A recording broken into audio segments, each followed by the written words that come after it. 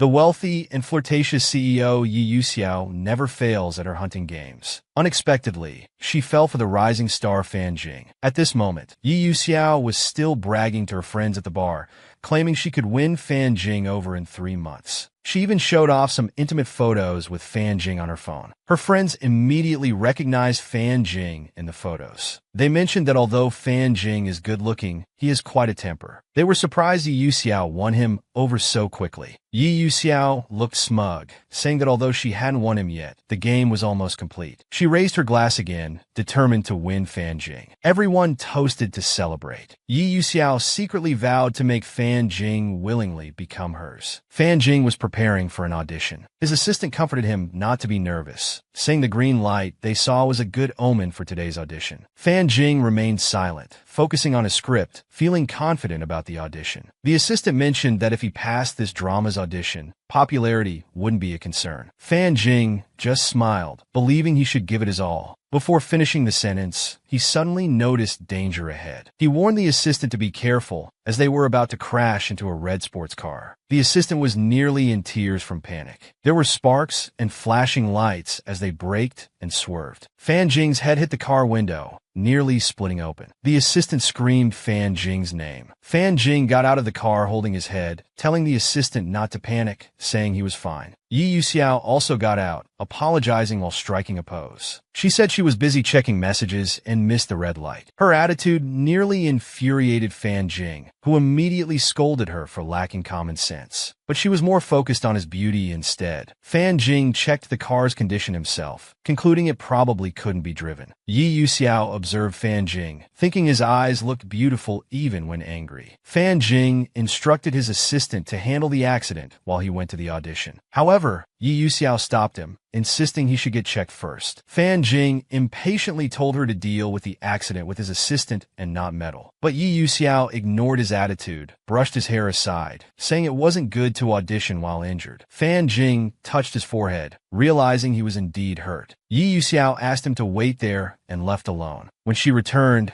Yi Yuxiao brought a first aid kit, offering to help with emergency treatment. Fan Jing clearly didn't appreciate the gesture, saying he had a first aid kit in his car. But Yi Yuxiao insisted since she caused the accident, she had to personally treat Fan Jing's wound. She tried to put a bandage on Fan Jing, who refused, saying he wasn't comfortable with physical contact. Yi Yuxiao put on a pitiful expression, saying she didn't mean to be troublesome, but was worried. Fan Jing suddenly felt guilty and reluctantly agreed, blushing. Yi Yuxiao immediately brightened up, brushed aside Fan Jing's hair, asking if it hurt, then treated the wound while taking the chance to flirt. She complimented Fan Jing's looks, declaring it was love at first sight. Fan Jing was incredulous. Yi Yuxiao quickly apologized, explaining she had just returned from abroad and was more open-minded. Fan Jing was speechless, feeling she was doing all the sweet talking. Yi Yuxiao comforted Fan Jing not to be nervous, saying she would bandage the wound carefully. After treatment, Fan Jing touched his forehead and apologized to Yi Yuxiao. She seized the opportunity to ask for his contact information. Before he could respond, she leaned towards him, saying she wanted to give him her contact details. Unexpectedly, Fan Jing didn't fall for it, pushed her away, and left without looking back. His wariness only made things more interesting to her. Fan Jing checked the time. His assistant warned that not being able to get a taxi might delay the audition. Just then, Yi Yuxiao offered to drive Fan Jing to the audition. Fan Jing found Yi Yuxiao very persistent and didn't want to get involved, so he refused. Yi Yuxiao smiled brightly, asking if he wanted to be late. Fan Jing sighed, realizing he had no choice but to compromise. Yi Yuxiao thoughtfully opened the door for Fan Jing, her phone lying on the passenger seat. Friends had offered to introduce her to new targets. She agreed, but found a more appealing target on the way. Fan Jing rushed to the Spirit Fox audition site, but was told he was 15 minutes late and couldn't audition. Fan Jing hoped for another chance, but the agent only expressed regret. Just when Fan Jing felt devastated, Yi Yuxiao patted his shoulder, saying she could help but had a condition. Fan Jing felt Yi Yuxiao was threatening him, but she claimed she just wanted to help. At this moment, people around started mocking Fan Jing, saying he deserved it for being a diva and wasting opportunities, criticizing his lack of ability despite his attitude. Fan Jing clenched his fists tightly, shook off Yi Yuxiao's hand, and left. The agent, who was just being diplomatic, started kicking him while he was down, saying Fan Jing deserved to be rejected for being arrogant. but he was quickly silenced by Yi Yuxiao's warning glare. Yi Yuxiao immediately used her connections and made calls to find opportunities for Fan Jing. Fan Jing was still grieving in a corner, feeling his hard-earned opportunity was lost. Unexpectedly, the agent who had just criticized him suddenly approached with a friendly invitation to audition. Fan Jing was pleasantly surprised but quickly realized it might be Yi Yuxiao's doing. Sure enough, Yi Yuxiao was waiting at the door, calmly greeting him. But Fan Jing just brushed past without acknowledging her. The next moment, Yi Yuxiao blocked his path. Fan Jing pushed her hand away, telling her to move. Yi Yuxiao grabbed Fan Jing's hand, calling him cold for not even saying thank you.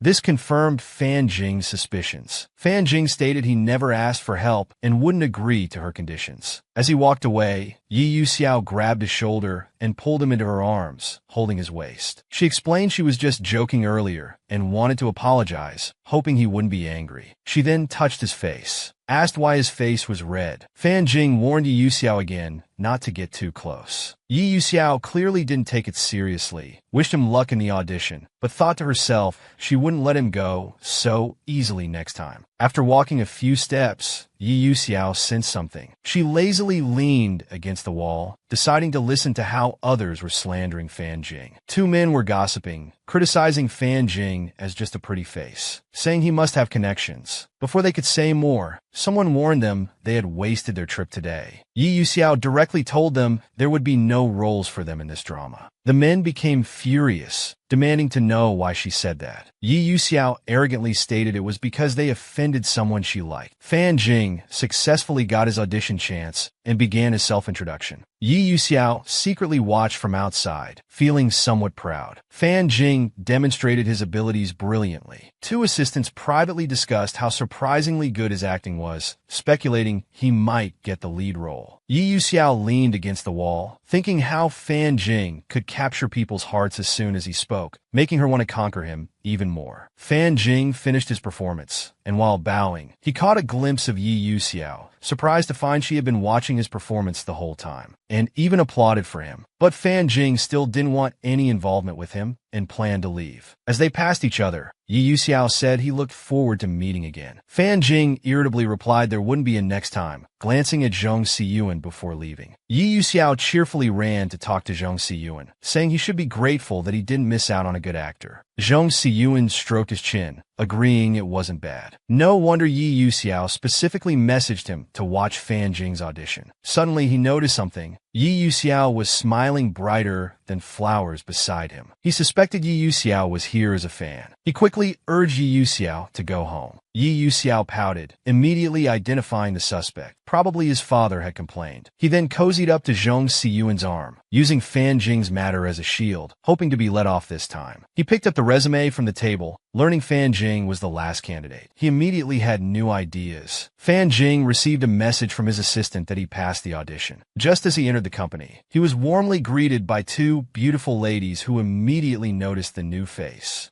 Yi Yuxiao appeared in a sharp, handsome suit, truly looking like a CEO. He skillfully put his arm around Fan Jing's shoulder, asking why he was so happy, then leaned in to look at the message on his phone. Fan Jing was shocked, demanding to know why he was here. Yi Yuxiao stood with hands in pockets, looking somewhat helpless, with bodyguards and assistants behind him. The bodyguard quickly explained that Yi Yuxiao was the newly appointed CEO and questioned which manager was responsible for Fan Jing, not knowing such important information. This complete reversal left Fan Jing speechless. Yi Yuxiao immediately played innocent, acting hurt that Fan Jing was treating him like a stranger. Soon his assistant reminded him about a fashion gala to attend. Fan Jing thought Yi Yuxiao's CEO identity was too coincidental. Yi Yuxiao asked his assistant if Fan Jing would be there. The assistant hesitated, shifting responsibility to Fan Jing's manager. Yi Yuxiao stroked his chin. He immediately arranged for Fan Jing to attend the fashion gala, then put his arm around Fan Jing's shoulder again, asking him to accompany him. Fan Jing was shocked, thinking he must have misheard. Instead of repeating himself, Yi Yuxiao lifted Fan Jing's chin, telling him to dress nicely. Fan Jing attended the party as agreed. At the party, Chairman Chun was making empty promises and pressuring him to drink, hinting it was a good time to make connections and hoping he'd become the lead role. Fan Jing clearly didn't understand, politely thanking him for the favor. Facing Chairman Chen's pressure to drink, Fan Jing sensed something was off,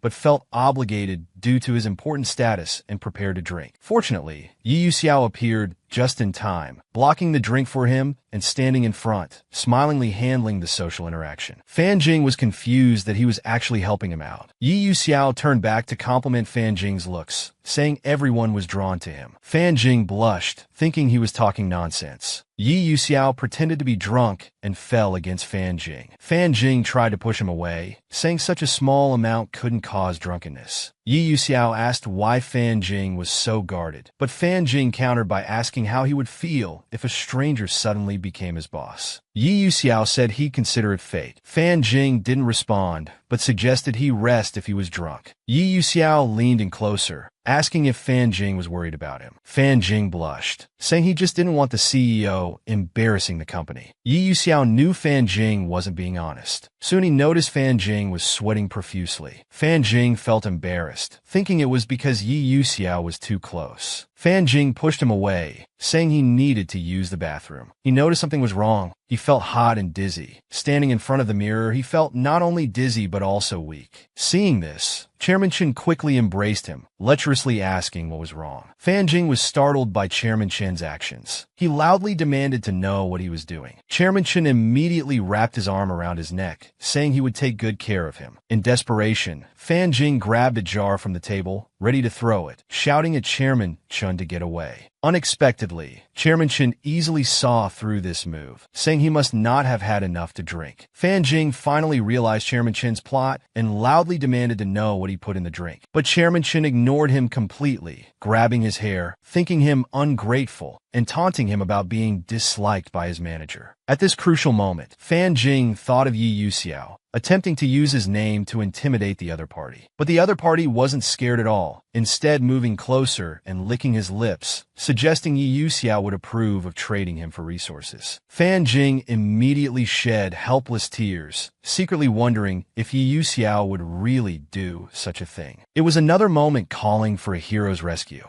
Just as Chairman Chen was about to succeed, Yi Yuxiao made a dramatic entrance, demanding to know what he was doing. His eyes were full of concern for Fan Jing. Chairman Chen clearly didn't take Yi Yuxiao's appearance seriously. After all, he thought himself an important client and told Yi Yuxiao not to ruin his fun. Unexpectedly, Yi Yuxiao directly confronted him and nearly twisted his arm off. The pain made Chairman Chen curse out loud, while still warning about their existing cooperation. Yi Yuxiao didn't care about these small projects and immediately canceled their cooperation. He stepped forward to put his coat around Fan Jing, gently showing concern. Chairman Chen was still raging behind them, threatening revenge. Yi Yuxiao fiercely declared he wouldn't let Chairman Chen off. Fan Jing was surprised that Yi Yuxiao would get so angry for his sake, but he didn't want Yi Yuxiao to see him in such a state and struggled to leave. However, due to the drug's effects, he almost fell, fortunately caught by Yi Yuxiao in time. Yi Yuxiao pulled him into his arms, comforting him softly. Yi Yuxiao took Fan Jing home and even intended to help him to the bathroom. Fan Jing insisted he could manage alone, but Yi Yuxiao felt he couldn't take care of himself in this state. Before he could finish speaking, Fan Jing interrupted, again emphasizing he could manage. Yi Yuxiao had to compromise, reminding him to call if needed. Then Yi Yuxiao called his assistant to investigate the Chairman Chen incident and check if anyone else was involved. After hanging up, he silently vowed to make Chairman Chen and his associates pay. A noise came from the bathroom, and Yi Yuxiao hurriedly opened the door, asking if Fan Jing was all right. Fan Jing had fallen beside the bathtub, somewhat dazed, telling Yi Yuxiao to leave him alone, saying a boy's chastity was most important. Unexpectedly, the next moment he was wrapped in a towel and princess carried by Yi Yuxiao. Fan Jing shouted for him to let go. Yi Yuxiao angrily asked if he planned to soak in cold water all night and torture himself to death. Fan Jing felt guilty, but still insisted chastity was more important than life. Yi Yuxiao thoughtfully put Fan Jing on the bed. Fan Jing mumbled that he felt hot and cold. Now it was Yi Yuxiao's turn to make a move. Fan Jing demanded to know what he was doing. Yi Yuxiao said he wanted to help, couldn't watch him suffer. Fan Jing blushed and asked what help he could offer. Yi Yuxiao told him to guess, making Fan Jing furious. He grabbed Yi Yuxiao's arm, telling him to get off the bed. Yi Yuxiao thought Fan Jing was really stubborn and asked if he knew what state he was in.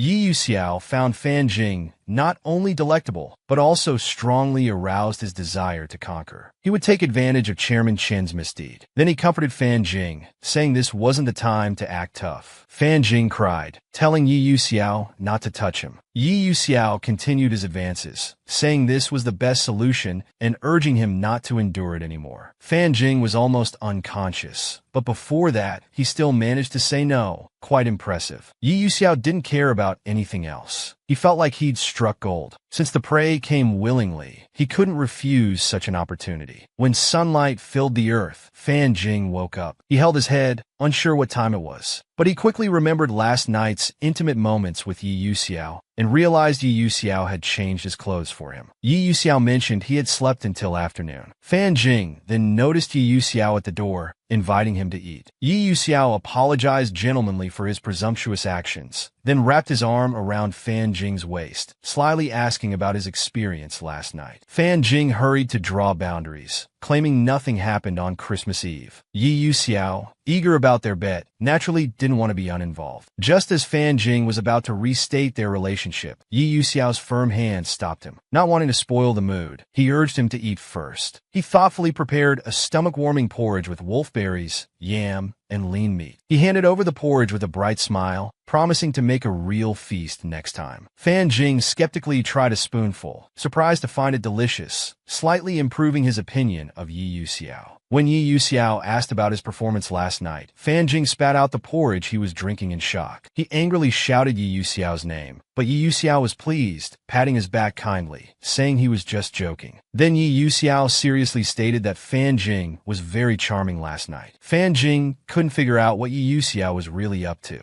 Yi Yuxiao felt things couldn't end just like that. Both of them had their own schemes. Soon Yi Yuxiao held Fan Jing's hand, asking if they could maintain this relationship. Fan Jing immediately understood he wanted a casual relationship, thinking the breakfast was just to get another night together. Yi Yuxiao hadn't expected Fan Jing to be so angry. He quickly denied it, about to say something to comfort him. But Fan Jing grew angrier, feeling every word was a lie. He grabbed Yi Yuxiao's collar, asking if he had actually developed real feelings. Yi Yuxiao admitted it without hesitation, looking very serious. Fan Jing blushed embarrassedly, but still insisted on maintaining boundaries, saying everything was just an accident. Yi Yuxiao grew angry, holding Fan Jing's chin, demanding to know why he was rushing to deny their relationship. He asked if Fan Jing was afraid of him. Fan Jing immediately turned away, admitting he feared more trouble. He reminded Yi Yuxiao of their superior-subordinate relationship, mentioning his assistant would bring scripts soon, and it wouldn't look good if he was seen there. Yi Yuxiao was furious and stormed out. Fan Jing finally relaxed, remembering how Yi Yuxiao saved him last night. He felt his behavior might have been a bit excessive. Meanwhile, Yi Yuxiao was at a bar, still angry. His friend consoled him, saying it was just a casual fling and he could find someone else. Yi Yuxiao said this was different. He enjoyed pursuing the reluctant ones. His friend handed him a drink, thinking he'd met his match. Swirling his wine glass, Yi Yuxiao agreed Fan Jing was stubborn, remembering that night and thinking the challenge was worth it. His friend put an arm around his shoulder, wanting to witness his charm and proposing a new bet. Yi Yuxiao immediately agreed, looking confident. They clinked glasses, and Yi Yuxiao set the bet. Within 3 months, he would make Fan Jing willingly become his. After all, he took over the remaining business because of Fan Jing. As a businessman, he naturally expected returns. He couldn't give up easily now. Soon, he received a call from his assistant about gossip news spreading about him and Fan Jing, mostly claiming Fan Jing relied on a sugar daddy to succeed. The assistant asked if they should use connections to suppress the news. Yi Yuxiao felt this gossip would harm Fan Jing's rising career, but he quickly had a new idea. He decided to let the situation develop, creating some trouble for Fan Jing. After all, sometimes external pressure was needed to trap prey. Meanwhile, Fan Jing received a call from his father asking for money. Fan Jing acknowledged it. After hanging up, his assistant asked if his father was asking for money again, despite receiving some recently. Fan Jing said they shouldn't worry about that now. They needed to resolve the gossip news quickly. Just as they left the company, they encountered a group of reporters. The assistant thought it was unbelievable. Seeing Fan Jing, the reporters swarmed forward, wanting to interview him. Fan Jing was mentally prepared for this. The reporters asked if he would remain silent as before. Fan Jing felt reporters only wanted news, not caring about the victim's feelings. Suddenly, a horn honked twice nearby. Fan Jing noticed a white sports car in the crowd. Yi Yuxiao rolled down the window. The hint was obvious. Fan Jing got into the passenger seat, and Yi Yuxiao started making conversation. He said it was his first time seeing such a scene, joking that they'd become gossip subjects together. Fan Jing irritably asked if he found it amusing. Fan Jing then thought since it wasn't affecting Yi Yuxiao directly, of course he'd find it fun. Getting angrier, he rushed to deny their relationship again. Yi Yuxiao also became anxious, taking all the blame and trying to calm him down. Fan Jing suddenly felt he was being excessive. He didn't know why he always treated Yi Yuxiao coldly, so he stopped talking. Yi Yuxiao noticed something was wrong and asked if he was okay. Fan Jing said he didn't care, saying people would forget once the heat died down. Yi Yuxiao suddenly braked. Fan Jing was confused as Yi Yuxiao leaned closer. He said Fan Jing was just pretending not to care, but was actually affected. Otherwise, he wouldn't have forgotten to fasten his seatbelt. Then he helped buckle it.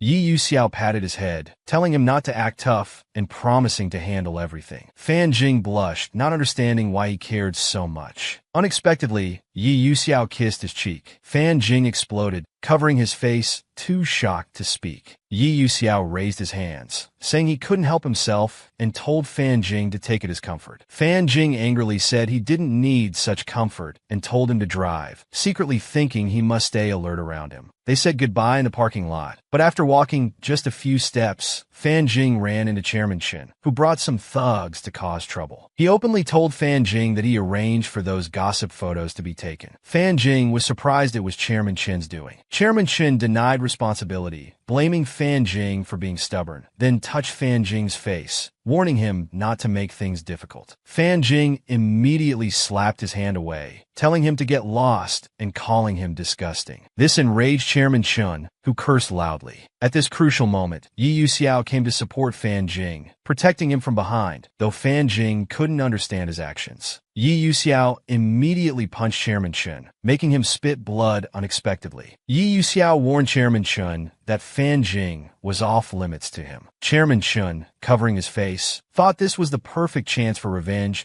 and ordered his thugs to attack them. Yi Yuxiao told Fan Jing to leave first. Fan Jing was worried and didn't want to go. Yi Yuxiao swung his long leg and took down one of the thugs. At that moment, another thug targeted Fan Jing, preparing to hit him from behind. Sensing Fan Jing's danger, Yi Yuxiao pulled the stunned Fan Jing away, taking the thugs below himself. Blood dripped onto the ground as Fan Jing called out his name. Yi Yuxiao kicked the thug away, clutching his injured shoulder and telling Fan Jing to run. Unexpectedly, he faced Red Hair's fist next. Though he noticed the attack coming, Yi Yuxiao was held from behind by another thug and took Red Hair's punch directly. Chairman Chen viciously ordered Red Hair to teach Yi Yuxiao a lesson, which was exactly what Red Hair intended. As he grabbed Yi Yuxiao's collar, ready to punish him, someone stopped them. Fan Jing held up his phone, warning the thugs that he'd called the police and everything was recorded by security cameras. The thugs were shocked, and after looking around, they saw the cameras were real. Chairman Chen told them to retreat for now. Fan Jing immediately checked on Yi Yuxiao's injuries. Yi Yuxiao was almost kneeling in pain, saying everything hurt. Seeing Yi Yuxiao holding his head, Fan Jing worried about internal injuries and suggested going to the hospital, but was refused. Yi Yuxiao pitifully told Fan Jing not to worry about him, acting coy and saying he only caused trouble. He also felt guilty about Chairman Chen's incident. Fan Jing was somewhat angry, explaining he never blamed him and told him to stop being moody. Yi Yuxiao took the chance to express his wish to pursue Fan Jing. Fan Jing was shocked, his face unconsciously turning red. Seeing no response, Yi Yuxiao started complaining, urgently trying to make Fan Jing leave, pretending to be strong and saying he could manage alone. Seeing Yi Yuxiao holding his ankle, Fan Jing felt responsible for his injuries and couldn't just leave, so he agreed. Yi Yuxiao couldn't believe it. Having achieved his goal, he stopped pretending. He immediately stood up and stretched, saying after hearing Fan Jing's words, his waist and legs didn't hurt anymore. Fan Jing became embarrassed and angry, asking if Yi Yuxiao was making fun of him. Yi Yuxiao quickly explained that the injuries were real but not serious. Fan Jing decided to leave him be since it wasn't serious. But the next moment, Yi Yuxiao grabbed his hand, looking at him pitifully and asking him not to leave. Yi Yuxiao openly admitted taking advantage of the situation, but said it was all sincere, hoping Fan Jing would give him a chance. Fan Jing blushed at his words and told him to get up. Yi Yuxiao claimed he couldn't get up because of his injury. Though Fan Jing said he wouldn't help, his hand honestly reached out to support him. Yi Yuxiao smiled gratefully, knowing Fan Jing was just being tsundere. Just as Fan Jing helped Yi Yuxiao up, his phone accidentally fell. He told Yi Yuxiao not to move. When Fan Jing picked up the phone, he unexpectedly saw Yi Yuxiao's screen wallpaper. His expression became serious. While applying medicine to Yi Yuxiao's wounds, Fan Jing said he had something to ask. Yi Yuxiao told him to ask directly. Fan Jing mentioned that in the underground parking lot, he accidentally saw his lock screen, which used Fan Jing's photo. Yi Yuxiao looked innocent, asking how he could peek at a young man's private matters, but Fan Jing didn't believe this excuse. He pinched Yi Yuxiao's face, making him beg for mercy and complain about being rough with a patient. Then he explained it was just a secretly taken photo to cure his homesickness. Soon he held Fan Jing's hand again, saying things were different now. Now he could officially pursue Fan Jing. Fan Jing remembered he had indeed agreed to this request, but now felt it was a bit hasty. Fan Jing explained that he only agreed in the heat of the moment and should think it through more carefully after calming down. Yi Yuxiao asked what he meant if he wanted to go back on his word. He stammered but still felt this matter shouldn't be taken lightly. Before he could finish speaking, Yi Yuxiao leaned in. Fan Jing didn't know what he was planning, but had to be cautious. He quickly covered the other's mouth with his hand, warning him not to push his luck. Yi Yuxiao grabbed Fan Jing's hand, feeling that he was being treated like a wolf. Fan Jing thought Yi Yuxiao was no different from one. Yi Yuxiao didn't mind and kissed Fan Jing's palm, wanting him to know he wasn't joking about this matter. He suggested taking things slowly. Fan Jing decided to compromise and planned to check the injury on his shoulder first. Yi Yuxiao's entire shoulder was bruised. Fan Jing complained that those thugs were too brutal. Yi Yuxiao joked if he was worried about him. Fan Jing felt apologetic since he got hurt protecting him. Yi Yuxiao buried his head in Fan Jing's chest, telling him not to apologize since the company still needed him as their star. Fan Jing felt complicated. Originally, he thought Yi Yuxiao's pursuit was just novelty, and he had no time for relationship games. But now he decided to follow his heart, to try and trust Yi Yuxiao. Meanwhile, Yi Yuxiao was planning how to settle scores with Chairman Chen, but it was a blessing in disguise since Fan Jing had started to trust him. This trade wasn't a loss. The assistant told Fan Jing that the gossip news had been suppressed and Chairman Chen was under investigation for tax issues. The assistant was relieved they hadn't collaborated with Chen recently. Fan Jing calmly stated he had heard about Chairman Chen's matters, secretly guessing this was all Yi Yuxiao's doing. The assistant asked Fan Jing if Yi Yuxiao drove him home that night of the party. Fan Jing didn't answer, but joked about his gossip. The assistant continued, believing Yi Yuxiao had feelings for Fan Jing. Fearing word would spread, Fan Jing used Yi Yuxiao's position as boss to silence the assistant, telling him not to talk nonsense. The assistant quickly found an excuse to leave. Soon Fan Jing received a message from Yi Yuxiao inviting him to lunch. Fan Jing thought he really didn't miss any opportunity. Then Lu Kui came to chat with Fan Jing, saying he seemed to be living well lately, and introduced himself. Before Fan Jing could say anything, Lu Kui gossiped, asking if he had slept with the boss. Fan Jing glared at him angrily, but Lu Kui didn't mind and comforted him, saying such things were common. Fan Jing felt no need to waste words with him and just explained briefly, showing no friendliness. Lu Kui persisted, still dancing in Fan Jing's danger zone, saying there was nothing shameful about it. He even told him that Yi Yuxiao used to fool around when he was abroad. Fan Jing was surprised and asked what he meant. Fan Jing warned Lu Kui to think about the consequences, saying spreading rumors about the boss wasn't good. But Lu Kui said he wasn't making things up, as his friend who owned a bar had recently introduced bedmates to Yi Yuxiao. After speaking, he envied Fan Jing, saying he had hit the jackpot with the boss and wouldn't worry about good resources. Fan Jing was angry and emphasized again that his relationship with Yi Yuxiao wasn't what Lu Kui thought. Lu Kui gave up, explaining he just wanted to get closer and understand the boss's preferences. Looking at his phone, Fan Jing felt deeply deceived. He made an excuse to decline Yi Yuxiao's lunch invitation. At this moment, he felt everything Yi Yuxiao had done for him was just a scheme. But soon he remembered how Yi Yuxiao got hurt protecting him, suddenly unsure what kind of person Yi Yuxiao really was. Fan Jing dressed up in disguise and came to the restaurant where Yi Yuxiao invited him. He asked the waiter about Yi Yuxiao's reserved seat. The waiter said Yi Yuxiao had arrived and asked if they were together, offering to show the way. Fan Jing agreed. He felt some things needed to be clarified in person. Besides, this was Yi Yuxiao's first invitation, and he didn't want to wrongly accuse him. But before he reached the table, he heard a familiar voice. Unexpectedly, Yi Yuxiao was already with someone else. The two were very intimate, and Yi Yuxiao was laughing happily. Soon Yi Yuxiao noticed someone watching him. He recognized Fan Jing's silhouette. He immediately went to grab Fan Jing, asking wasn't he too busy to come. Fan Jing immediately responded sarcastically, saying even if he couldn't come, it didn't stop Yi Yuxiao from finding someone else to dine with. Yi Yuxiao noticed his unhappiness, asked if he was jealous, and explained he was just discussing business.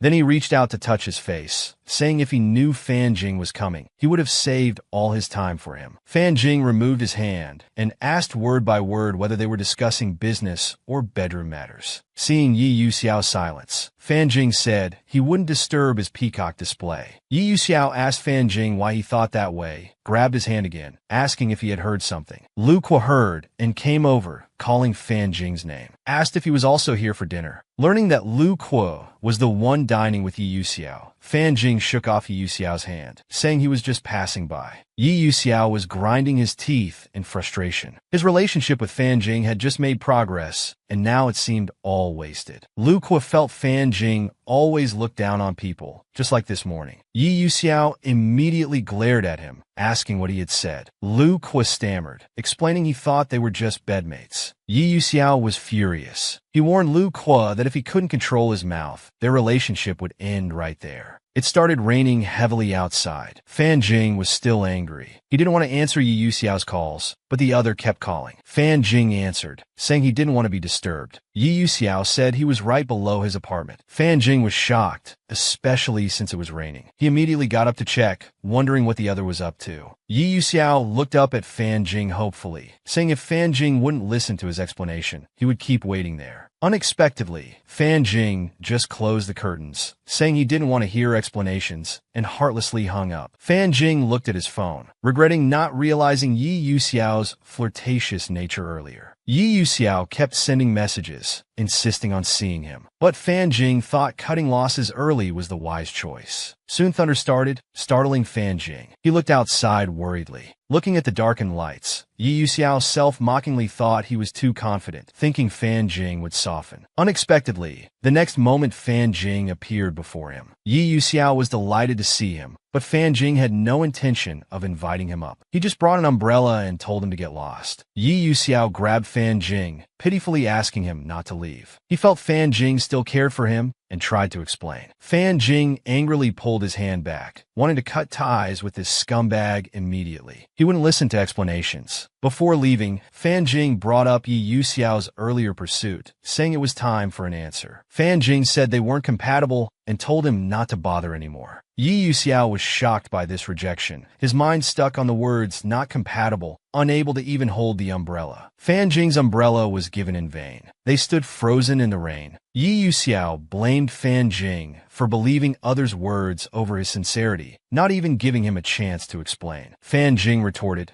saying he knew best whether it was just hearsay or fact, then urged him to leave again. He hadn't noticed that the other was about to collapse. Fan Jing only realized when Yi Yuxiao was about to fall. Seeing Yi Yuxiao faint, Fan Jing immediately went to support him. Yi Yuxiao begged him not to leave and tried to explain, saying he hadn't lied. Fan Jing said it wasn't the time for explanations. But Yi Yuxiao insisted on explaining. Fan Jing carried him towards his home, comforting him that they could talk later. Yi Yuxiao showed a triumphant smile. Fan Jing was drying his hair while reflecting on how he'd gone soft on this scoundrel again. The other asked for Fan Jing's help, but it was more like seduction. Yi Yuxiao approached with his perfect figure. Fan Jing blushed and asked why he wasn't wearing clothes. Yi Yuxiao indicated his injured shoulder, saying he couldn't manage alone. Fan Jing couldn't refuse now, since the injury was his fault. Reluctantly, he agreed. Fan Jing carefully helped Yi Yuxiao dress, scolding him for foolishly planning to stand in the rain until death. Yi Yuxiao suddenly pulled Fan Jing into his embrace. Fan Jing was confused, asking what he was doing. Unexpectedly, Yi Yuxiao became emotional, complaining that Fan Jing wronged him, saying he'd die of grievance if not from the rain. Then, he placed Fan Jing's hand on his heart, saying he didn't care about others' opinions, but Fan Jing shouldn't misunderstand him. He kissed Fan Jing. Yi Yuxiao looked sincere, declaring Fan Jing was the one he truly liked. Rain continued outside. Fan Jing held a book but couldn't focus, his mind full of Yi Yuxiao lying beside him. He felt that every time he tried to draw boundaries with him, it failed. Then he recalled Yi Yuxiao's sincere confession, suddenly feeling like a schoolgirl, unsure whether to trust Yi Yuxiao. Yi Yuxiao drowsily called Fan Jing, saying he was cold. Fan Jing pulled up his blanket, thinking he was bossy even while sleeping. Suddenly, Fan Jing noticed something wrong. He quickly felt Yi Yuxiao's forehead and found he had a fever. Fan Jing felt guilty for letting Yi Yuxiao stand in the rain. He softly called his name, asking him to get up and take medicine. Yi Yuxiao felt pain everywhere. Fan Jing wiped his sweat with a handkerchief, comforting him about the fever's discomfort. He planned to wipe down his body, but blushed when reaching the neck. Yi Yuxiao remained calm, even opening his clothes, making Fan Jing blush more. Yi Yuxiao laughed, saying Fan Jing was redder than the patient. Fan Jing said he talked too much. Then Yi Yuxiao started coughing. Fan Jing anxiously asked if he was okay. He fell into Fan Jing's arms, saying he wasn't well, and asked Fan Jing to join him in bed. Fan Jing complained about catching his illness, but honestly pulled back the covers. Yi Yuxiao jumped into Fan Jing's arms, saying he was so good. Fan Jing thought he was like a clingy child. Yi Yuxiao didn't mind, saying he could be even clingier, putting his leg over Fan Jing's and trying to kiss his neck. This made Fan Jing anxious, complaining he wouldn't rest even while sick. Yi Yuxiao said with his love nearby, he had to stay spirited. Fan Jing pinched his face, telling him to sleep properly or he'd throw him out. He pulled up the blanket, warning him not to catch cold again tonight. Yi Yuxiao looked at Fan Jing, thinking that despite all his past relationships, they were just transactions. No one had ever cared for him so thoroughly. Fan Jing found his smile a bit mushy and asked what he was thinking. Yi Yuxiao wouldn't tell his true thoughts, so he joked about making her take responsibility. Fan Jing was speechless, thinking he must be really sick. They slept in each other's arms. Yi Yuxiao realized it was his first time just lying in bed with a man doing nothing. Stranger still, he felt at peace. They held hands and spent another peaceful night. Fan Jing woke up first in Yi Yuxiao's embrace. The first thing he did was check his temperature with his forehead, relieved to find the fever gone. Fan Jing watched the sleeping Yi Yuxiao,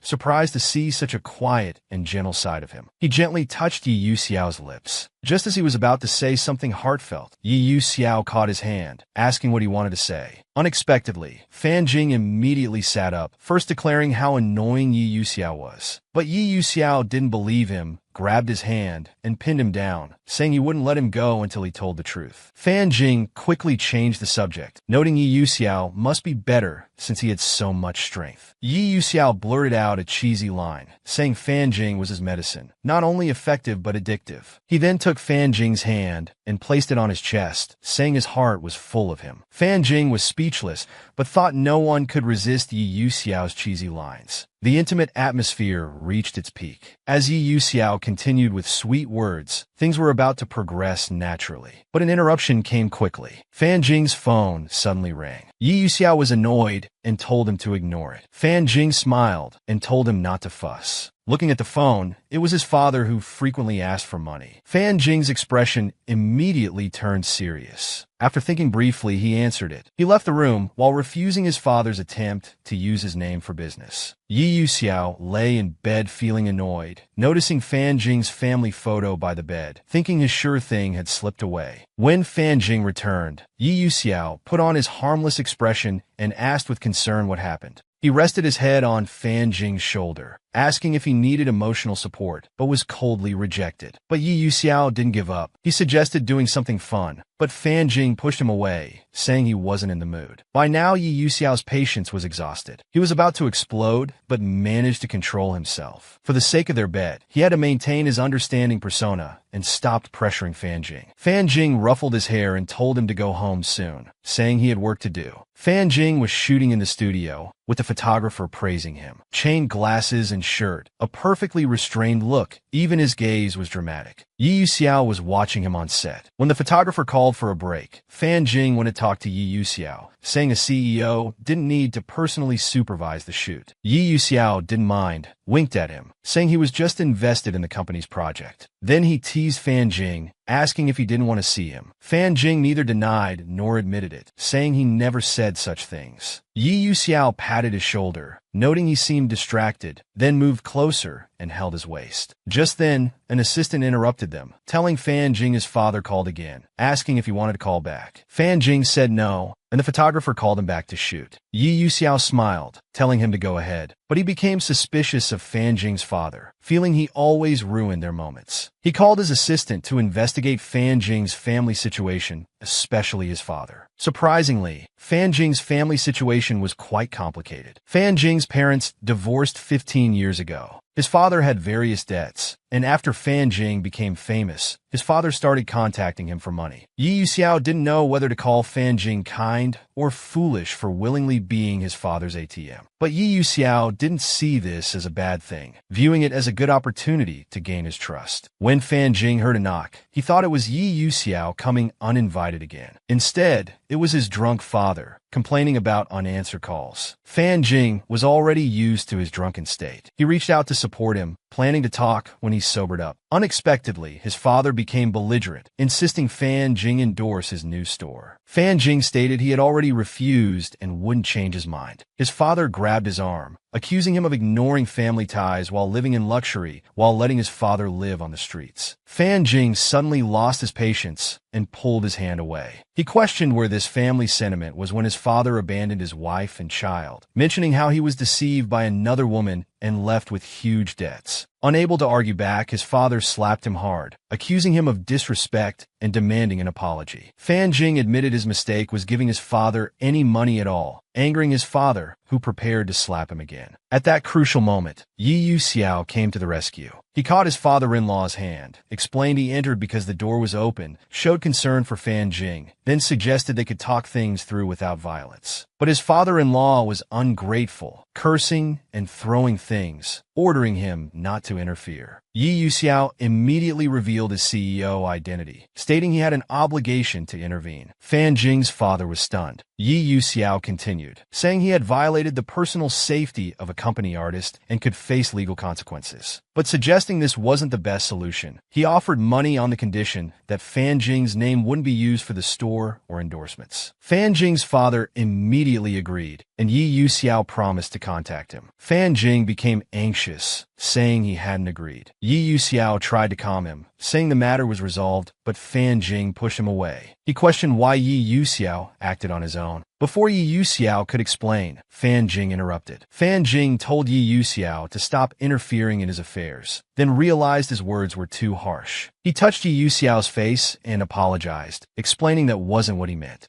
Yi Yuxiao graciously accepted the apology and showed understanding. Fan Jing made an excuse to clean the living room, but Yi Yuxiao knew he was just embarrassed. While cleaning, Fan Jing accidentally hurt his finger. Yi Yuxiao immediately came to check on him. Fan Jing smiled, saying it was just a small wound, but Yi Yuxiao told him not to move. He then began licking the wound. Fan Jing was too embarrassed to speak. Yi Yuxiao pulled Fan Jing's injured finger to his mouth, carefully tending to the small wound. Meeting Fan Jing's startled gaze, Yi Yuxiao lovingly kissed his finger, seriously warning him not to get hurt, not even small injuries. Hearing Yi Yuxiao's sweet words, Fan Jing's face turned red, turning away and telling him to stop saying such things. Seeing Fan Jing's shy, conflicted expression, Yi Yuxiao decided to tease him. He feigned confusion, explaining that as an actor, Fan Jing shouldn't get injured, then asked if he had misunderstood. Fan Jing realized Yi Yuxiao was teasing him and turned red with embarrassment and anger. Angrily standing up to leave, Yi Yuxiao quickly grabbed Fan Jing's arm, playfully begging him not to be angry and explaining he was just teasing. Then he took Fan Jing's hand and led him out, saying he wanted to take him somewhere. Fan Jing followed, confused. Soon, Yi Yuxiao brought Fan Jing to an amusement park. It wasn't until they were sitting in the slowly rising Ferris wheel that Fan Jing realized. He asked Yi Yuxiao in disbelief if this was really where he had planned to bring him. Yi Yuxiao confirmed, explaining he brought him here because he'd noticed Fan Jing looking troubled lately, hoping the Ferris wheel would improve his mood. He proudly added that he'd reserved the entire Ferris wheel so Fan Jing wouldn't worry about being recognized. Fan Jing placed his hand on the glass window, looking at the scenery outside, reflecting on how long it had been since he'd been on a Ferris wheel. His thoughts drifted to the last time he was here, which was with his parents. Just then, Yi Yuxiao's voice suddenly interrupted his thoughts. Regarding today's handling of Fan Jing's father, Yi Yuxiao seriously apologized, sincerely explaining he acted impulsively because he couldn't bear seeing Fan Jing troubled. Far from blaming him, Fan Jing comforted Yi Yuxiao, thanking him for helping. Fan Jing looked sincerely at Yi Yuxiao, saying that while he was used to such situations, this was the first time someone had stayed by his side when needed, moving him deeply. Hearing this, Yi Yuxiao embraced Fan Jing tenderly, confessing his desire for a chance to protect and care for him. Fan Jing was about to refuse, but suddenly remembered Yi Yuxiao's previous confession from some time ago. He had never responded, and now felt hesitant and touched, yet also inexplicably fearful and withdrawn. Uncertain of Yi Yuxiao's sincerity and his own ability to accept such feelings, he finally pushed Yi Yuxiao away, saying he hadn't decided yet. Faced with another rejection, Yi Yuxiao was hurt, but didn't want to pressure Fan Jing, suggesting they forget he mentioned it. Then Yi Yuxiao, understanding, said Fan Jing's distrust was justified, as he hadn't protected him well, letting others hurt him instead. He then promised to wait until Fan Jing was ready to lower his defenses, hoping he would rely on him more then. Faced with such sincerity, Fan Jing was moved, but couldn't help asking what if that day never came. What if he was just leading him on? Yi Yuxiao kissed Fan Jing's hand, comforting his anxiety, answering that even in that case, it wouldn't be Fan Jing's fault, as loving him was his own choice, and he would keep waiting. Fan Jing hadn't expected Yi Yuxiao to go to such lengths. Touched, he caressed Yi Yuxiao's face, finally deciding to follow his heart. Fan Jing seriously told Yi Yuxiao that although their relationship felt like a gamble, this time, he was willing to risk everything for him. After speaking, Fan Jing initiated a kiss with Yi Yuxiao, who froze in surprise. After the kiss, they sat properly, unconsciously touching their lips. Yi Yuxiao gazed appreciatively at the blushing Fan Jing beside him. Then, Yi Yuxiao turned Fan Jing towards him, possessively telling him there was no turning back now. He would forever be his. Hearing this, Fan Jing's heart raced, and he shyly protested about being Yi Yuxiao's person. At that moment, a hand wandered beneath Fan Jing's clothes, making his legs weak as he begged Yi Yuxiao not to continue here. Yi Yuxiao leaned close to Fan Jing's ear, softly assuring him no one would see, explaining he was just too happy to control himself. Fan Jing leaned on Yi Yuxiao's shoulder, speaking in a low voice about how he loved Ferris wheels as a child, but later felt the view meant nothing alone. Yi Yuxiao held Fan Jing's waist tightly with one hand, the other pressing against him, gazing at him lovingly while promising never to leave him alone and to stay by his side. Then, Yi Yuxiao lowered his head, slowly approaching Fan Jing's neck, but just as he was about to succeed, he recalled the photos he saw in Fan Jing's room and realized he might be able to make use of the Ferris wheel. Since Fan Jing accepted Yi Yuxiao's pursuit, Yi Yuxiao became increasingly clingy. When Fan Jing started filming, Yi Yuxiao followed under the pretense of visiting the set. At the Spirit Fox filming location, Fan Jing's manager Sister Yu approached Yi Yuxiao with a bright smile. Yi Yuxiao responded coldly, dismissing her. Turning around, he saw Fan Jing approaching in traditional costume, looking handsome and elegant, his eyes instantly lighting up. Fan Jing shyly asked Yi Yuxiao why he was staring at him like that. Without a word, Yi Yuxiao wrapped his arm around Fan Jing's waist, pulling him close and whispering that he looked so good he wanted to hide him away. Fan Jing pushed Yi Yuxiao away embarrassedly, stating firmly they were on set. Yi Yuxiao shrugged, suggesting he'd do more if they weren't on set. Fan Jing was at a loss with Yi Yuxiao's shameless behavior when director Zhong Siyuan approached, fortunately breaking up the situation. The director, script in hand, explained Fan Jing's next scene's emotional state and sword movements. Fan Jing listened attentively, indicating he understood, while Yi Yuxiao silently listened beside them. Then he voiced his opinion, seriously pointing out that the scene was too close to the cliff edge and dangerous, suggesting using a stunt double. At this, Fan Jing and director Zhong both turned to look at Yi Yuxiao disapprovingly. The director coldly stated that no actor gets special privileges in his production. Fan Jing immediately assured the director he would give his best performance. Then he turned and pulled Yi Yuxiao's arm, indicating they should talk somewhere private. Yi Yuxiao sulked, saying they were so professional and dedicated, and he was just getting in their way. Fan Jing helplessly told him to stop being childish, reminding him he was here to observe the filming. There was no need to just focus on him. Yi Yuxiao excitedly stepped forward, grabbing his waist, asking if Fan Jing really thought he was being childish. Then Yi Yuxiao complained that Fan Jing looked so good standing before him, yet told him not to focus all his attention on him.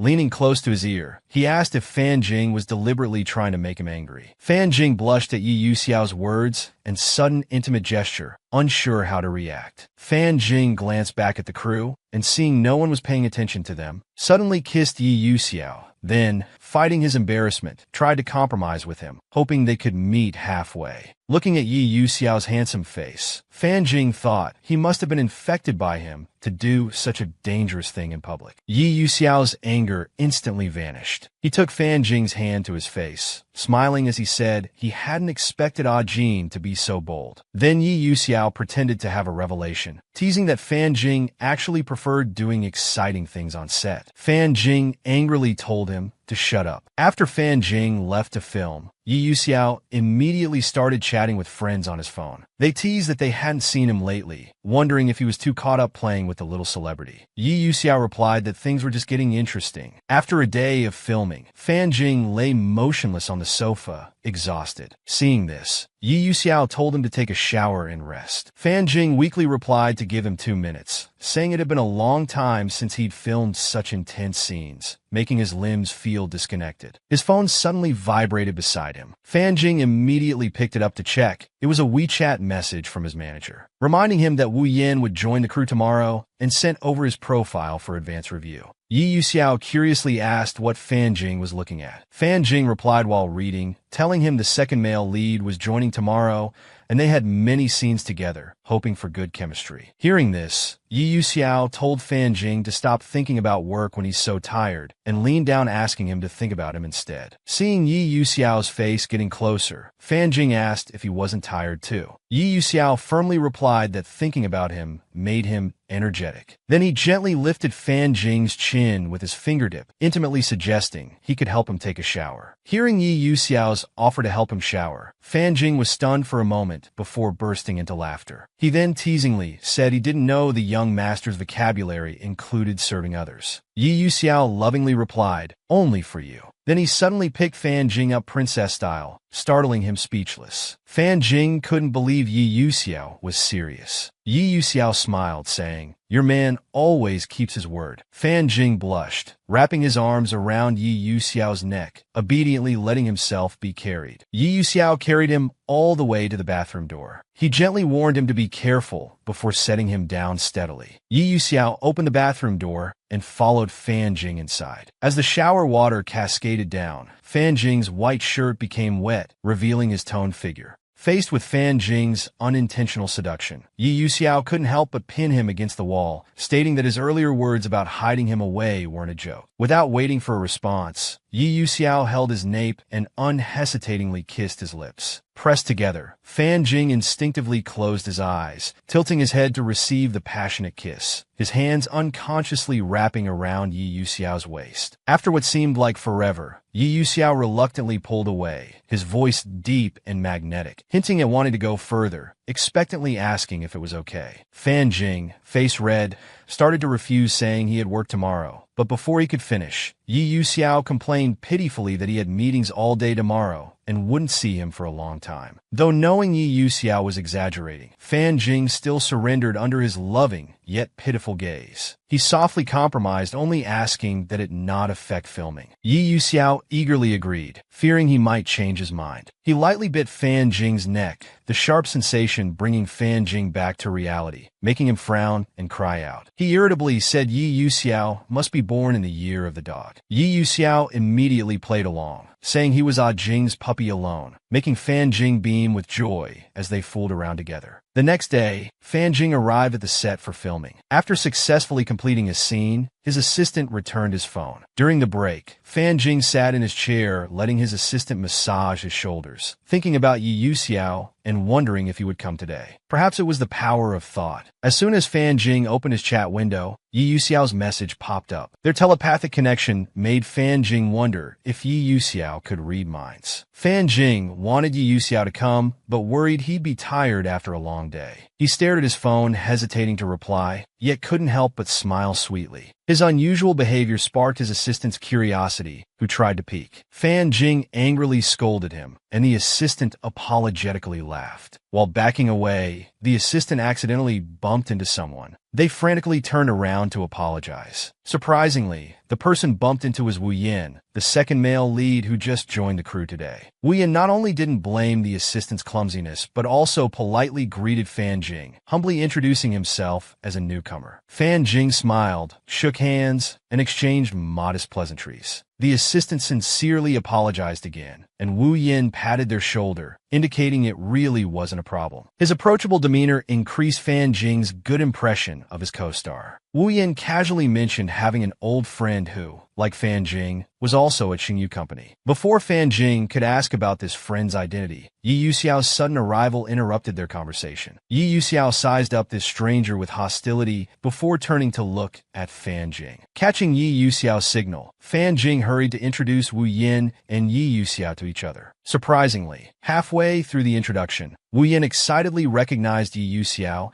and rushed forward to greet his long-lost friend. It took Yi Yuxiao a moment to recognize that this stranger might be his old classmate Wu Yin. He tentatively confirmed if it was indeed Wu Yin, who then complained about Yi Yuxiao's slow reaction. Fan Jing watched their interaction in confusion, surprisingly asking if they knew each other. As Yi Yuxiao was about to explain their relationship, Wu Yin interrupted, saying they were old classmates. Wu Yin continued telling Yi Yuxiao that he had just mentioned to Fan Jing about having an old friend at Xingyu, never expecting to meet him the next moment. With Wu Yin dominating the conversation, Yi Yuxiao could only awkwardly agree. Then, Wu Yin tactfully excused himself, leaving space for Yi Yuxiao and Fan Jing. Shortly after, the assistant excitedly brought muscle pain relief patches, urging Fan Jing to apply them in his trailer before the next scene. Yi Yuxiao took the patches, worriedly asking Fan Jing why he needed them. Fan Jing casually replied, probably from using too much force during the action scenes. In the trailer, Yi Yuxiao held the patches, lost in thought about Wu Yin being an actor. Fan Jing lay obediently, asking how long it had been since Yi Yuxiao had seen his old classmate Wu Yin and why they didn't catch up more. A dark gleam passed through Yi Yuxiao's eyes as his hand mischievously slipped under Fan Jing's clothes, caressing his lower back while seriously saying catching up could wait. He had more important things to do now. Fan Jing's face instantly reddened, warning Yi Yuxiao to just apply the patches properly and not grope around. Seeing this, Yi Yuxiao changed tactics, quickly applying the patches and offering a massage. Fan Jing expressed great satisfaction with the massage, amazed at Yi Yuxiao's many skills. Yi Yuxiao leaned close to Fan Jing, intimately teasing that he knew many more things, and no one knew that better than Fan Jing. Then, Yi Yuxiao whispered in Fan Jing's ear, asking if he knew what he was thinking about. He immediately answered his own question, saying he was thinking about how Fan Jing would look being loved by him while wearing his costume. Hearing these bold words, Fan Jing blushed furiously, immediately turning to face Yi Yuxiao, angrily telling him to behave and respect work hours. Yi Yuxiao laughed, saying this was his highest form of respect. Seeing Fan Jing getting truly upset, he pulled him up and stopped teasing. While fixing Fan Jing's buttons, he lovingly and worriedly told him not to push too hard at work, suggesting he could ask the director to use a stunt double for some action scenes, for his sake. Hearing Yi Yuxiao mention the director, Fan Jing suddenly remembered that he had helped secure his audition opportunity and became curious about their relationship. Yi Yuxiao casually mentioned that the director was his uncle. Fan Jing repeated uncle flatly. A moment later, He realized and was shocked by Yi Yuxiao's vast network of connections. Seeing this, Yi Yuxiao assured Fan Jing not to worry, saying the director chose him as the male lead purely for his ability, joking that he couldn't order the director around. Fan Jing strongly agreed. Then, thinking of the director's professional attitude,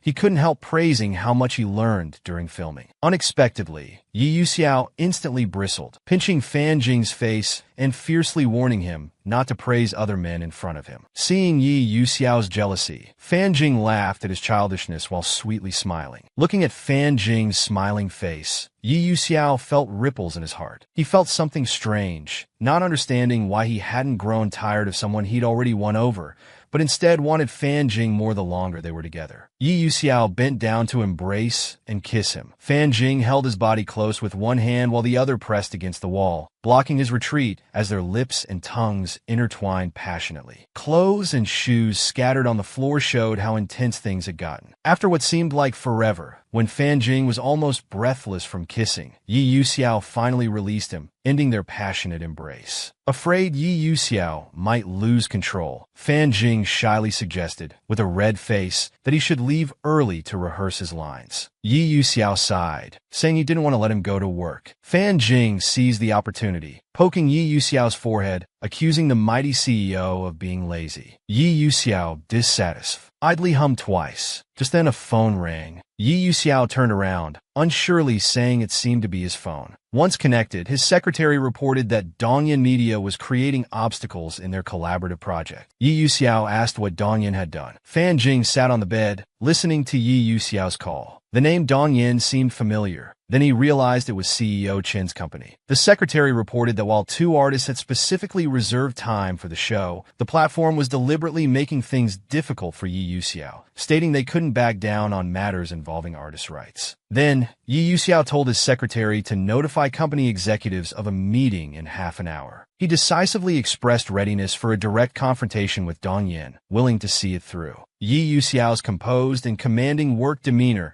completely overturned Fan Jing's initial impression of him being all appearance. He realized Yi Yuxiao truly deserved his CEO title. After hanging up, Yi Yuxiao turned to see Fan Jing's admiring gaze. His lips curved involuntarily as he asked if Fan Jing was captivated by him. Fan Jing stood up and asked if CEO Chen might be behind Dongyan's non-cooperation. Yi Yuxiao agreed, thinking that old Fox was likely stirring things up. Hearing this, Fan Jing guessed it was because he hadn't given face to CEO Chen before. Yi Yuxiao interrupted his overthinking, praising his rejection and comforting him that yielding would only invite more unreasonable demands. Fan Jing sincerely said that in all his time in the industry, this was the first time someone told him that adapting to and following so-called rules was wrong. Yi Yuxiao promised Fan Jing that as long as he was Xingyu's boss, he wouldn't allow anyone to step on Xingyu's artists. Fan Jing gratefully grabbed Yi Yuxiao's arm to thank him. Yi Yuxiao teased him about wanting a reward. Fan Jing blushed instantly, but gathered courage to tiptoe and give him a kiss on Yi Yuxiao's cheek, shyly thanking him for being responsible and dedicated to his work. Before leaving, Yi Yuxiao turned back with a flirtatious wink, happily hinting he'd want more rewards tonight. After handling work, Yi Yuxiao returned to Fan Jing's filming set. Wu Yin, who was watching the lead's film, noticed him and commented on how attentive he was to employees visiting daily. Yi Yuxiao was surprised to see Wu Yin, but quickly composed himself, asking what they were filming. Wu Yin explained in simple terms they were filming the love at first sight scene between the leads. Changing the subject, Wu Yin casually mentioned that off-camera, the female lead particularly admired Fan Jing and followed him around daily. Sure enough, Yi Yuxiao's face instantly darkened, his emotions churning. Seeing his mood sour, Wu Yin smiled smugly at his successful provocation. That evening, Fan Jing returned to the room, eagerly sharing interesting moments from afternoon filming, regretting that Yi Yuxiao missed seeing those two scenes. Yi Yuxiao sat on the sofa with arms crossed. With a gloomy expression, he said there was nothing to regret. Seeing his obvious displeasure, Fan Jing mistakenly thought it was due to company project issues. Faced with Fan Jing's concern, Yi Yuxiao admitted he was indeed unhappy, grabbed his wrist, and pulled him into his arms. Fan Jing followed the motion and straddled his legs. Just as Yi Yuxiao was explaining in detail why he was unhappy. The doorbell suddenly rang. Fan Jing got up to answer it. To Fan Jing's surprise, it was his female co-star from the drama, wearing rather revealing clothes. Faced with a woman dressed like this visiting him late at night, Fan Jing froze, unsure how to react. The woman spoke first to break the awkwardness, playfully asking Fan Jing to invite her in. Fan Jing came to his senses and politely declined, using the excuse that his room was messy. The woman looked disappointed but didn't insist. The next moment, she smiled and presented a bottle of massage oil with both hands. Fan Jing was confused. She explained that she heard from her assistant about his muscle strain and brought this specifically for him. Then she reminded him with a smile not to forget tomorrow's crew dinner. Fan Jing thanked her and saw her out. As soon as she left, Yi Yuxiao urgently pulled Fan Jing back, slammed the door shut, and pressed him against it. He nuzzled Fan Jing's neck, whining for him not to go tomorrow night. Fan Jing blushed at Yi Yuxiao's intimate gesture, turning slightly to maintain clarity, and asked why. Yi Yuxiao tenderly said they're busy separately during the day, only having evenings together, and wanted Fan Jing to stay with him. Fan Jing cupped Yi Yuxiao's face, saw the tenderness in his eyes, and couldn't refuse, only promising to return early after the dinner. Unsatisfied with Fan Jing's answer, Yi Yuxiao held his waist and threatened to make him too exhausted to get out of bed. Fan Jing was startled and warned him not to joke around. Yi Yuxiao interlocked their fingers. He seriously said he wasn't joking, then jealously stated he didn't like him being so close to that woman. After speaking, he sealed Fan Jing's lips with a kiss. Fan Jing was kissed until his face was red and clothes disheveled before being released. Breathlessly, he told Yi Yuxiao that what that woman thought didn't matter. What mattered was that he already had him. Yi Yuxiao remained sulky, saying irritably that he saw that woman sticking close to him all day. Fan Jing explained it was just work requirements. Fan Jing then realized something was really wrong with Yi Yuxiao's mood, as he kept dwelling on these minor details. When asked what was wrong, Yi Yuxiao finally exploded, angrily saying he regretted helping Fan Jing get this role. Fan Jing lost his patience too, having explained everything he could, and helplessly asked if Yi Yuxiao didn't trust him. Yi Yuxiao said he would trust him if Fan Jing threw away the massage oil from that woman. Fan Jing hesitantly told him to stop being ridiculous. Yi Yuxiao angrily grabbed the bottle, saying he'd throw it away himself. Fan Jing couldn't stop him in time. He watched helplessly as the massage oil flew in an arc into the trash can. He shouted at Yi Yuxiao to stop being unreasonable. Yi Yuxiao turned back in anger, admitting he was being unreasonable. Then he turned and stormed out, slamming the door. Fan Jing stared blankly as he left, unable to stop him. Meanwhile, Yi Yuxiao ran into Wu Yin right after leaving. Seeing his worried expression, Wu Yin suggested they go clear their minds together. They went to a bar where Yi Yuxiao silently drank while Wu Yin swirled his glass, subtly asking if Yi Yuxiao was dating Fan Jing. Yi Yuxiao looked up startled, asking why he would think that. Wu Yin explained that Yi Yuxiao rarely lost control of his emotions unless it was about something he really cared about, so he assumed something had happened between them. Sometimes outsiders see things more clearly. Hearing Wu Yin's words, Yi Yuxiao realized with disbelief that he had indeed lost control because of Fan Jing. Wu Yin had never seen Yi Yuxiao so troubled over anyone before. Secretly shocked, he couldn't help wondering if Yi Yuxiao was serious about Fan Jing. The next day, Fan Jing stared absent-mindedly at his phone while getting his makeup done, noticing that Yi Yuxiao hadn't contacted him since last night. Fan Jing was very anxious, worried that Yi Yuxiao was still angry and unsure what to do. Just then, he heard the director calling actors to their positions and had to temporarily suppress his emotions. The actress came to stand beside the director to watch Fan Jing act. Unexpectedly, Fan Jing's performance was poor, with frequent mistakes requiring multiple NGs. He even got injured during an action scene. The director couldn't help but call cut. Fan Jing walked up and volunteered to do another take. The director reminded him to adjust his state and stay focused while acting. Fan Jing nodded repeatedly to the director. He knew his reactions were slow because his mind was full of thoughts about Yi Yuxiao. Fan Jing recalled how he once lectured Yi Yuxiao about separating emotions from work, yet he couldn't do it himself. He was so lost in his thoughts that he didn't even notice the female lead approaching. When he came to, He told her he had something to tell her later. After work, alone in his trailer, Fan Jing realized how torturous it felt to go just one day without contact with Yi Yuxiao. Fan Jing realized that Yi Yuxiao's tantrum was because he cared, and he felt guilty for calling him unreasonable without considering his feelings. Looking at their past playful chat messages, Fan Jing felt more lost, unsure what to do, but knew he couldn't just wait anymore. Before Fan Jing could act, the trailer door suddenly opened. He was surprised to see Yi Yuxiao standing there. Yi Yuxiao rushed forward anxiously, grabbing Fan Jing's wrist and nervously asking about his injury from filming. Fan Jing told Yi Yuxiao it was just a minor bump, not really an injury, and asked how he knew. Yi Yuxiao said his assistant reported it. Fan Jing excitedly asked if he came specifically because of his injury. Yi Yuxiao turned his head proudly, saying, "So what if I did?" while pretending not to care,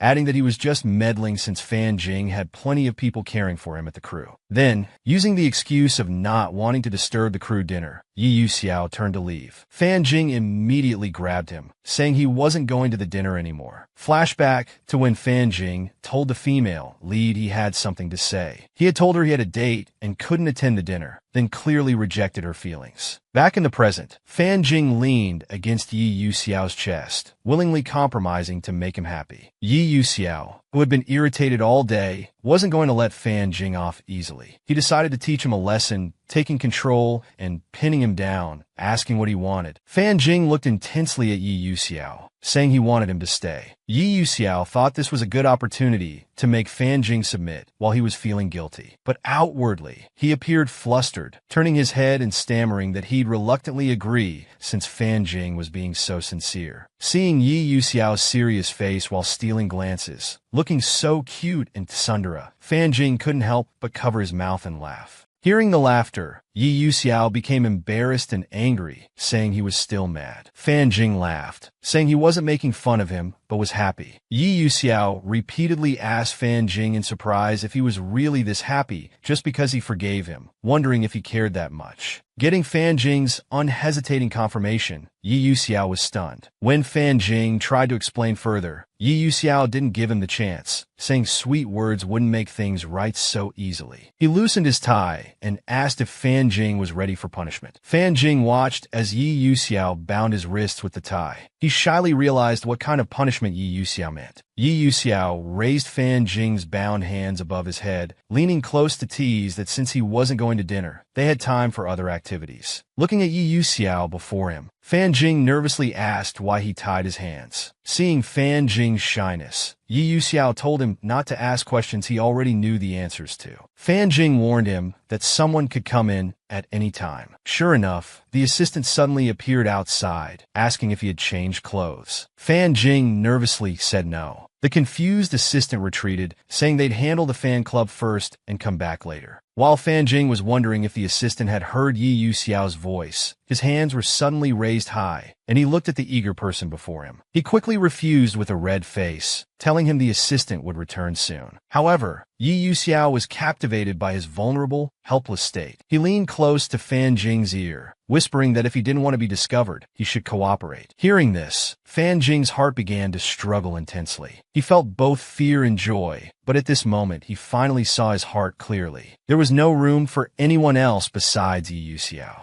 Realizing this, he reached out with trembling hands, seeing the other's confusion. He pitifully asked Yi Yuxiao to come closer. Then he wrapped his arms around Yi Yuxiao's neck and actively brought their lips together. Yi Yuxiao's eyes widened in surprise at Fan Jing's action. Then he followed along as they fell back. The next day, Wu Yin, after finishing filming, heard staff praising his dedication. He smiled and said it was just his duty. While absently checking his phone and listening to staff's praise, he finally saw Yi Yuxiao. Wu Yin quickly approached. He overheard him on the phone discussing director Jia Ming's new film. Hearing about the film he had long wanted to pursue, Wu Yan's heart filled with anticipation. But the next moment, he heard Yi Yuxiao telling the person on the phone that this was a project he wanted to secure for Fan Jing. At this moment, Fan Jing also approached. Hearing footsteps behind him, Yi Yuxiao quickly ended the call, saying he had something to do. Then he casually greeted Fan Jing. Watching their intimate behavior as if no one else existed, Wu Yin hid behind a tree tree, grinding his teeth in anger. After their sweet moment, Fan Jing began seriously reading the script. Suddenly, the script was snatched from his hands. Just as he was startled, Yi Yuxiao mischievously leaned in for a kiss. Seeing Fan Jing's startled reaction, Yi Yuxiao was very satisfied. To ease the awkwardness, Fan Jing quickly changed the subject, asking about his phone call. Feeling playful, Yi Yuxiao told him it was good news and asked if he wanted to know. But as the couple was bantering, Wu Yin interrupted their conversation with drinks. He deliberately handed one to Fan Jing, then awkwardly gave the other to Yi Yuxiao, telling him it was sugar-free grapefruit tea specially bought from 3.1K. Hearing this, Yi Yuxiao was stunned. Seeing his confusion, Wu Yin smiled and told him the shop was still open, and the owner even remembered him. Then he mentioned the owner asking about Yi Yuxiao. This not only made Yi Yuxiao uncomfortable, but also caused Fan Jing behind him to misunderstand. He had always thought Yi Yuxiao and Wu Yin were just ordinary classmates. But watching the two chatting happily, he began to doubt what their relationship really was. At this moment, Wu Yin had an idea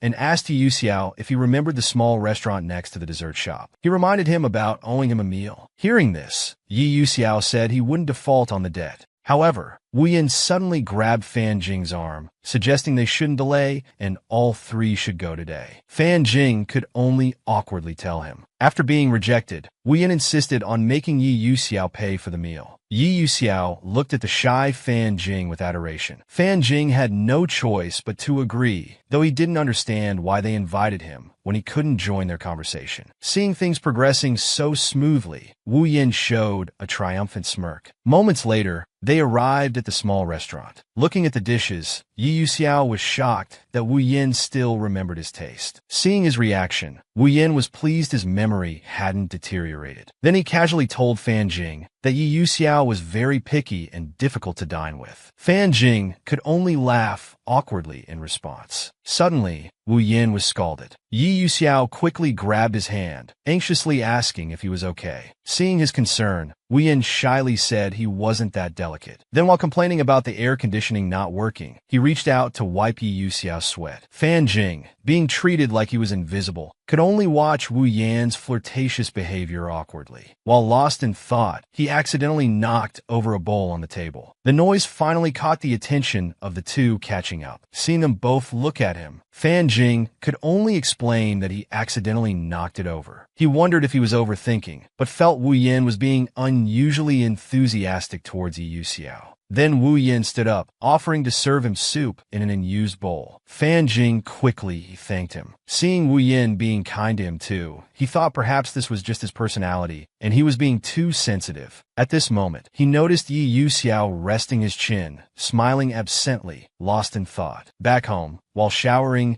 Yi Yuxiao was immersed in the dinner scene, surprised that Wu Yin still remembered things from the past. After showering, he found Fan Jing already in bed. He pressed his shoulder, asking why he went to sleep without waiting. Fan Jing flatly said he was tired. Noticing his off tone and bad mood, Yi Yuxiao quickly asked if the dinner didn't suit his taste. Hearing this, Fan Jing sourly replied it wasn't about the food, but that he shouldn't have interfered with their reunion. After saying it, he was stunned, surprised at his own bitter words. Yi Yuxiao realized and teased him about being jealous of Wu Yin. Seeing him still able to joke, Fan Jing was angry. However, Yi Yuxiao was delighted to see him jealous. Seeing no explanation forthcoming, Fan Jing couldn't help but ask. But Yi Yuxiao told him he just cherished his old friends because he went abroad in high school. Then he told Fan Jing not to overthink and to always trust his feelings for him. Fan Jing could only agree. However, he still worried about their relationship. He'd never seen Yi Yuxiao so happy and nostalgic before. He wanted to ask Yi Yuxiao why he never told him about his relationship with Wu Yin, but couldn't bring himself to ask. He felt perhaps he should be more proactive. Thinking this, he unconsciously moved closer. The next day, Yi Yuxiao accompanied Fan Jing at the film set as usual. Seeing him focused on the script, he tried to get his attention, but Fan Jing didn't even look up. Seeing this, Yi Yuxiao had to forcefully turn Fan Jing's face toward him and pitifully asked for his attention. but Fan Jing told him not to disturb him as he needed to review his lines. Hearing this, Yi Yuxiao narcissistically said he was better looking than the script. Fan Jing laughingly told him he hadn't noticed that. Seeing him being so strict with himself, Yi Yuxiao directly leaned forward, telling him to take a closer look. Such an intimate gesture made Fan Jing instinctively back away. He heard the other ask why he was dodging. Fan Jing shyly turned his head away, complaining about his sudden attacks. Then he actively moved closer and returned a kiss. When told he'd turned bad, Fan Jing quickly said he learned it all from him. Looking at the person before him, Yi Yuxiao couldn't understand why his heart was still racing so fast when he should have been immune to such things. Just as the two were about to go further involuntarily, the door opened. It was Wu Yin coming to rehearse lines with Fan Jing. The two quickly separated after being caught. Yi Yuxiao hurriedly said he had something to do, telling Fan Jing to act well. As he was leaving, Wu Yin eagerly told him that today was his important scene. Hearing this, Yi Yuxiao ruffled his hair, saying he'd visit the set another time. After he left, Wu Yin told Fan Jing that he felt Yi Yuxiao had changed a lot. Seeing his confusion, Wu Yin sat beside him and explained that in middle school, Yi Yuxiao would show his displeasure when unhappy. Only he could get along well with him. However, though Fan Jing was curious about Yi Yuxiao's past, he didn't want to hear it from Wu Yin. Wu Yin continued talking about how Yi Yuxiao had helped him deal with bullies at school. Fan Jing wondered if he was being too suspicious, but he felt Wu Yin was bragging about how Yi Yuxiao used to take care of him. Then Wu Yin mentioned he had once advised Yi Yuxiao to be gentler with others, and it seemed he had listened. The awkward Fan Jing could only suggest they start rehearsing. Wu Yin took the hint and said he almost forgot their task. Looking at Fan Jing's reaction, he knew he had planted the seed and was just waiting for it to sprout. Meanwhile, a friend told Yi Yuxiao they'd met someone at an event and asked if he wanted to know who. They mysteriously mentioned that Wu Yin was also acting, reminding Yi Yuxiao that this man was his unrequited first love from middle school. However, Yi Yuxiao calmly said he'd already met him. Hearing this, his friend gossiped that he shouldn't miss this chance. But Yi Yuxiao said he had no intention of pursuing Wu Yin anymore, considering him just a friend. He thought having someone to reminisce about the past with wasn't bad. His friends were shocked by his response. Just then his phone rang. Seeing it was Fan Jing, he quickly answered. Hearing Fan Jing call him Baby Fan Jing, he quickly told him he'd just finished filming and was a bit tired. Yi Yuxiao asked if he now realized the value of having a power bank. They just stayed there feeling each other's breath, content even in silence. Watching Yi Yuxiao smile tenderly at the phone, his friends found it incredible.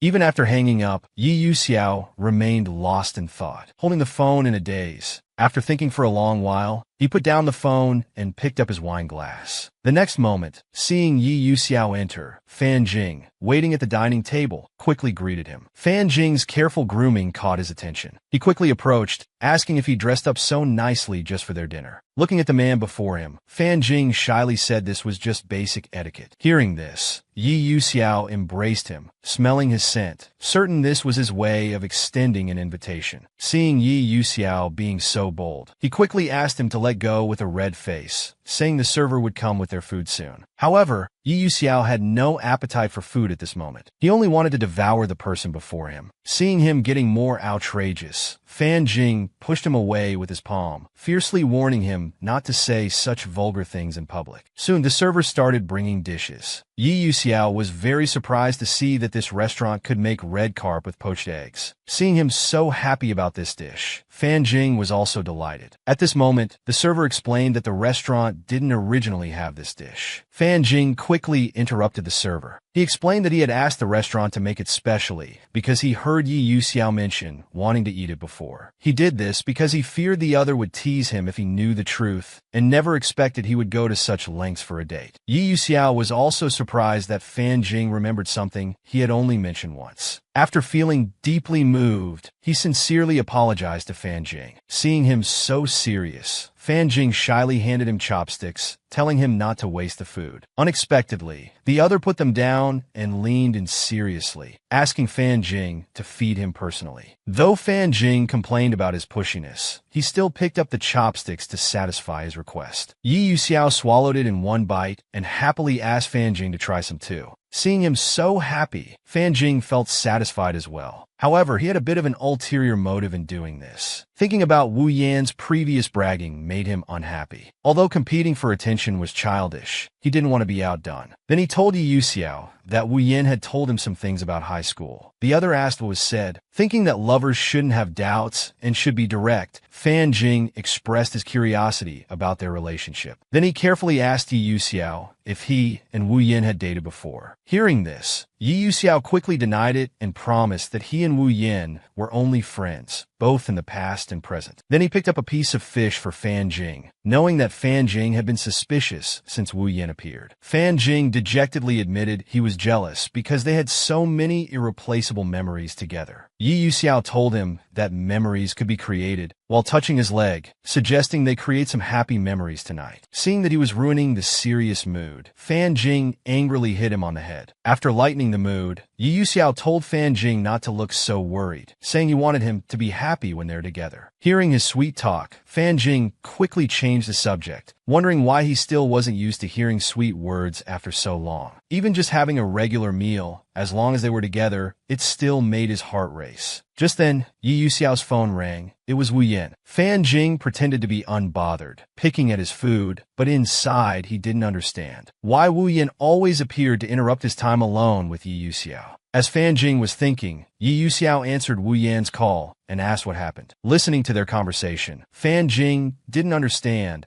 why every time he thought he'd gotten rid of Wu Yan, she would appear again. He couldn't hear what she said on the other end, only Yi Yuxiao telling her not to panic and to speak slowly. Fan Jing knew he didn't share their past memories, but he was the one by his side now. However, when he heard Yi Yuxiao scolding Wu Yan for being careless and telling him to stay put while he rushed over, Fan Jing clenched his hands tightly. As he wondered why Yi Yuxiao had to be so gentle with Wu Yan, their call ended. After hanging up, Yi Yuxiao hesitated on how to explain to Fan Jing. After thinking, he told Fan Jing that there was a situation with Wu Yan and he needed to check on her. While getting up to serve soup, Fan Jing asked why he couldn't call his assistant. Yi Yuxiao explained that the assistant was out of town and couldn't make it back. He said it was urgent and he just needed to check. But before he could finish, Fan Jing couldn't hold back anymore. He slammed the bowl down and demanded to know, why couldn't other friends go? Why did it have to be Yi Yuxiao? After speaking, Fan Jing slumped back into his chair. He couldn't believe he had lost his composure so extremely when he had planned to enjoy their date today. After calming down, he leaned over to tell Yi Yuxiao that he had spent a long time choosing this restaurant for their date. Then he begged him to stay. Hearing this, Yi Yuxiao looked troubled but still told Fan Jing that although he wanted to stay, Wu Yan was his friend and he couldn't ignore her. He hoped Fan Jing would understand. As Yi Yuxiao got up to leave, Fan Jing sadly reminded him that he had just said there was nothing special between him and Wu Yan. Yi Yuxiao turned back impatiently and told him these were different matters. He would help any friend in trouble. Then he kissed his forehead, asking him not to be angry, and promised to make up with an even more perfect date. Watching Yi Yuxiao's departing figure, Fan Jing knew that all he could think about was rushing to Wu Yan's side. At this moment, the server brought a dessert, saying Yi Yuxiao had ordered it for him before leaving, and had already paid the bill. However, this consolation wasn't what he wanted. He didn't need a more perfect date. He just wanted Yi Yuxiao to prioritize him. Thinking of this, a tear of hurt fell onto the dessert before him. The next day, while Fan Jing was doing his makeup and reading the script, Yi Yuxiao and Wu Yan appeared together and greeted him. Seeing them appear together, Fan Jing suspected they had been together since last night. Just then, Yi Yuxiao came over smiling, asking if he had slept well last night. However, Fan Jing didn't want to talk to him at all, only saying flatly that he needed to prepare his lines and would talk later. Watching Fan Jing leave, Yi Yuxiao realized he was angry about last night and decided to cheer him up later. Meanwhile, Fan Jing had quickly avoided Yi Yuxiao only because he hadn't sorted out his feelings and didn't want to say hurtful things. At this moment, someone handed Fan Jing a piece of chocolate. Looking up, it was Zhong Siyuan who had noticed his poor complexion from not eating breakfast and was showing concern for Fan Jing. Surprised by such attentiveness, that he even noticed he hadn't eaten breakfast. Afraid of misunderstanding, Zhong Siyuan explained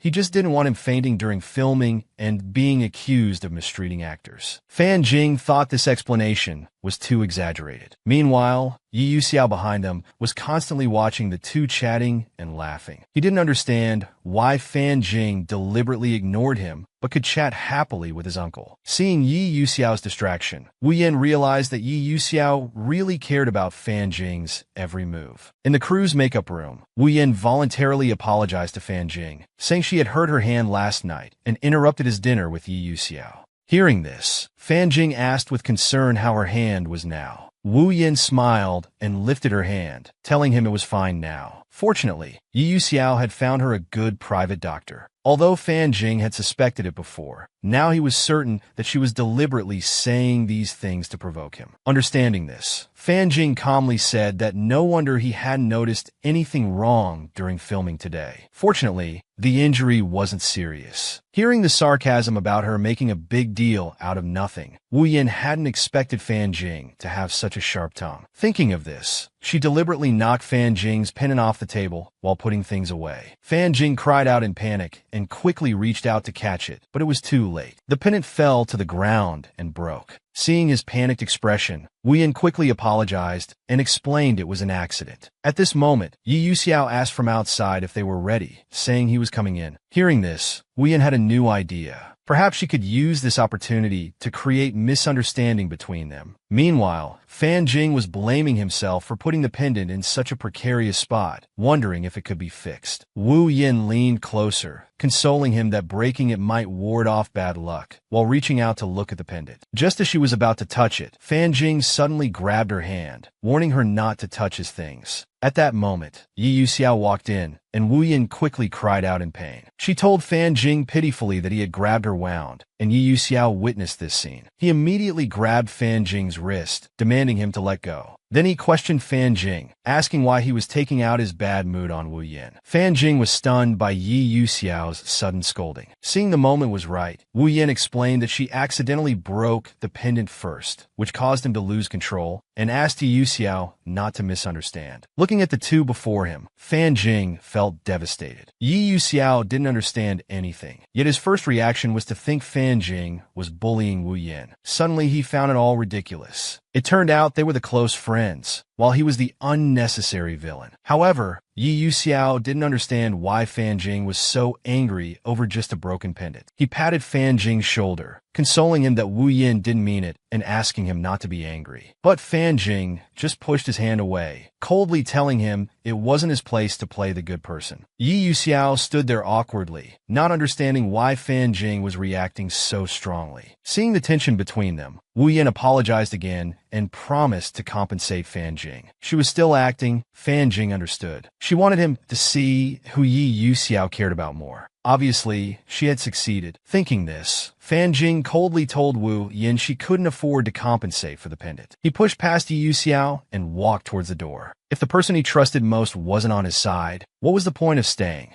Seeing him leave, Yi Yuxiao hurried to stop him. But then Wu Yin groaned in pain, and he quickly turned back to ask if she was hurting. Wu Yin asked if Yi Yuxiao could help her treat the wound, and in that delay, when Yi Yuxiao looked back, Fan Jing had already left. Thinking the wound was more important, he took Wu Yin to get it treated again. Meanwhile, Fan Jing, who had walked out, didn't know why he had become so weak, choosing to run away each time because he couldn't face Yi Yuxiao. As he walked with his head down, covering his face while crying in pain, he bumped into someone's embrace. At that moment, Zhong Siyuan saw that Fan Jing was crying. He quickly grabbed his shoulders and asked what happened. After hearing the whole story, Zhong Siyuan took Fan Jing to repair the pendant. However, the shop owner saw the severe cracks. He told them it would be difficult to fix. Hearing the shopkeeper's words, Fan Jing lowered his head. It seemed there was really no way to fix it. Seeing his sad expression, Zhong Siyuan stepped forward and praised the owner's top-notch craftsmanship, expressing confidence that such cracks would be no challenge for him. Considering how much help he had received from Zhong Siyuan during the documentary filming, the owner knew he couldn't refuse. Fan Jing was surprised when the owner agreed to help repair it. He had thought there was no hope. He hadn't expected that Zhong Siyuan's presence would bring such a fortunate turn of events. Hearing the owner ask him to leave the pendant and wait for notification when it's fixed, Fan Jing quickly thanked him and expressed how important the pendant was to him. On the way back, Fan Jing apologized for taking up Zhong Siyuan's rest time. However, the latter told him not to worry, treating it as a relaxing outing. Only then did Fan Jing realize that the real Zhong Siyuan had such a thoughtful and considerate side. He didn't know what the real Yi Yuxiao was like, how he could be tender and affectionate one moment, then abandon him the next. He wondered what he was doing now, if he was with Wu Yin, just as Fan Jing was lost in these thoughts. Zhong Siyuan suddenly spoke up, asking if he was dating Yi Yuxiao. Fan Jing then remembered that Zhong Siyuan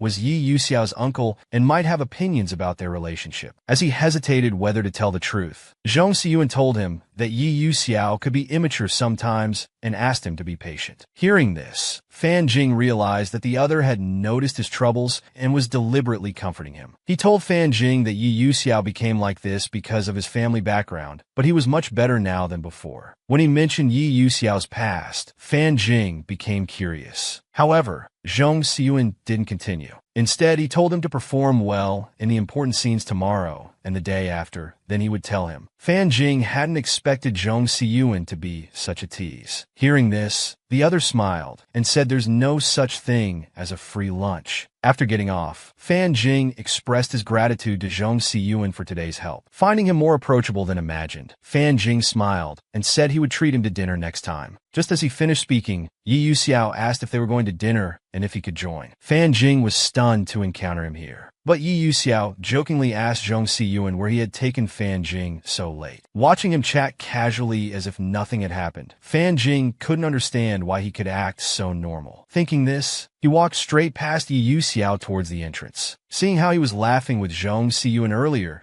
but now avoiding himself, Yi Yuxiao quickly grabbed him. He angrily questioned why he would leave without saying goodbye and told him he had been waiting for his return. Hearing this, Fan Jing coldly stated he hadn't asked him to wait. Seeing Yi Yuxiao's reckless words, Zhong Siyuan quickly explained their whereabouts and mentioned that the pendant was a protective charm from Fan Jing's mother. After explaining, Zhong Siyuan told them tomorrow would be busy. He suggested they rest early if tired, but Yi Yuxiao missed the point and questioned when they had become so close. Then he turned to tell Zhong Siyuan that Fan Jing wasn't tired and would do other things with him. As he finished speaking, he caressed Fan Jing's face, and while he was confused, kissed his lips in front of Zhong Siyuan. Fan Jing quickly came to his senses and pushed him away forcefully. Wiping his lips, he demanded to know what he was doing. Fan Jing looked angrily at Yi Yuxiao. With a trembling voice, he asked why he was always so inconsiderate. Without waiting for an answer, he pushed past him. He left without looking back. Seeing this, Zhong Siyuan stated that he didn't want to comment much on Yi Yuxiao's past relationships. Then, changing the subject, he asked if he had any serious intentions with Fan Jing this time. Looking seriously at Zhong Siyuan meddling like a father, Yi Yuxiao was extremely annoyed. He directly told him that he wasn't a child anymore and didn't need Zhong Siyuan's lectures. Then he started to leave. Seeing Yi Yuxiao's dismissive attitude, Zhong Siyuan warned him that continuing like this would eventually hurt both parties. Yi Yuxiao ignored him and quickly chased after Fan Jing. He demanded to know what was wrong, why Fan Jing had been giving him the cold shoulder since morning at the film set until now. Fan Jing was internally speechless. He couldn't believe how Yi Yuxiao had the nerve to ask him with such an innocent face, as if he had amnesia. However, he didn't want to deal with any of this and directly shook off his hand. Seeing Fan Jing trying to leave, Yi Yuxiao got anxious. He quickly turned him around, asking what he meant and why they couldn't talk properly. Seeing that he still didn't understand the problem, Fan Jing coldly told him he had nothing to say and told him to go back to Wu Yin. Hearing this, Yi Yuxiao sarcastically said he should indeed go find Wu Yin, so Fan Jing could laugh and chat with Zhong Siyuan. Seeing his sarcastic tone, Fan Jing asked what he meant by that. Yi Yuxiao felt he wasn't wrong. He didn't know when they had become close enough to go out together late at night. Hearing him obsess over this, Fan Jing angrily pushed him away and emphasized that Zhong Siyuan was just kindly helping him repair the jade pendant. Yi Yuxiao understood Fan Jing wouldn't lie to him. It seemed they really just went out by chance. He had misunderstood. Realizing this, Yi Yuxiao quickly hugged Fan Jing, possessively stating that Fan Jing was his and warning him not to get too close to others. Hearing this, Fan Jing questioned how he had acted. As soon as he came in, he took Wu Yan's side and accused him. Wasn't that problematic? Yi Yuxiao felt that even if he had something with Wu Yan, Fan Jing had no right to criticize. But to pacify him, Yi Yuxiao held him tightly admitted his misunderstanding, and apologized. Then he leaned close to Fan Jin's ear, pleading cutely for him not to be angry anymore. However, what bothered Fan Jin wasn't the misunderstanding, but that he chose to believe Wu Yin first and valued Wu Yin more. Yi Yuxiao quickly explained that he wasn't favoring Wu Yin, but anyone would have misunderstood in that situation. However, the next moment he lectured Fan Jin, saying the pendant could be fixed and there was no need to get angry at Wu Yin since it wasn't intentional. Seeing Yi Yuxiao still defending Wu Yin, Fan Jin repeatedly questioned him. In his eyes, was Wu Yin deliberately bringing up those memories, not intentional? Showing off their close relationship in front of him, not intentional? Even repeatedly ruining their dates wasn't intentional? Everything he did was right, and only Fan Jin was the bad person. After these soul-searching questions, he forcefully pushed away Yi Yuxiao's hand. He sternly told him it was over, and there was nothing more to discuss. After saying this, he walked past him and left without looking back. Watching Fan Jin's retreating figure, Yi Yuxiao punched the railing in frustration. He had never tried so hard to coax someone before, yet the other person didn't appreciate it. Thinking about Zhong Siyuan's question about whether he was serious about Fan Jing, he suddenly wasn't sure what his feelings for Fan Jing really were. However, the next moment he shook his head, feeling there was no point thinking about it. After all, he couldn't possibly limit himself to just Fan Jing. For the next 3 days, Yi Yuxiao and Fan Jing had no contact.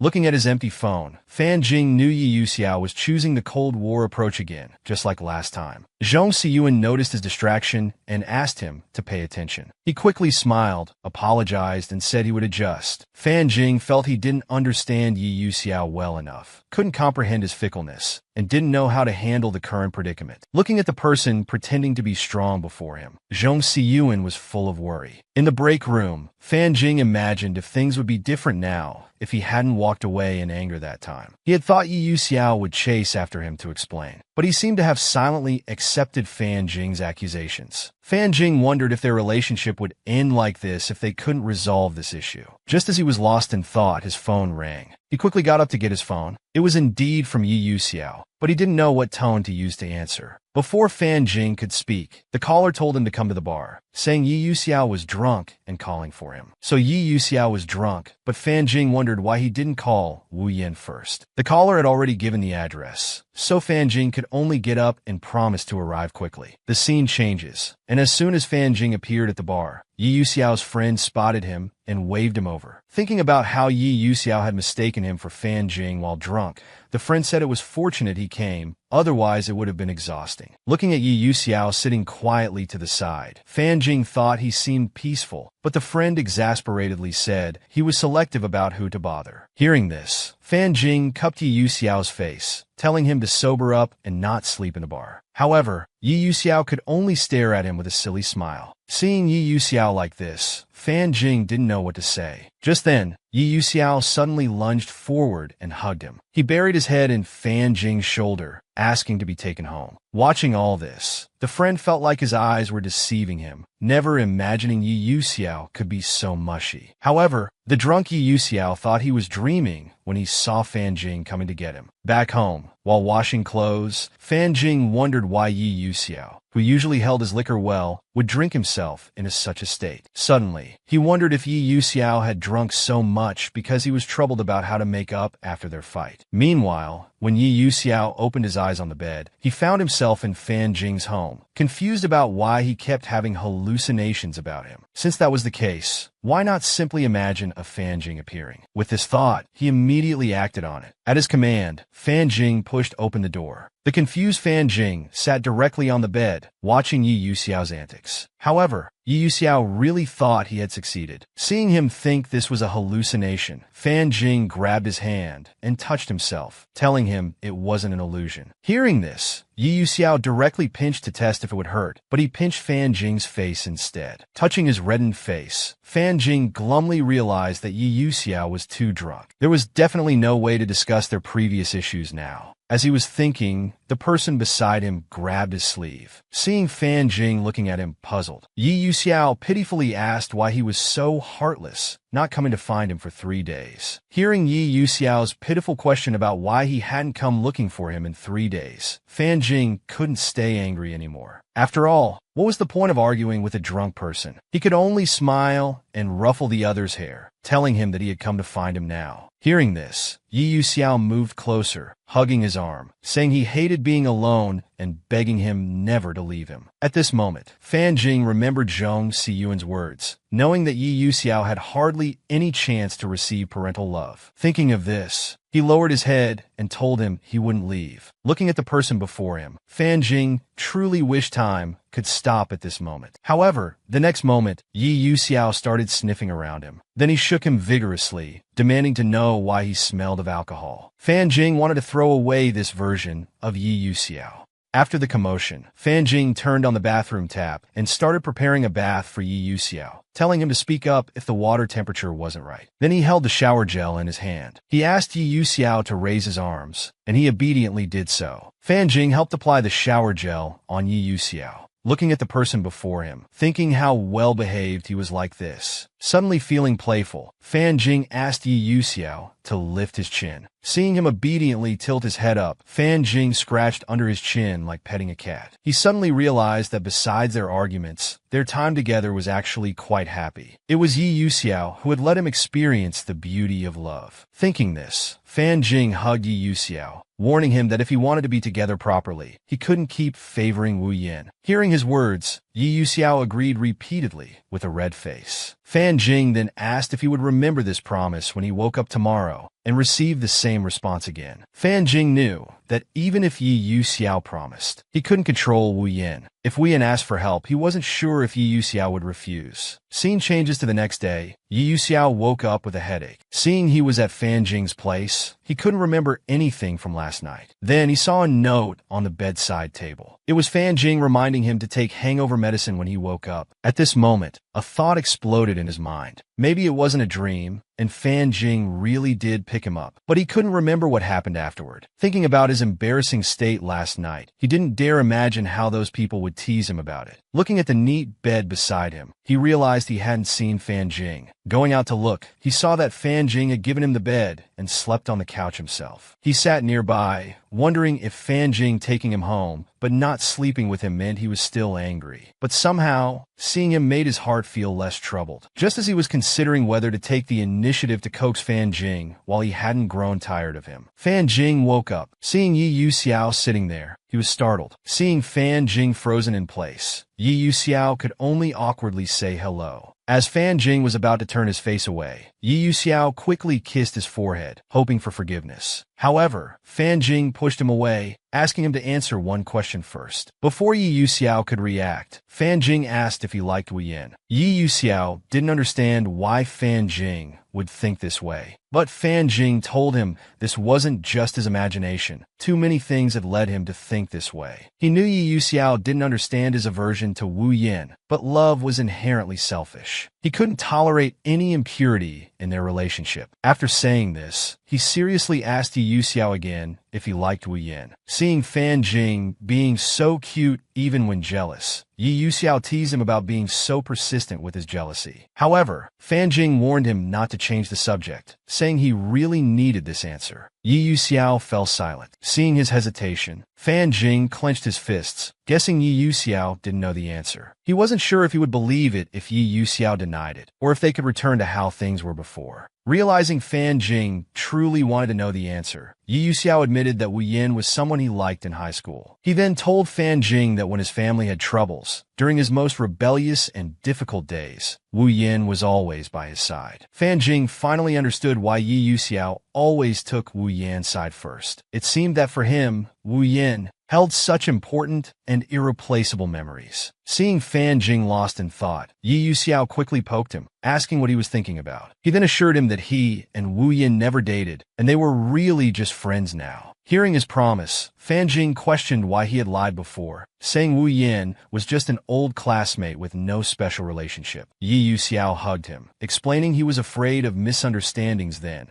considering how hard it was to appease him. What if he got angry about past matters? Fan Jing told him that relationships are built on mutual trust, and regardless of reasons, there shouldn't be concealment or deception. Yi Yuxiao quickly apologized and stated that the past was past, and more importantly, he truly liked him now. Then he asked Fan Jing to look into his eyes. He said pitifully that if Fan Jing still didn't believe him, he could only cut out his heart to show him. The unspoken boasting and their past that he couldn't be part of were imaginable. Fan Jing didn't know how to pretend it never happened. Seeing his hesitation, Yi Yuxiao told him it wasn't that complicated, just trust his inner feelings. He smirked and said if he had forgotten him, he could make him remember again. With that, he picked him up. Seeing Yi Yuxiao walking towards the bedroom, Fan Jing quickly said he wasn't in the mood for anything else, but Yi Yuxiao wouldn't listen. Laying him on the bed, he told him to just follow the rhythm and leave everything to him. As he spoke, his hand slipped under Fan Jing's clothes. Fan Jing felt Yi Yuxiao's wild desire to conquer his very soul. He looked lovingly at this person who always brought him unprecedented passion and led him without resistance. Yi Yuxiao caressed Fan Jing's face, expressing how much he missed this body and every inch of skin. Fan Jing knew he wanted to prove that his eyes were only for him, that he only desired him, which was exactly what he needed. Yi Yuxiao whispered in his ear, seeking forgiveness and asking if he would always give in to him. Hearing this, Fan Jing quickly pushed him away. He said he would forgive him this time, but love couldn't withstand erosion, and made him promise not to favor Wu Yan anymore or lie to him again. Seeing him ask to stay just for him alone, Yi Yuxiao wasn't angry at all, instead finding it interesting. But he still silenced Fan Jing, telling him this was the first time someone had asked him to make promises at such a moment. Then, changing his tone, Yi Yuxiao said he would promise Fan Jing, since he liked him so much. He then pinned the other's hands above and promised to do whatever he asked. Fan Jing blushed and teased that he was just all talk. Hearing this, Yi Yuxiao pressed down his body, wanting to show him that he wasn't just all talk. They held each other tightly. This time, Fan Jing chose to believe in Yi Yuxiao again. Perhaps this way, there would be no more barriers between them. After some time, Fan Jing finished filming Spirit Fox. After wrapping up, he hoped all the troubles here would stay in the past. However, just as he was about to leave by car, Wu Yan called out to him from behind. First, he apologized for causing the argument between him and Yi Yuxiao, then asked if they had reconciled. Fan Jing firmly said they were fine. After all, his relationship with Yi Yuxiao could withstand any test. Hearing this, Wu Yan paused for a moment. He remarked that Yi Yuxiao's skill at comforting people was still as excellent as before. Seeing Fan Jing didn't understand his meaning, Wu Yan continued, saying when Yi Yuxiao pursued him back then, he also found various ways to make him happy. Fan Jing refuted, saying he heard they were never actually together. Wu Yan thought he must have heard something from Yi Yuxiao's friends, and quickly asked who told him this. When Fan Jing said there were no secrets between him and Yi Yuxiao, Wu Yan pointed out that he only thought he understood Yi Yuxiao. Seeing him still trying to sow discord, Fan Jing warned him that an outsider like him had no right to meddle in their relationship.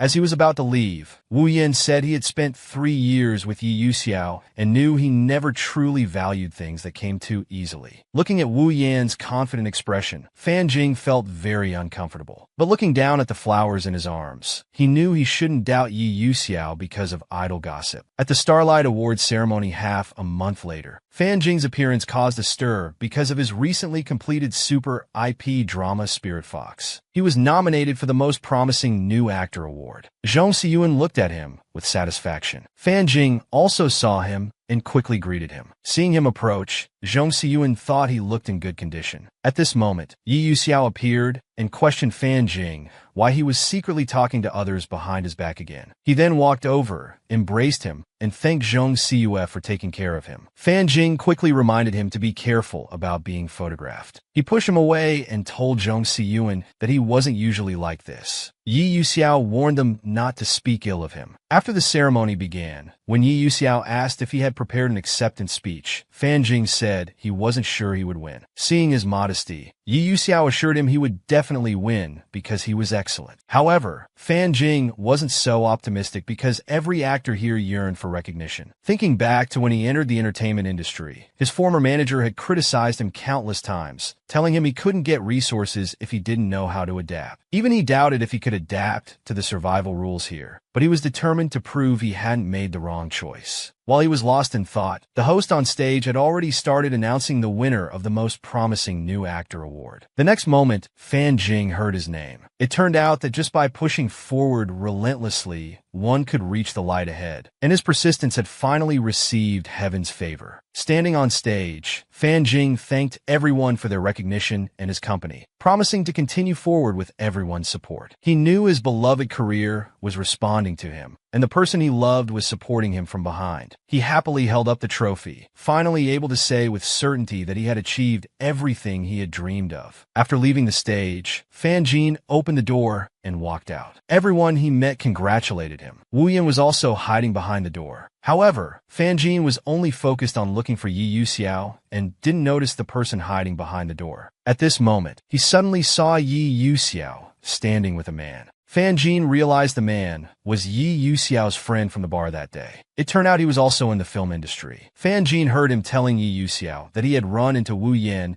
and praised how Wu Yan's demeanor had changed greatly from before. Then he said Wu Yan had asked about his love life. Hearing this, Yi Yuxiao asked what he had told Wu Yan. However, the man said he only told Wu Yan that Yi Yuxiao was currently pursuing someone because of a bet. Fan Jing, hiding nearby, was shocked. He didn't understand what they were talking about, nor did he know what they meant by this bet. Hearing Zheng Yu's words, Yi Yuxiao warned him not to spread nonsense, as Fan Jing was also present. Zheng Yu teased him, asking if he was afraid of Fan Jing finding out, and said he was being quite cautious this time. Then asked if he was bored yet, and when he would find his next target. Actually, if Zheng Yu hadn't mentioned it, Yi Yuxiao had almost forgotten about the bet. But to avoid being mocked, he said he hadn't found an interesting target yet, so he'd just continue with the current situation. Unfortunately, everything was overheard by Fan Jing outside. He couldn't understand what their conversation meant. Was Yi Yuxiao only with him because of a bet? Were these past few months of their relationship all just his lies? At this moment, the flowers and trophy in his hands fell to the ground. The sound of falling items startled the two people talking inside. Looking at the scattered flowers and broken trophy on the ground, Yi Yuxiao knew it was Fan Jing outside. He rushed out to explain that things weren't as Fan Jing imagined. However, Fan Jing just looked up disappointedly. He only wanted to know if the bet was real or not. Yi Yuxiao could only guiltily tell him that Zheng Yu always talked nonsense, trying to avoid Fan Jing's question. However, Fan Jing didn't want to hear excuses. He told him to stop beating around the bush and just say yes or no. Hearing this, Yi Yuxiao really didn't know how to answer. Seeing him like this, Fan Jing realized this must be what Wu Yan wanted him to know. He didn't want to say anything more. He pushed Yi Yuxiao away and walked forward. Looking at Fan Jing's lonely figure, Yi Yuxiao didn't know if he should chase after him. Just then, a CO patted his shoulder, saying he had been looking to talk with him. He told him he had a good project and wanted to discuss cooperation, asking if he was interested. But Yi Yuxiao's mind was in chaos. He knew if he let Fan Jing leave like this, he would never return to him. Thinking this, he turned and told the CEO he had no time for this now. Then he hurried after Fan Jing.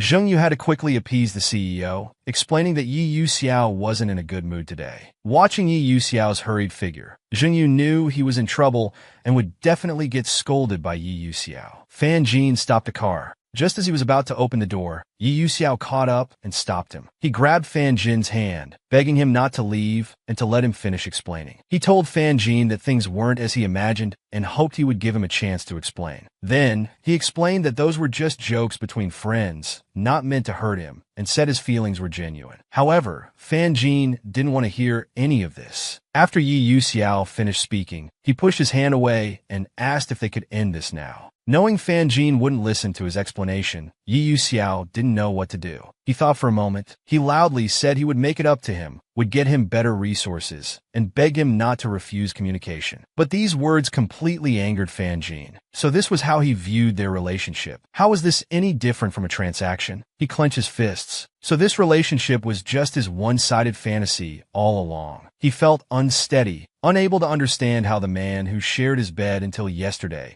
could become so strange and frightening. Seeing him try to reach out and touch him again, he forcefully slapped his hand away and warned him not to touch him. Then he harshly accused him of being selfish and heartless, unworthy of speaking of love. Fan Jin questioned if Yi Yuxiao approached him because he wasn't done with the bet, so he kept stringing him along, just using him as a tool to satisfy his desire for conquest. He believed Yi Yuxiao had been playing him from start to finish. Was there even a single moment that was genuine? Fan Jin grabbed Yi Yuxiao's collar, crying as he told him he had never liked anyone this much before him. He originally thought the other felt the same way, but now he saw how terribly wrong he was. After saying this, he released Yi Yuxiao's collar. Looking at him with tears, he painfully told him that they were over. Back home, Fan Jin began packing up Yi Yuxiao's things. Looking at the coat he left behind last time he stayed over, and the set of daily necessities he had specially prepared for his convenience. Only then did Fan Jin realize this home was no longer how it used to be when he lived alone. If he threw away everything with traces of him, would he be able to erase him from his heart? After cleaning everything up, he knew life had to go on. He didn't have time to be depressed over a failed relationship anymore. Just then, the doorbell rang. Seeing it was Yi Yuxiao, he instinctively tried to close the door. Seeing this, the other quickly stuck his hand in the door gap, begging him not to close it.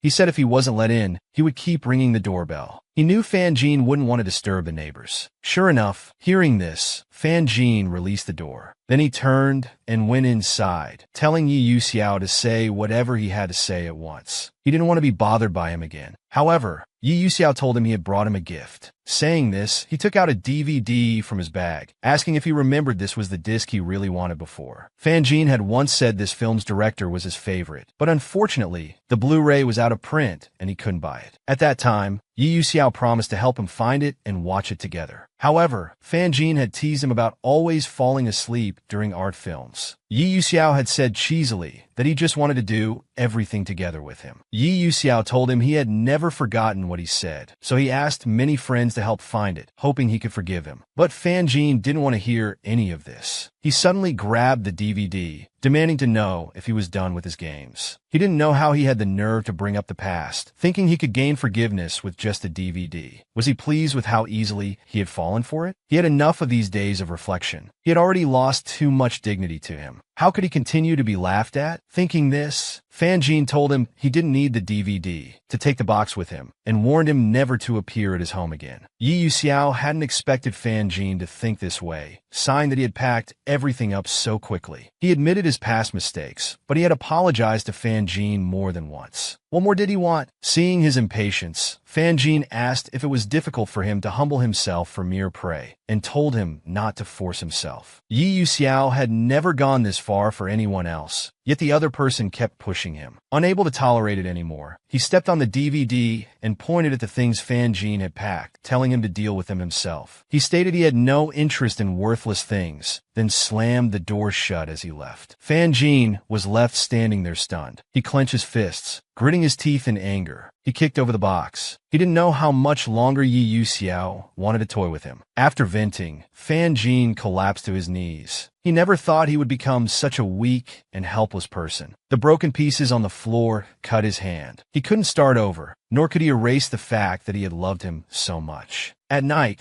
the assistant came to his door anxiously after being unable to reach Fan Jin by phone. Opening the door, he saw Fan Jin quietly kneeling on the floor alone. The assistant grabbed his injured hand, asking if he had done this to himself. He thought Fan Jin was depressed because he had seen the news online. But first, they needed to find a first aid kit, as the wound looked serious. Hearing the assistant's concern, Fan Jin asked what news was online. Seeing he didn't know, The assistant told him to prepare himself, then explained that someone had spread malicious videos online, spreading rumors about Fan Jin, and the situation had escalated. Hearing this, Fan Jin was too shocked to speak. Seeing him like this, the assistant quickly assured him that the company was handling it. Everything would be resolved smoothly, and told him not to worry too much. Meanwhile, Wu Yinzu sat before his computer, satisfied with his handiwork. He hadn't originally planned to be this ruthless. However, he really didn't like others taking what was his. Fan Jin arrived at the company. The assistant told him not to go online these days, knowing competitors had hired trolls to cause trouble. Just then, Sister Yu greeted them nearby, and they quickly stopped talking. Asked if he still had a photo shoot this afternoon. Hearing this, Sister Yu could only awkwardly tell him the brand wanted to see how public opinion developed, so the shoot was postponed. She said she would notify him if there were any new developments. Then she hurriedly walked away. Fan Jin found that wherever he went, people were whispering and discussing behind his back. The assistant looked at him worriedly. Thinking that this wasn't the first time experiencing such slander and rumors, Fan Jin told himself he couldn't be weak. Just then his phone rang in his pocket. He took out his phone. It was his father calling. As soon as he answered, his father demanded to know what mess he created,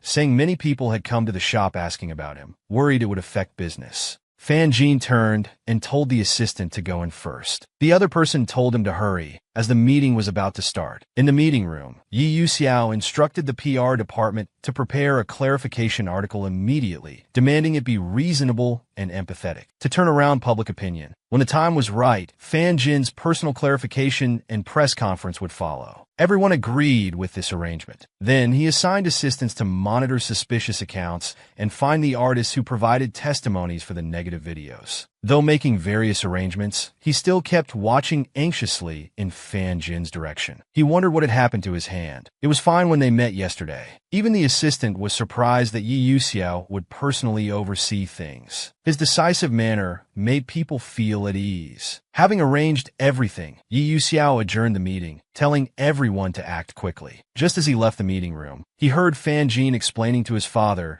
that the company was handling his situation and it wouldn't affect him. But his father didn't want to hear any of it, sarcastically saying he hadn't hidden his shameful affairs well enough from others. Hearing his father's mockery, Fan Jin was too upset to respond. His father actually believed he had done those things. Yi Yuxiao didn't understand why he always pretended to be indifferent. If he would just yield, he could protect him. Yi Yuxiao called out from behind. He grabbed Fan Jin's hand, asking how he got hurt. Fan Jin quickly pulled his hand away and turned his head, saying he was fine. Seeing him about to leave again, Yi Yuxiao quickly admitted he was too impulsive yesterday and should have talked things through properly. Regarding the online controversy, he suggested Fan Jin rest at home for a few days until things settled down. Hearing this, Fan Jin only responded coldly, indicating his agreement to the arrangement. Seeing him unwilling to say even one extra word, Yi Yuxiao gritted his teeth in anger. He pushed Fan Jin against the wall, demanding to know why he couldn't say more, why he was keeping everyone at arm's length. But Fan Jin pushed him away, saying he had nothing more to say to him. Seeing Fan Jin like this, Yi Yuxiao knew he had reverted to his former unreachable self, perhaps even worse. But he still told him he couldn't escape their relationship because he was still his company's artist. Yi Yuxiao just wanted to prove they still had a connection. But Fan Jin told him if not for their professional relationship, he wouldn't want to see him at all. After saying this, Fan Jin walked away. Yi Yuxiao anxiously wanted to call him back. Just as he was about to chase after him, his assistant stopped him,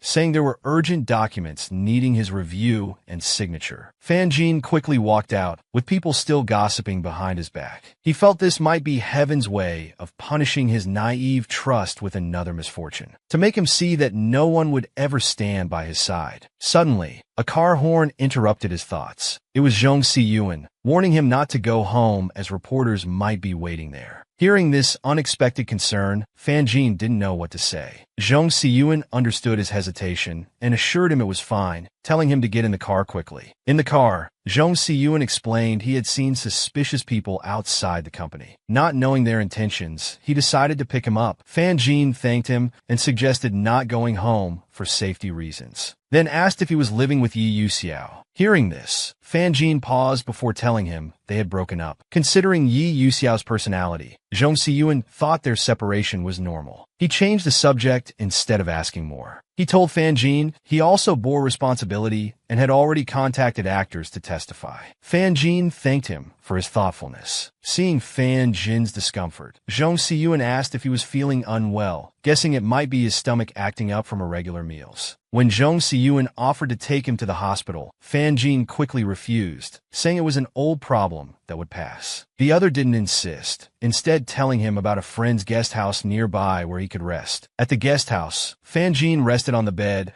while Jung Si-yoon sat nearby working. After waking up, Fan Jin lay quietly on the bed, lost in thought. Jung Si-yoon told him to wait until the water cooled to take his medicine, and said the innkeeper was making porridge that would be brought up soon. He then warned Fan Jin that although he was talented, an actor who doesn't take care of their health won't go far. Hearing this, Fan Jin showed no reaction. Jung Si-yoon suddenly wondered if he'd been too harsh. After all, Fan Jin had been through a shock, so it was natural he couldn't eat. Suddenly, the silent Fan Jin started patting his own face. He knew Jung Si-yoon was right. Wallowing in self-pity and giving up would only please his enemies. Seeing him bounce back so quickly, Jung Si-yoon felt his resilience exceeded expectations. He closed his laptop. He told Fan Jin that whether positive or negative, trending topics always pass. Only real ability remains. Hearing this, Fan Jin understood that as an actor, the most important thing was having impressive works. But getting opportunities in the entertainment industry on one's own was no easy task, especially now that he had been pushed into a trap. How could he fight against such resistance to find a glimmer of hope? Just then, Jung Si-yoon suddenly said he had a suitable role for him in his next film, asking if he'd like to try. For Fan Jin, these words were like a hand pulling him out of the water, saving him from disaster. Seeing Fan Jin staring at him, Jung Si-yoon felt a bit uncomfortable. Then Fan Jin asked if he was sure about taking such a risk, collaborating when he was most controversial. But Jung Si-yoon told him not to overthink it. He just thought the role suited him and would replace him if he wasn't in good condition. He started to hand him something. Fan Jin had never met someone like this, appearing when he was most helpless, not only relieving pressure, but also caring for his feelings. When asked if he wanted candy, Fan Jin helplessly said he wasn't a child, then took his medicine. But the next moment, a piece of candy appeared in Jung Si-yoon's palm. While handing it to him, he smiled and said it's okay to be childlike sometimes. Taking the candy, Fan Jin knew what he was being given wasn't just candy and a job opportunity. Understanding this, he firmly told him he would adjust his condition quickly and wouldn't disappoint him. Seeing this, Jung Si-yoon expressed his faith in him with satisfaction. 3 days later, Fan Jin's assistant was called to Yi Yuxiao's office. As soon as he entered, Yi Yuxiao demanded to know where Fan Jin was staying since he couldn't return home, and why the assistant hadn't reported it promptly. The frightened assistant apologized profusely and took out his phone, saying he would contact and find out immediately. However, Yi Yuxiao couldn't wait. He stood up and grabbed the phone from the assistant. The thought of having to rely on others to contact Fan Jin felt ridiculous to him, but he still wanted to know how he was doing. However, when the call connected, his uncle's voice came through.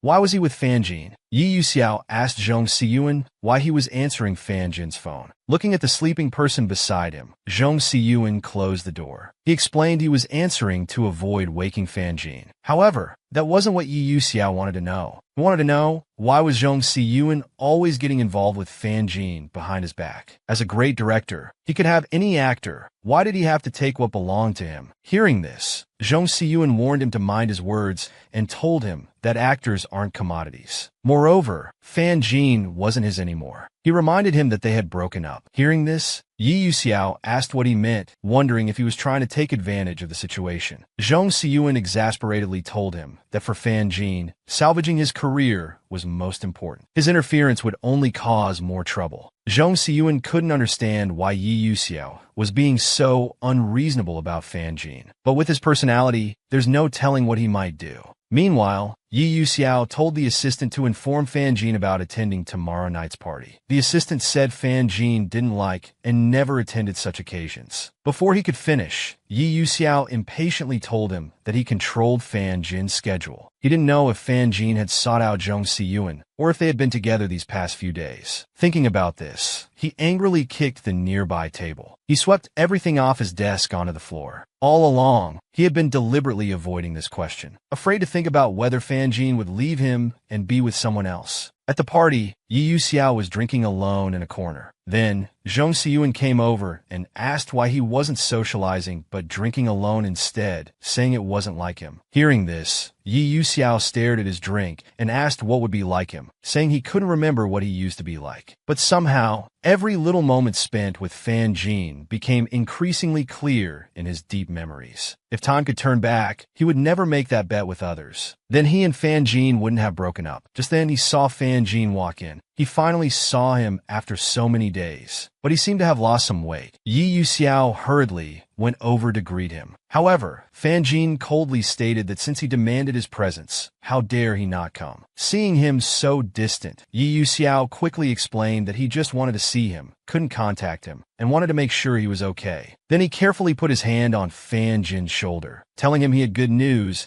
and asking him to follow. But Fan Jin quickly moved aside, avoiding Yi Xiao's touch. Seeing Fan Jin's rejection, Yi Xiao's hand hung in midair. To ease the awkwardness, he could only point and force a smile, asking him to follow. Then he recommended Fan Jin to director Jia Ming, hoping he would consider him, emphasizing that Fan Jin was his loyal fan. Seeing that Yi Xiao had been reaching out to him for 2 months, Jia Ming admired his persistence. Fan Jin just learned about this, but Jia Ming worried that recent negative news might affect Fan Jin's filming state. Fan Jin admitted there might be some impact, but it was also an experience. As an actor, he would learn from it, then stated his position. Seeing this, Yi Xiao felt Fan Jin was still the same person he knew. Jia Ming was also moved by his attitude and praised his work. Yi Xiao knew he hadn't cherished Fan Jin before, wondering if giving him the best from now on could earn his forgiveness. Just then, Jia Ming told Fan Jin that Zhong Siyuan also wanted to confirm their next collaboration. He praised Fan Jin's promising future. At this moment, Mr. Chun, who had drugged Fan Jin before,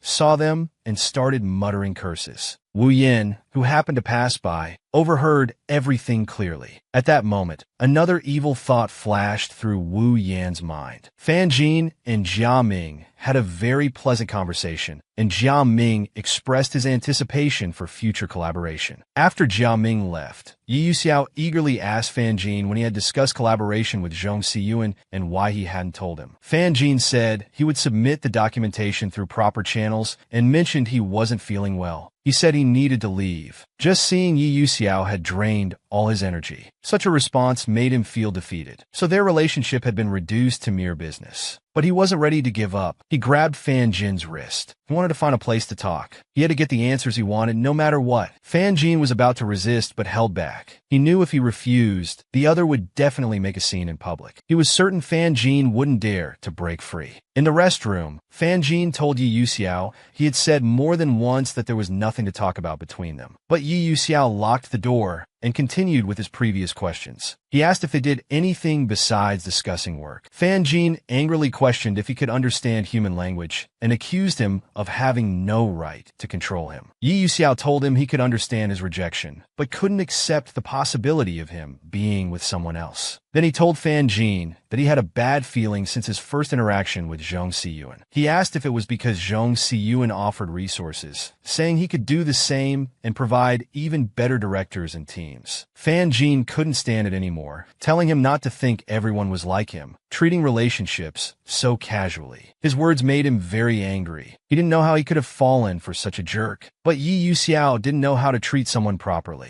He wanted Fan Jin to teach him, promising to change if he would tell him how. Yi Xiao promised he wouldn't do things Fan Jin disliked, wouldn't see Wu Yin anymore, just asking to return to the past. Hearing this, Fan Jin smiled helplessly. In the past, he had indeed hoped many times that Yi Xiao would say these words. Back then, he couldn't understand why he could be both affectionate towards him while favoring Wu Yin. Now he understood, because he was just a plaything for his amusement until he got bored and discarded him. For a toy like himself, he certainly wasn't worth the other's sincere attention. He had once believed in him so much, had expectations, but that was all in the past. Fan Jin told Yi Xiao that whatever he could offer now, he didn't want any of it. After speaking, he walked past him towards the door. Yi Yuxiao panicked. Fan Jin didn't want anything from him. What could he do to keep him? He couldn't accept their relationship ending like this. Thinking this, he grabbed Fan Jin back, threw him heavily onto the sofa. Looking at the person looming over him, Fan Jin anxiously demanded to know what he was doing. Yi Yuxiao said sadly. He had thought it was just play too, but now his mind was full of him, so he couldn't leave so irresponsibly. After speaking, he leaned down to kiss the lips of the person beneath him. Fan Jin watched all this with wide eyes. Then he raised his hand forcefully and slapped Yi Yuxiao's face. He sternly rebuked him to wake up and not make him despise him even more. But Yi Yuxiao thought it was him who needed to wake up. He should think about how happy they were when they were together. After speaking, he pushed him down onto the sofa again. Fan Jin hurriedly asked what he was doing. Hearing his question, Yi Yuxiao said softly that he would make him remember the past, make him realize he couldn't leave him. Fan Jin struggled hard to break free, but Yi Yuxiao still managed to tear open his clothes. Seeing his hand reaching in, Fan Jin quickly told him to stop. He yelled at him to let go and cursed him as a beast. However, Yi Yuxiao had already lost his reason by this point. He caressed Fan Jin's chin, telling him to stop deceiving himself. He wanted to make him understand that only he knew him best and could make him happiest. Fan Jin realized that no matter how he tried to escape, the other kept reminding him that he had brought this upon himself, becoming a toy without dignity. Those people were right. He wasn't suited for the entertainment circle. Everything was his own doing. Perhaps his very existence was a mistake. Thinking this, tears began to flow. But Yi Yuxiao didn't notice. He only wanted to prove Fan Jin couldn't leave him. He didn't want him to find someone else. With this thought, he looked lovingly at the person beneath him. Only then did he notice the other's face was covered in tears. Seeing this, Yi Yuxiao suddenly came to his senses and quickly released his restraining hands. He didn't know what had come over him to do such an irrational thing. He quickly said he didn't want to force him. Fan Jin sat up, asking why he didn't continue. After all, he had provided resources just for his body, hadn't he? These words from Fan Jin's mouth pierced Yi Yuxiao's heart. He had given him resources because he wanted to make him happy. Hearing this, Fan Jin impatiently pushed him away, telling him to get lost,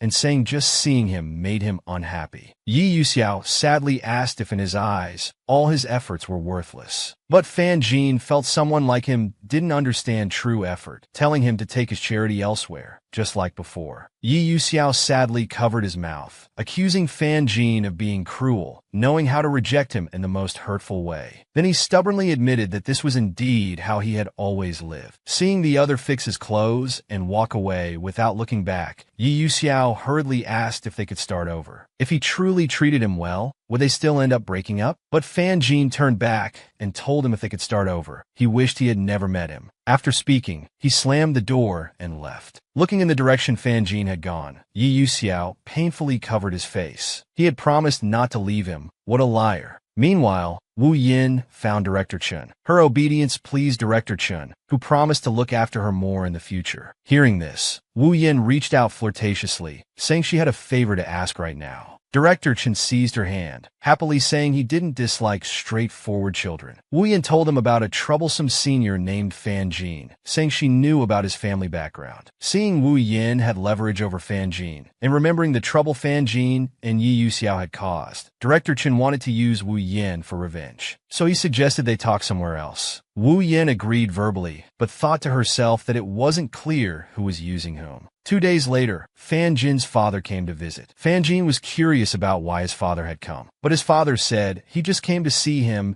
and held up what he brought, telling Fan Jin these were vegetables and meat for him. Wu Yin, watching from a distance, saw things progressing smoothly and smirked, saying the next game was about to begin. Fan Jin felt something was off about his father's behavior. He pushed away what his father brought and told him to stop beating around the bush. Sure enough, his father started asking for money, saying the shop had some financial problems and he couldn't repay the high-interest loans. Fan Jin turned away, saying he had no money. This angered his father, who loudly asked if he was going to abandon him like his mother did. Unknown to them, paparazzi nearby captured everything, happily planning to write a viral article. Seeing his father shouting outside to avoid disturbing neighbors, he had to let him come upstairs. Once inside, his father said he wanted to stay here to avoid debt collectors. Fan Jin stopped him from entering rooms randomly. He told him he only let him up to explain that he had his own career and financial issues. He had no money to give, Seeing Fan Jin refusing to be his ATM, his father grabbed his shoulders and cursed, asking if he was rebelling. Just as Fan Jin realized something was wrong with his father's mental state, he was pushed down. His father said someone had told him about Fan Jin's activities. Then his father asked how long he had been sleeping with that boss he met last time. With that, his father slapped Fan Jin's face, saying this explained why the boss was so generous with money. Then his father grabbed Fan Jin's throat, cursing him as a beast who made money from sleeping around but wouldn't share with him. Fan Jin couldn't breathe. But his father, as if possessed, said if Fan Jin wanted to drive him to death, he wouldn't let Fan Jin live well either. Unable to breathe, Fan Jin felt terrible pain. He wondered if anyone would care if he died here. How pathetic. He struggled to reach for the table, finding a family photo. He smashed it against his father's head. As his father loosened his grip, Fan Jin threatened to call the police if he didn't leave. His father became scared but said he would return. Finally safe, Fan Jin's hands wouldn't stop shaking. Looking at the photo in his hands, he covered his face and cried, not understanding why everyone treated him this way. He couldn't figure out what he had done wrong. Meanwhile, Yi Yuxiao was drinking with friends at a bar. Someone beside him held his arm, trying to feed him an apple flirtatiously, but he ignored them. The person could only watch him awkwardly. Seeing this, friends pushed away the beauty approaching Fan Jin's mouth, wondering if he was still thinking about his ex-star. They asked Zhengyu if Yi Yuxiao and Fan Jin were just playing around, but Zhengyu just wanted to stay low profile. He originally thought it wasn't a big deal, but seeing Yi Yuxiao's depression, he realized this time was different. However, the beauty nearby persisted, hugging Yi Yuxiao and acting cute, hoping he would notice. Hearing them call him Yu Xiao, he suddenly remembered how Fan Jin used to call him, feeling the pain in his heart again. He pushed the person away, but they crashed into others. An angry man grabbed Yi Yuxiao's collar, saying his clothes were dirty and asking how he would compensate. But Yi Yuxiao just told him to get lost, saying he wasn't in the mood to deal with him. This angered the man, who threatened to teach him a lesson and punched him in the face. Seeing everyone wanting to teach him a lesson, thinking he ruined everything, Yi Yuxiao laughed. Since everyone thought he was beyond help, he'd show them just how beyond help he could be, then kick the man away. Seeing the situation out of control, Zhengyu quickly called Fan Jin, telling him Yi Yuxiao was in bad shape and hoping he'd come. Before he could finish, Fan Jin stated he had no relationship with Yi Yuxiao anymore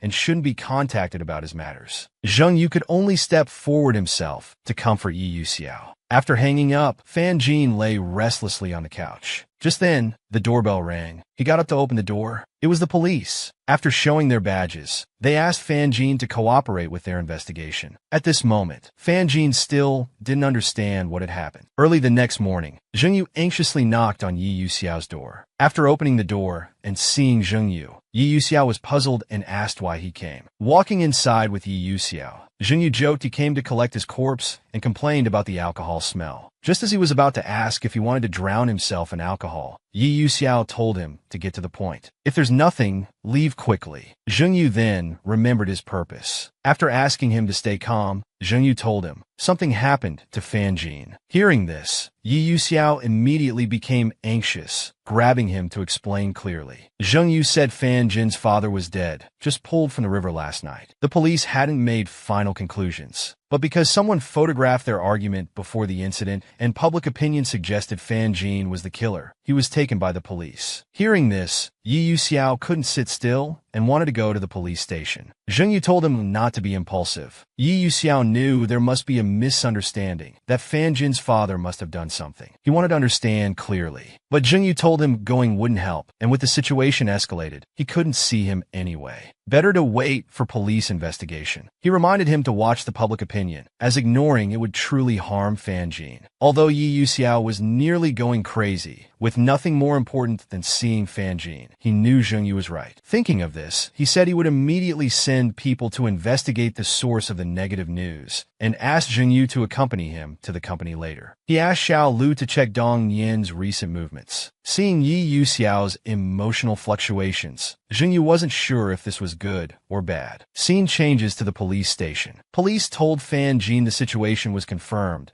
but some verification procedures remained, requiring him to stay for 24 hours. The police had never seen someone so calm when their father died, finding it scary. Another officer agreed. They said celebrities' coldness and and chaotic family relationships were incomprehensible to normal people. Fan Jin listened silently. Meanwhile, Zhengyu complained in the office about how gossip accounts unethically exposed all of Fan Jin's privacy. Seeing about Fan Jin's parents' divorce, father's gambling, mother's abandonment. Zhengyu didn't know how young Fan Jin was when he started earning for his family. He thought Fan Jin was just proud, not from such a family. Zhengyu thought he had it tough, but felt in some way his father no longer bothering him might be good. But Yi Yuxiao said he didn't understand how Fan Jin treasured relationships. The photo and amulet by his bed proved it. Even if he didn't show it, he must be devastated. Fan Jin sat alone in jail waiting. At this time, his hands wouldn't stop shaking, even when he tried to press them down. Helpless, he could only cry silently. Meanwhile,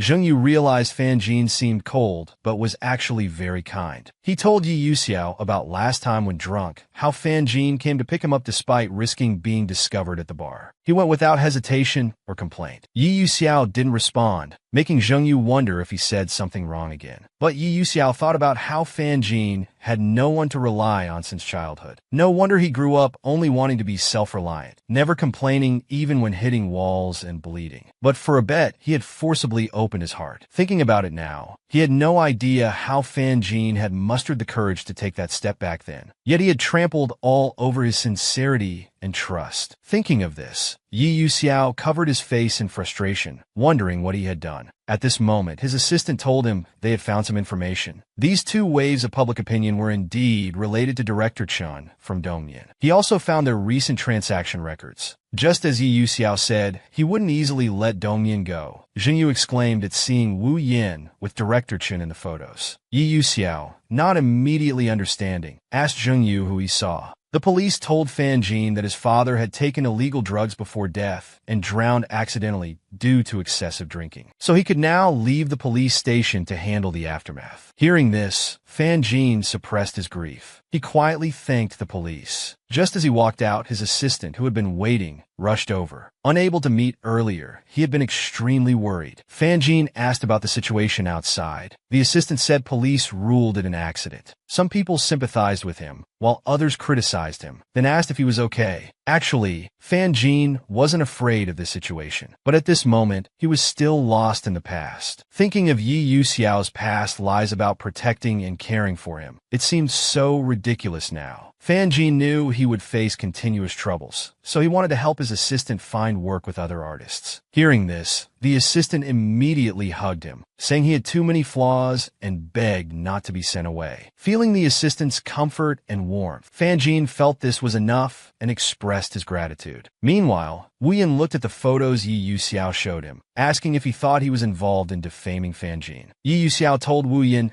they would know once they found the reporter who had staked out Fan Jin's home that day. Seeing Yi Yuxiao determined to investigate thoroughly, Wu Yin stopped hiding. He threw out the photos in his hand, saying even heaven was on his side. Even if Fan Jin proved his innocence in his father's death, no one would want to work with him anymore. Originally, Yi Yuxiao had hoped he was wrong about Wu Yin, but now he discovered it was really his doing. Perhaps this was how betrayal by someone trusted felt. Back then, Fan Jin must have felt even more pain than he did now. Thinking of everything Fan Jin had endured, he knocked Wu Yin to the ground with one punch. Grabbing his collar, he demanded to know why. It was really him. Why did he frame Fan Jin like this? Seeing the playboy show such a tense expression, Wu Yin found it laughable, and he dared ask why. If he had only treated Fan Jin as a plaything, he might have used just ordinary competitive tactics. But since he developed real feelings and chose Fan Jin over him, there was no point discussing it now. Better to talk about something pleasant. When Wu Yin mentioned the film crew, Yi Yuxiao demanded to know what else he had done. Wu Yin told him. He had simply told many stories about their past. He wanted to show him who his beloved person cared about more. Hearing this, Yi Yuxiao understood everything. Wu Yin was the instigator who had been driving a wedge between them. But Wu Yin retorted, asking so what? It was all his own choice initially. Realizing he had done so many things with Wu Yin to hurt Fan Jin, no wonder Fan Jin left so decisively. Yi Yuxiao really didn't know what he could do to make up for the wrongs he had done. However, Wu Yin said they were accomplices. Someone as proud as Fan Jin would never forgive him. He knew Yi Yuxiao wouldn't let him off, but though he lost, the other side hadn't won either. Then Wu Yin asked Yi Yuxiao to guess. When Fan Jin discovers this was his doing, would Yi Yuxiao be able to clear himself of involvement? Meanwhile, Fan Jin realized that being photographed by paparazzi downstairs that day wasn't coincidental. His father also said someone had deliberately disclosed his past. Fan Jin knew it wasn't hard to guess who.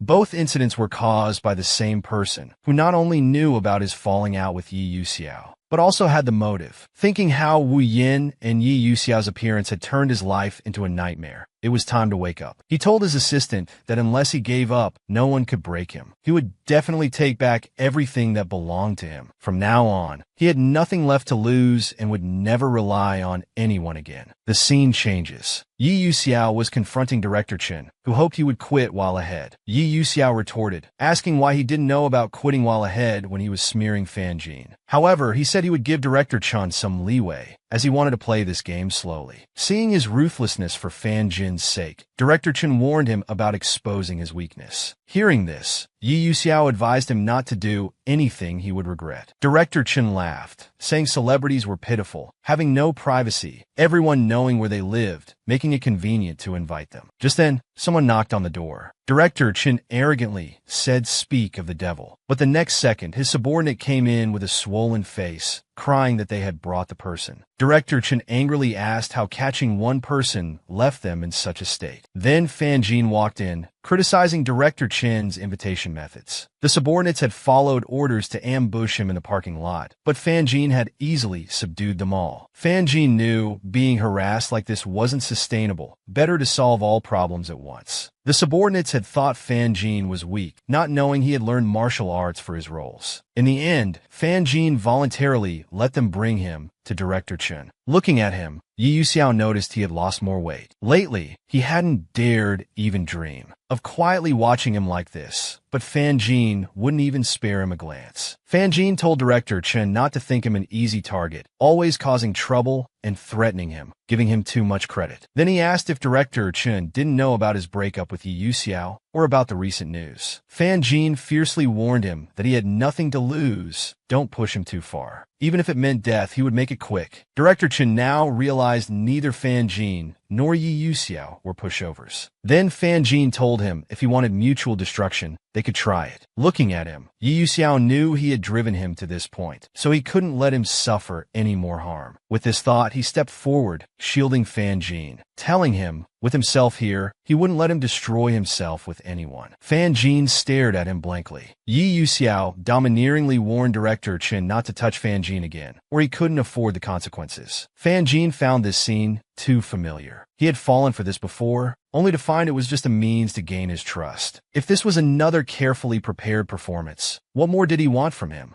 Seeing Yi Yuxiao's seriousness, Director Chen quickly explained he just wanted to invite them both for dinner and chat. However, Yi Yuxiao didn't buy it, saying he didn't deserve Director Chen's hospitality and left with Fan Jin. Watching them leave, the subordinates were reluctant to let them go, but Director Chen was wary of the Yi family's power. But thinking that letting Yi Yuxiao have his way would damage his reputation in the industry, Director Chen decided to teach him a lesson. Yi Yuxiao told Fan Jin to get in the car and leave first, assuring him not to worry about Director Chen, saying he would never bother him again. Although Fan Jin knew he shouldn't care, he had a bad feeling, so he still asked what Yi Yuxiao planned to do. Yi Yuxiao told him through the car window that he had some business to attend to, and asked if Fan Jin was worried about him. Then he asked him to say something, even if it was just to deceive himself. Hearing this, Fan Jin clenched his fists, but in the end, he only told him to stop being presumptuous. Yi Yuxiao knew Fan Jin had a soft heart despite his harsh words, always worrying about others. But Fan Jin asked if it was easy to toy with someone like him. He felt this pain would keep him clear-headed, seeing he couldn't let go of this matter. Yi Yuxiao leaned on the car window and asked if it was because he still had feelings for him. Fan Jin ignored him and told his assistant to drive. The assistant, having heard this shocking secret, wondered if he would live to see tomorrow. Watching Fan Jin leave, Yi Yuxiao knew what he had to do. He couldn't let him get hurt again. If only he could have a little more time. But he didn't know he was already being targeted. Seeing Yi Yuxiao leave, Director Chen's men quickly followed. However, at a corner, they suddenly lost sight of Yi Yuxiao. As they were searching around, he suddenly jumped down from the wall. Seeing Yi Yuxiao appear, the men told him he wouldn't escape easily today. Yi Yuxiao laughed as if hearing a joke, wondering who really wouldn't be able to leave today. Meanwhile, Fan Jin was restless in the car, worried Yi Yuxiao might get into trouble with Director Chun. The assistant told him to rest at home, saying he couldn't believe Director Chun was so crazy to act like this in broad daylight. After thinking, Fan Jin decided to call Zheng Yuan to help Yi Yuxiao. Clearly, Zheng Yu hadn't expected Fan Jin's call. Fan Jin told him to keep his friend in check, not to cause trouble. He hung up immediately, consoling himself that he just didn't want to owe Yi Yuxiao any favors. At this time, Director Chun was still daydreaming, waiting for Yi Yuxiao to yield, confident in his men's fighting abilities. Just then, Yi Yuxiao said from outside that he thought the same. This stunned Director Chun. When the door opened, Yi Yuxiao walked in restraining one of Director Chun's men. Seeing his shocked expression, Yi Yuxiao asked if he couldn't figure out why he came back. He kindly advised him that when choosing subordinates, don't just look at their background, but also their loyalty. He only needed to bend their fingers to learn where Director Chen's illegal assets were hidden. Then, Yi Yuxiao patted his face, asking for the password. Director Chen said he would never tell, even if he died. Hearing this, Yi Yuxiao smiled wickedly. He then pushed Director Chen against the window, threatening to let him die. The frightened man asked if he was crazy, but Yi Yuxiao told him not to worry. Everyone would think it was suicide due to guilt. Knowing he wouldn't stop until he got what he wanted, Director Chen had no choice but to reveal his safe's password, begging to be spared. Although thinking about what Director Chen did to Fan Jin, Yi Yuxiao wanted to kill him, but he couldn't do it, because he knew Fan Jin wouldn't want him to do that. So he thought Director Chen should be grateful now, as he had many things to do and didn't want extra trouble. Originally, Yi Yuxiao planned to deal with Director Chen slowly, but didn't expect him to target Fan Jin. As the safe opened, he knew he couldn't let Director Chen live anymore. Suddenly, Director Chen shouted his name and charged at him, yelling for Yi Yuxiao to go to hell, while stabbing a knife into his abdomen. As he tried to push the knife deeper, Yi Yuxiao raised his arm and struck him down with a heavy blow, knocking Director Chen unconscious on the ground. Severely wounded, Yi Yuxiao stumbled out while holding his wound. Meanwhile, Zhong Xiyuan met Fan Jin at a cafe, asking if his mood had improved since they last met. Fan Jin calmly told her that everything would pass, and thanked the Linghu Chuan crew for their support. Zhong Xiyuan said it was nothing. She contacted everyone she could in the crew except Wu Yan, who seemed to have suddenly left the industry. Fan Jin was shocked too, wondering how someone as ambitious as Wu Yan would suddenly quit. Could Yi Yuxiao have done something? He suddenly remembered Director Chun and Yi Yuxiao's situation, wondering if Zheng Yu had helped. Actually, Zhong Xiyuan met him today, not just to check on him, but also to ask a question. When Fan Jin asked, Zhong Xiyuan directly asked if he considered changing work environments. She had started a company with friends, though not as established as Xingyu, but focusing on big screen projects could benefit his career transition. If he wanted a change of pace, this would be a good opportunity. However, Fan Jin hadn't considered leaving Xingyu before this. Zhong Xiyuan told him to think it over, saying she had to leave for a meeting, but he could contact her anytime if needed. Fan Jin knew that although Zhong Xiyuan repeatedly offered help, he couldn't shamelessly think only of himself. In the current situation, he couldn't repay her favor soon. Besides, it would mean completely cutting ties with Yi Yuxiao. Just then, his phone on the table rang. It was Yi Yuxiao. As soon as he answered, he said he missed him. Seeing Yi Yuxiao was fine, Fan Jin wanted to hang up, quickly saying he was at the hospital. Hearing this, Fan Jin stood up in shock. Soon, he rushed to the hospital where Yi Yuxiao was, seeing him in hospital clothes, holding his wound while greeting him. When Yi Yuxiao said he wanted water, Fan Jin quickly supported him, telling him to lie down properly, and helped him walk to the bed. Yi Yuxiao couldn't believe Fan Jin really came, thinking he was dreaming when he saw him. Then Yi Yuxiao asked if he had asked Zheng Yu to help. After getting a confirmation, Yi Yuxiao knew Fan Jin wouldn't abandon him. Fan Jin told him to let go so he could get water, but Yi Yuxiao thought seeing him was more important than drinking water. Fan Jin told him to stop fooling around. While pouring water, he asked how he got hurt. Yi Yuxiao casually emphasized he didn't lose, proudly saying the evidence he got was enough to keep Director Chen in prison for a long time. But Fan Jin knew that although he made light of it, knowing both of them, the situation must have been very dangerous. But Yi Yuxiao felt it was nothing, saying he'd rather have wounds 100 times worse than let Fan Jin be used as a hostage again. Fan Jin handed him the water, telling him not to say such unlucky things. things and asked what the doctor said. Hearing this, Yi Yuxiao held his hand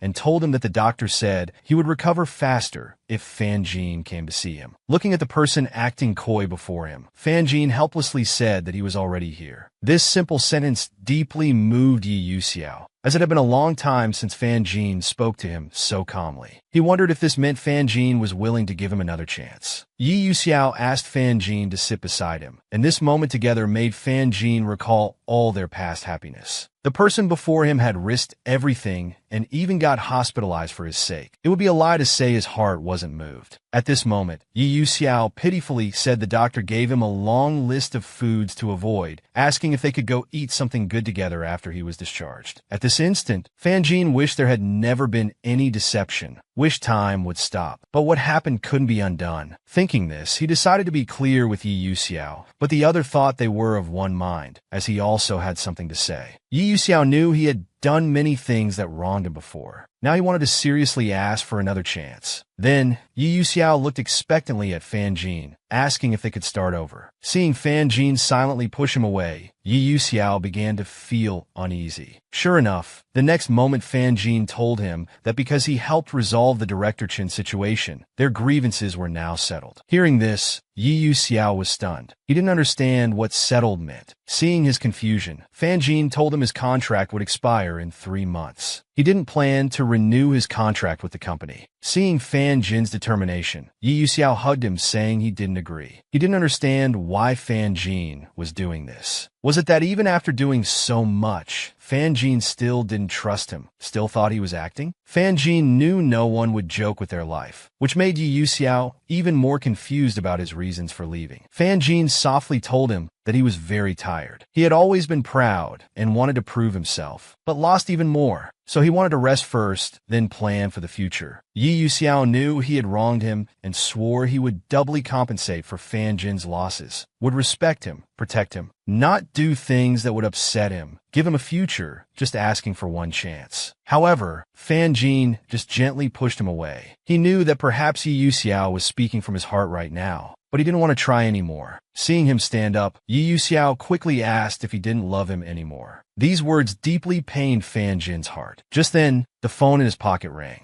Zhong Siyuan told him he left his code at the coffee shop, and since the shop owner had her number, she was passing along the message. After hearing Zhong Siyuan's call, he quickly thanked her and said he would return to the shop later. Suddenly, Yi Yuxiao snatched the phone from his hand. Thinking about how these two had met multiple times without his knowledge, he warned Zhong Siyuan not to cross his bottom line again. Fan Jin immediately questioned what he was doing and told him to return the phone. But Yi Yuxiao had already hung up and asked Fan Jin what they discussed. Not renewing the contract. Was it to go to Zhong Siyuan? Fan Jin grabbed back the phone, saying it was none of his business. But Yi Yuxiao thought Zhong Siyuan was taking advantage of their conflict, trying to steal Fan Jin away. Yi Yuxiao thought Fan Jin was moved by her, and all those excuses were just to go to Zhong Siyuan's side. Hearing Yi Yuxiao misunderstand him like this, Fan Jin raised his hand and slapped him hard across the face. This slap shattered Yi Yuxiao's heart. Fan Jin actually treated him like this because of Zhong Siyuan. But Fan Jin told him it had nothing to do with others. It was because he always presumed to understand him while claiming to respect him. After saying this, he told Yi Yuxiao to take care and turned to leave. Watching Fan Jin's back, Yi Yuxiao hurriedly tried to stop him. His sudden movement caused his wound to reopen. The pain made him collapse to the ground. Seeing this, Fan Jin quickly turned back to support him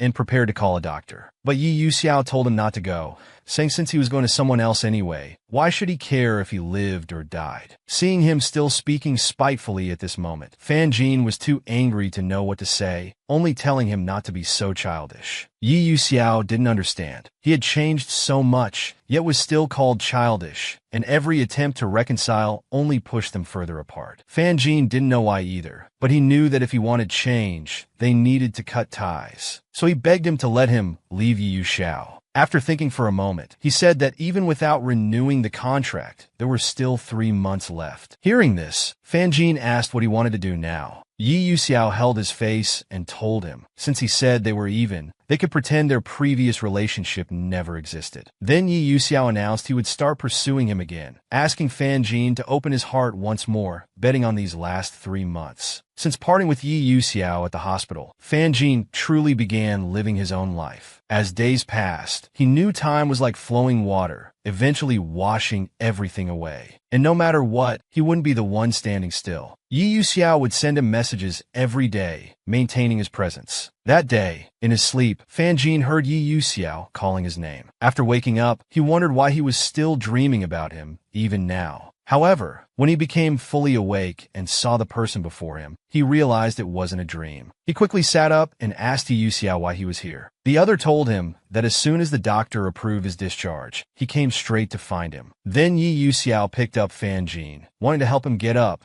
which frightened Fan Jin, who repeatedly asked what he was doing and told him to put him down. Seeing Fan Jin struggle, Yi Yuxiao told him his wound hadn't fully healed, and if he used too much force, he would have to return to the hospital. Hearing this, Fan Jin immediately stopped struggling, but warned him that they had no relationship anymore. But Yi Yuxiao didn't mind and said with a smile, he just wanted to have breakfast with him, asking Fan Jin to treat him as an assistant. Don't be so guarded. Seeing him stare at the food on the table, Yi Yuxiao asked if he remembered how he used to like the wontons he made. After a silence, Fan Jin could only stubbornly shake his head and say he didn't remember. Then he said he didn't need him to do these things and asked him to return his house key. But Yi Yuxiao said for safety reasons, the company must have backup keys to artists' homes. Fan Jin felt he was using company business to pressure him. Seeing his misunderstanding, Yi Yuxiao quickly explained and promised that if he didn't like it, he would ask for permission before coming in the future. Then he changed the subject, asking him to eat breakfast first, saying it was his first time making vegetable pancakes, but he was confident they would be good. Fan Jin knew that Yi Yuxiao was deliberately trying to make him remember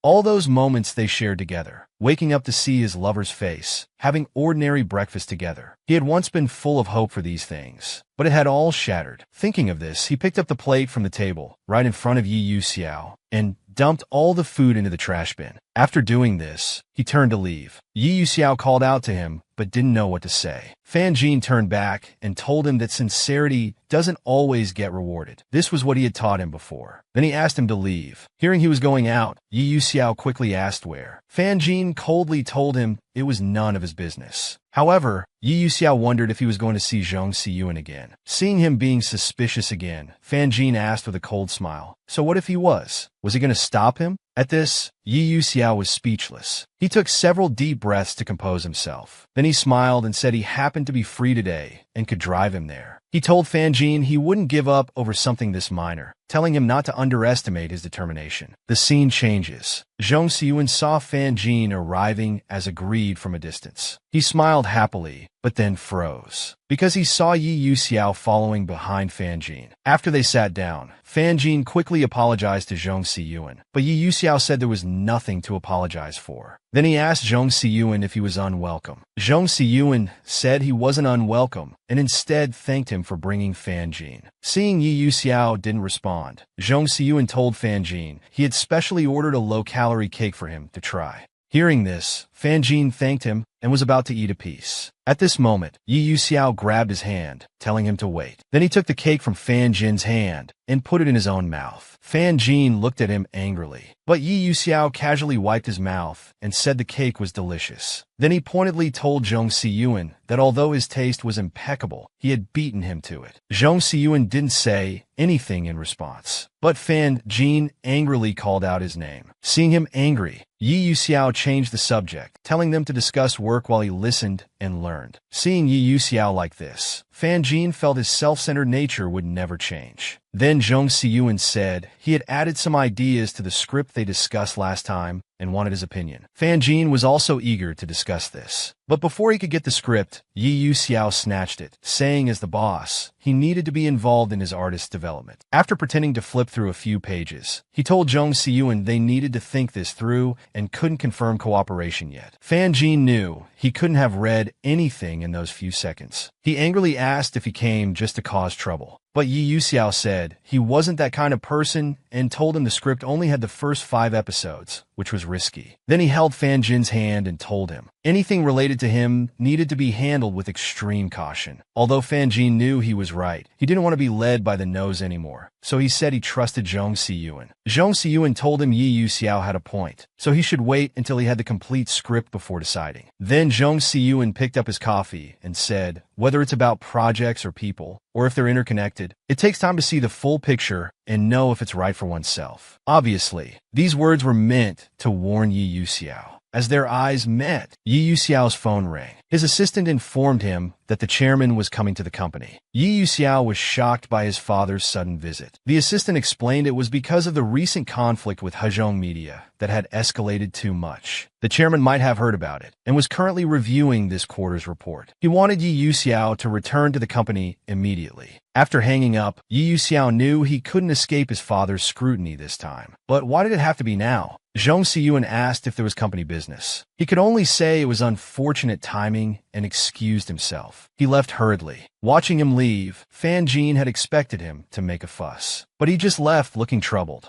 Zhong Siyuan assured him it was just Yi Yuxiao's father's routine inspection. Fan Jin quickly explained he wasn't worried, then apologized again for today's unpleasant meeting, saying he should have firmly refused Yi Yuxiao's company. But Zhong Siyuan knew that with Yi Yuxiao's personality, he would have come anyway despite Fan Jin's objections. Then he asked Fan Jin if Yi Yuxiao was still pursuing him. Fan Jin felt helpless, saying the other was just unwilling to give up and apologize for involving Zhong Siyuan. Hearing about Yi Yuxiao's misunderstanding about his relationship with Fan Jin, Zhong Siyuan said no apology was necessary. He made a suggestion. Since Yi Yuxiao already misunderstood, why not go along with it? Leaving the coffee shop, Fan Jin asked Zhong Siyuan what he meant by going along with it. He explained that since Yi Yuxiao misunderstood, they could deliberately deepen the misunderstanding to make him give up. Fan Jin knew this meant using Zhong Siyuan, but the latter just held his shoulder and guided him to walk on the inner side of the sidewalk. Although Zhong Siyuan was always considerate of Fan Jin, he still didn't want to burden him with his problems. Hearing this, Zhong Siyuan suggested a different perspective. He'd always been directing and creating stories for others, so being part of one himself could be interesting. But Fan Jin couldn't see what was interesting about it. Zhong Siyuan told him not to overthink it and showed him a leaf he'd just removed from Fan Jin's hair.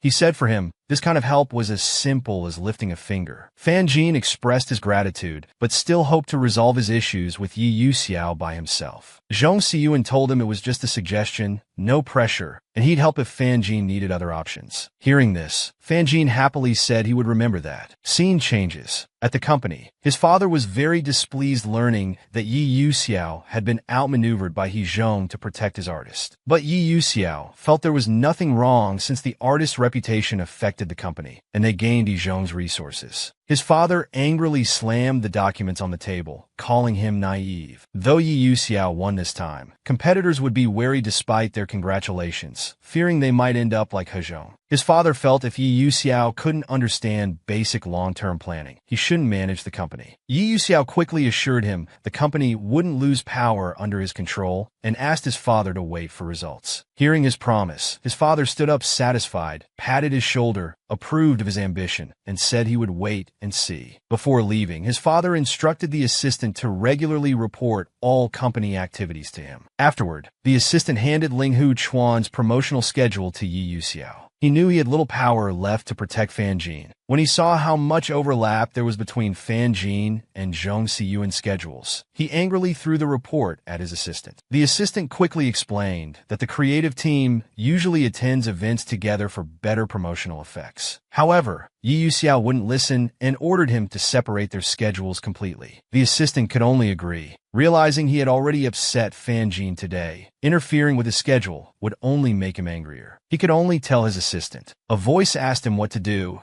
suggesting that if the two traveled together during such a long promotion period, who knows what might happen. Yi Yuxiao quickly told it to stop, but the voice told him that the two were already perfectly in sync, and after the promotion, there would be no room for him. Yi Yuxiao angrily swept everything off the desk and shouted at the voice to shut up. Seeing his outburst, the assistant quickly asked if he was okay or feeling unwell somewhere. Yi Yuxiao told him to keep the original schedule for Zhong Siyuan and Fan Jin and asked the assistant to leave. Then, Yi Yuxiao punched the desk. He took out his phone to call Fan Jin, but hesitated at the moment of dialing. He wanted to hear his voice, but feared cold responses. He wondered if everything he was doing now had any meaning. A week later, Fan Jin appeared at the airport with his luggage. He anxiously checked his phone. It was almost check-in time, but where was his assistant? Suddenly, someone behind him asked if he was waiting for his assistant. He turned around to find Yi Yuxiao standing there with his luggage. He wondered why he was there. Yi Yuxiao happily told him the assistant wouldn't come, but he would accompany him on this business trip as his assistant. He moved closer, smiling, telling Fan Jin not to worry and that he would take good care of him. Fan Jin was speechless. Fan Jin told him to stop such boring jokes, saying he had an assistant, and reached for his phone. Yi Yuxiao told him the assistant was on paid leave, adding he wouldn't mind making it permanent. Fan Jin asked if he was threatening him. Hearing this, Yi Yuxiao quickly explained, saying he had no other choice. Fan Jin told him forcing things would only backfire, then turned to leave, silently warning himself not to soften or repeat past mistakes. Yi Yuxiao grabbed him, asking what he should do, saying he couldn't just watch 3 months pass and Fan Jin leave the company. He begged him to stay, even if just as charity, to give him something to hold on to. Seeing him like this, Fan Jin didn't know what to say. As Yi Yuxiao disappointedly let go, Fan Jin coldly told him if he insisted on wasting effort, so be it. Pleased that he could stay, Yi Yuxiao smiled, saying he was willing to waste the effort. He promised to serve Fan Jin well and act as his bodyguard, keeping ill-intentioned people away. When Fan Jin called him President Yi, he grabbed him again, insisting he was now an assistant and should call him Brother Jing instead. The nickname made Fan Jin shudder. He walked away with his luggage, warning Yi Yuxiao never to call him that again. Though he couldn't see Fan Jin's expression, Yi Yuxiao could imagine his cute reaction. He wanted to make sure only he could see this side of Fan Jin. After the plane landed, the hotel manager assured them the schedule would be kept confidential and showed them the dinner menu. Yi Yuxiao pointed to the amaranth on the menu, explaining Fan Jin was allergic to it. He also requested removing the last 2 high-calorie items and asked about late-night snacks since the recording would end late the day after tomorrow. Seeing him get into character so quickly, Fan Jin wasn't sure if it was good or bad. The manager initially thought Yi Yuxiao was also a celebrity and complimented his looks. Hearing this, he acted modest. He turned to look proudly at Fan Jin. Seeing his proud expression, Fan Jin thought his face was his only redeeming quality. After the manager left, Yi Yuxiao proudly asked Fan Jin how he did. Fan Jin played along, saying it was a waste he wasn't an actor. Hearing the praise, Yi Yuxiao quickly stopped him, saying he wasn't just putting on an act. He felt being an assistant taking care of Fan Jin would make him happier than being a boss. Fan Jin didn't believe any of it and asked if he was done with his speech, pushing him away. Yi Yuxiao asked if he really didn't believe what he said. Fan Jin, while opening the door, said he knew better. Seeing Yi Yuxiao trying to follow him in, Fan Jin quickly blocked him. Seeing he wasn't allowed in, Yi Yuxiao confusedly asked if they weren't supposed to share a room with the assistant. Fan Jin told him that was true, but with his assistant, not with him. Hearing this, Yi Yuxiao froze on the spot and asked where he would stay. Fan Jin told him since he got along so well with the manager, solving the room issue shouldn't be difficult. But Yi Yuxiao thought Fan Jin must be jealous of his interaction with the manager. Seeing his narcissism, Fan Jin told him to take medicine for his delusions. Then he shut him out. Looking at the closed door, Yi Yuxiao knew the Fan Jin who used to care for and look after him was truly gone. Unknown to him, Fan Jin was also leaning against the door, begging Yi Yuxiao to let him go. Perhaps parting ways peacefully would be their best ending. At night, Fan Jin sat on the sofa reading the script, but his mind was full of thoughts about Yi Yuxiao. He felt he shouldn't have agreed to let him come along. Given his way of thinking, he worried about what he might do next. Just then, there was a knock on the door. Speak of the devil. Opening the door revealed Yi Yuxiao standing there with a towel, saying his room shower was broken and he needed help from a kind person tonight. Fearing Fan Jin wouldn't believe him, Yi Yuxiao quickly swore and said he could check his room to verify. Fan Jin, seeing through everything, asked if Yi Yuxiao knew that deliberately damaging hotel property required triple compensation. While taking off his clothes, Yi Yuxiao praised Fan Jin's kindness for not making him get a new room at the front desk. Fan Jin knew he would damage any room he was given.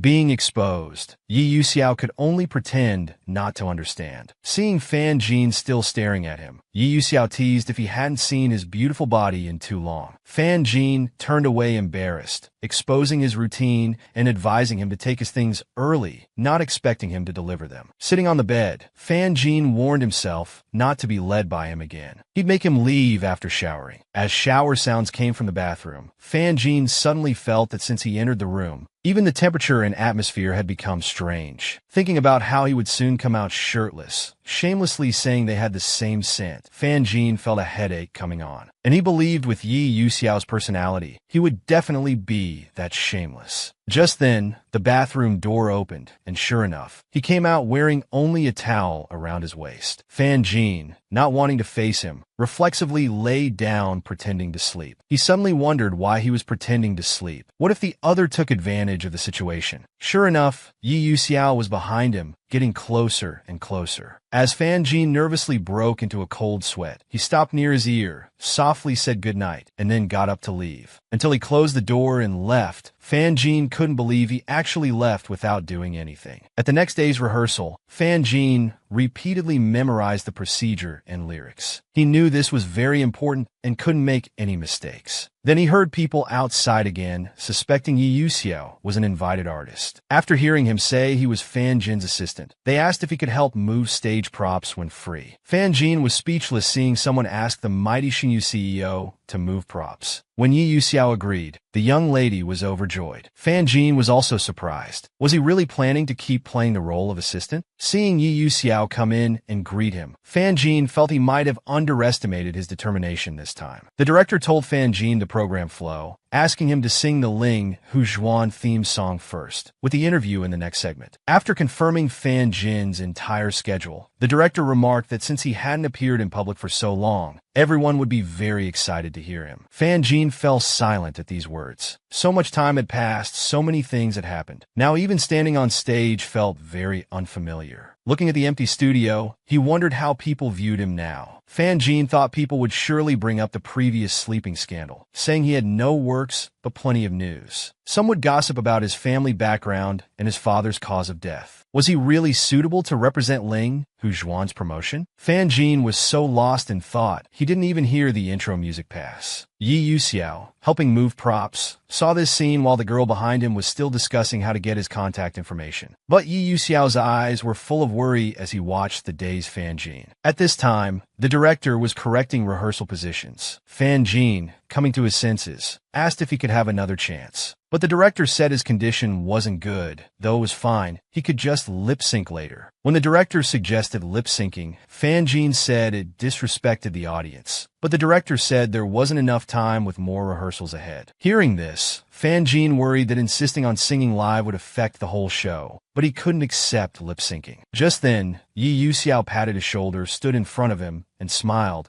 telling the director Fan Jin could sing and asking if he could have one more rehearsal chance. Yi Yuxiao took out his phone and showed the director a video of Fan Jin practicing at home. The director thought it wasn't bad, but that video was clearly taken by the assistant, and Fan Jin didn't know why Yi Yuxiao had it. Yi Yuxiao told the director that Fan Jin cared so much about this performance. He even overpracticed and bought medicine for his throat inflammation. These were things only the assistant would know. But now wasn't the time to question these details. Fan Jin could only tell the director he wouldn't let the stage down. Yi Yuxiao also mentioned how serious it would be if audiences discovered lip-syncing nowadays. Fan Jin acknowledged his poor performance had put the director in a difficult position, but still begged for another chance. He also warned Yi Yuxiao not to interrupt. Seeing them both finish their coordinated speech, the director didn't know what to say and agreed they could do another run-through after others finished rehearsing. Having finally secured another chance, Fan Jin happily thanked him. Then he asked about the video, and Yi Yuxiao could only awkwardly say the assistant insisted on giving it to him. The frequently mentioned assistant must be sneezing constantly right now. Yi Yuxiao told Fan Jin not to mind, saying he was just maintaining Xinyu's excellent public image. Then he told Fan Jin he hadn't finished moving props and needed to help more. Fan Jin realized he had changed. Before leaving, Yi Yuxiao blew him a kiss, saying he believed in him. Previously, he only cared about himself, but now his words and actions were trying to consider Fan Jin's feelings. The show officially began. When it was Fan Jin's turn, he went on stage to sing the Ling Hu Zhuan theme song remember the youth. As the host finished speaking, Fan Jin took the microphone and stepped onto the stage. Among the many fans, Yi Yuxiao stood at the back, watching the stage and silently cheering for Fan Jin. Since he chose to be an artist, he must face everything bravely, whether praise or doubt. He couldn't escape. With these thoughts, Fan Jin confidently opened his eyes and began singing emotionally. His voice resonated throughout the entire venue. Looking at the radiant Fan Jin, Yi Yuxiao realized how foolish he'd been, only now discovering a truth that he had probably fallen for Fan Jin long ago. Whenever he appeared, he was like the brightest, most dazzling star in the world, making him want to hide him away. Although he was reluctant to see Fan Jin shine under everyone's attention, he wanted him to be happy even more. If this was what he wanted, then he'd help him reach an even higher stage. But when he heard fans shouting for Fan Jin to marry them, Yi Yuxiao thought it might be better to hide him away after all. After the show, the young lady from backstage came to exchange contact information with Yi Yuxiao. He refused without hesitation, saying his partner would be jealous. Yi Yuxiao said the more gifts and flowers the star receives, the more accomplished he feels as an assistant. Then he asked if Fan Jin was tired and mentioned that he had arranged for hot food at the hotel. Fan Jin invited him to eat together. Hearing this, Yi Yuxiao was shocked. Fan Jin thought it was normal, since he had been moving props for so long and must be hungry. Noticing his strange expression, Fan Jin asked what was wrong. Yi Yuxiao quickly turned his face away. He wasn't sure if this was his imagination, but he had to control his emotions to avoid frightening him. Seeing no response, Fan Jin leaned in to ask if he heard him. Looking at the person so close, Yi Yuxiao felt he couldn't hold back anymore. Since that was the case, he wouldn't hold back. With that thought, he leaned in and deeply kissed Fan Jin's lips. Fan Jin was stunned by the sudden kiss. After coming to his senses, he quickly pushed Yi Yuxiao away. Seeing his intense reaction, Yi Yuxiao thought he had frightened him. Fan Jin wiped his mouth and told him this behavior crossed the line. Yi Yuxiao quickly apologized, saying that although he tried hard to control himself, he couldn't help wanting to possess him whenever he showed any kindness. However, this one moment of greed made Fan Jin put up his defenses again. He had brought this upon himself. He held on to Fan Jin, promising never to do it again and begging him not to be angry. But Fan Jin wouldn't have it and forcefully pulled his arm away. Yi Yuxiao didn't dare to be presumptuous anymore, but he didn't know how long it would take for Fan Jin to open his heart to him again. Meanwhile, Fan Jin realized he had given him the wrong impression. He couldn't continue like this and needed to make him give up and leave early. Just then his phone rang. Fan Jin checked and saw a message from Zhong Siyuan saying he had arrived and tomorrow was the program recording. At the next day's recording site, when Fan Jin entered, Zhong Siyuan quickly greeted him. Fan Jin immediately noticed his changes today. Seeing his shocked expression, Zhong Siyuan asked if the new style didn't suit him. Fan Jin smiled and said it looked good, just that he'd never seen him in this style before. Hearing this, the other felt more at ease. Then he asked Fan Jin where Yi Yuxiao was, but he said he didn't want to come along. Zhong Siyuan said Yi Yuxiao was too willful, and his father even called to track his whereabouts. Hearing this, Fan Jin told him he would make sure Yi Yuxiao returned soon. However, Zhong Siyuan thought they should stop talking about him and discuss their matters instead. After saying this, he paused for a moment, then expressed that he was very satisfied with the arrangements for this process. Fan Jin suddenly felt that the person before him was in a very good mood today. Meanwhile, Yi Yuxiao was still knocking on Fan Jin's door, telling him that if he didn't open up, he would leave without him. The hotel manager was puzzled about why he was still there, since Fan Jin had already left, and he thought Yi Yuxiao had gone with him. Yi Yuxiao quickly checked his phone and discovered Fan Jin had left without saying goodbye. After confirming with the staff, he learned the recording had been moved up. It turned out Fan Jin deliberately didn't tell him because of last night's incident. The staff explained that they had to coordinate the schedules of both leads and the production company, so it was normal, and the recording had already begun. Hearing this, Yi Yuxiao angrily punched the wall. Even though they were just colleagues from the same company, even though he followed him inseparably to different cities, he still couldn't hold on to him. He deliberately avoided him, yet eagerly went to meet Zhong Siyuan. Would being with him make Fan Jin happier? Meanwhile, during the game segment, Fan Jin and Jung Si-yoon showed great chemistry. The host praised how good the two handsome men looked together. Then he mentioned having a curious question from the audience that he wanted to ask them both. Fan Jin suddenly had a feeling something was about to happen. Jung Si-yoon assured him not to worry. Then the host asked about rumors of Jung Si-yoon giving Fan Jin preferential treatment during the filming of Ling Hu-juan, asking if they wanted to clarify.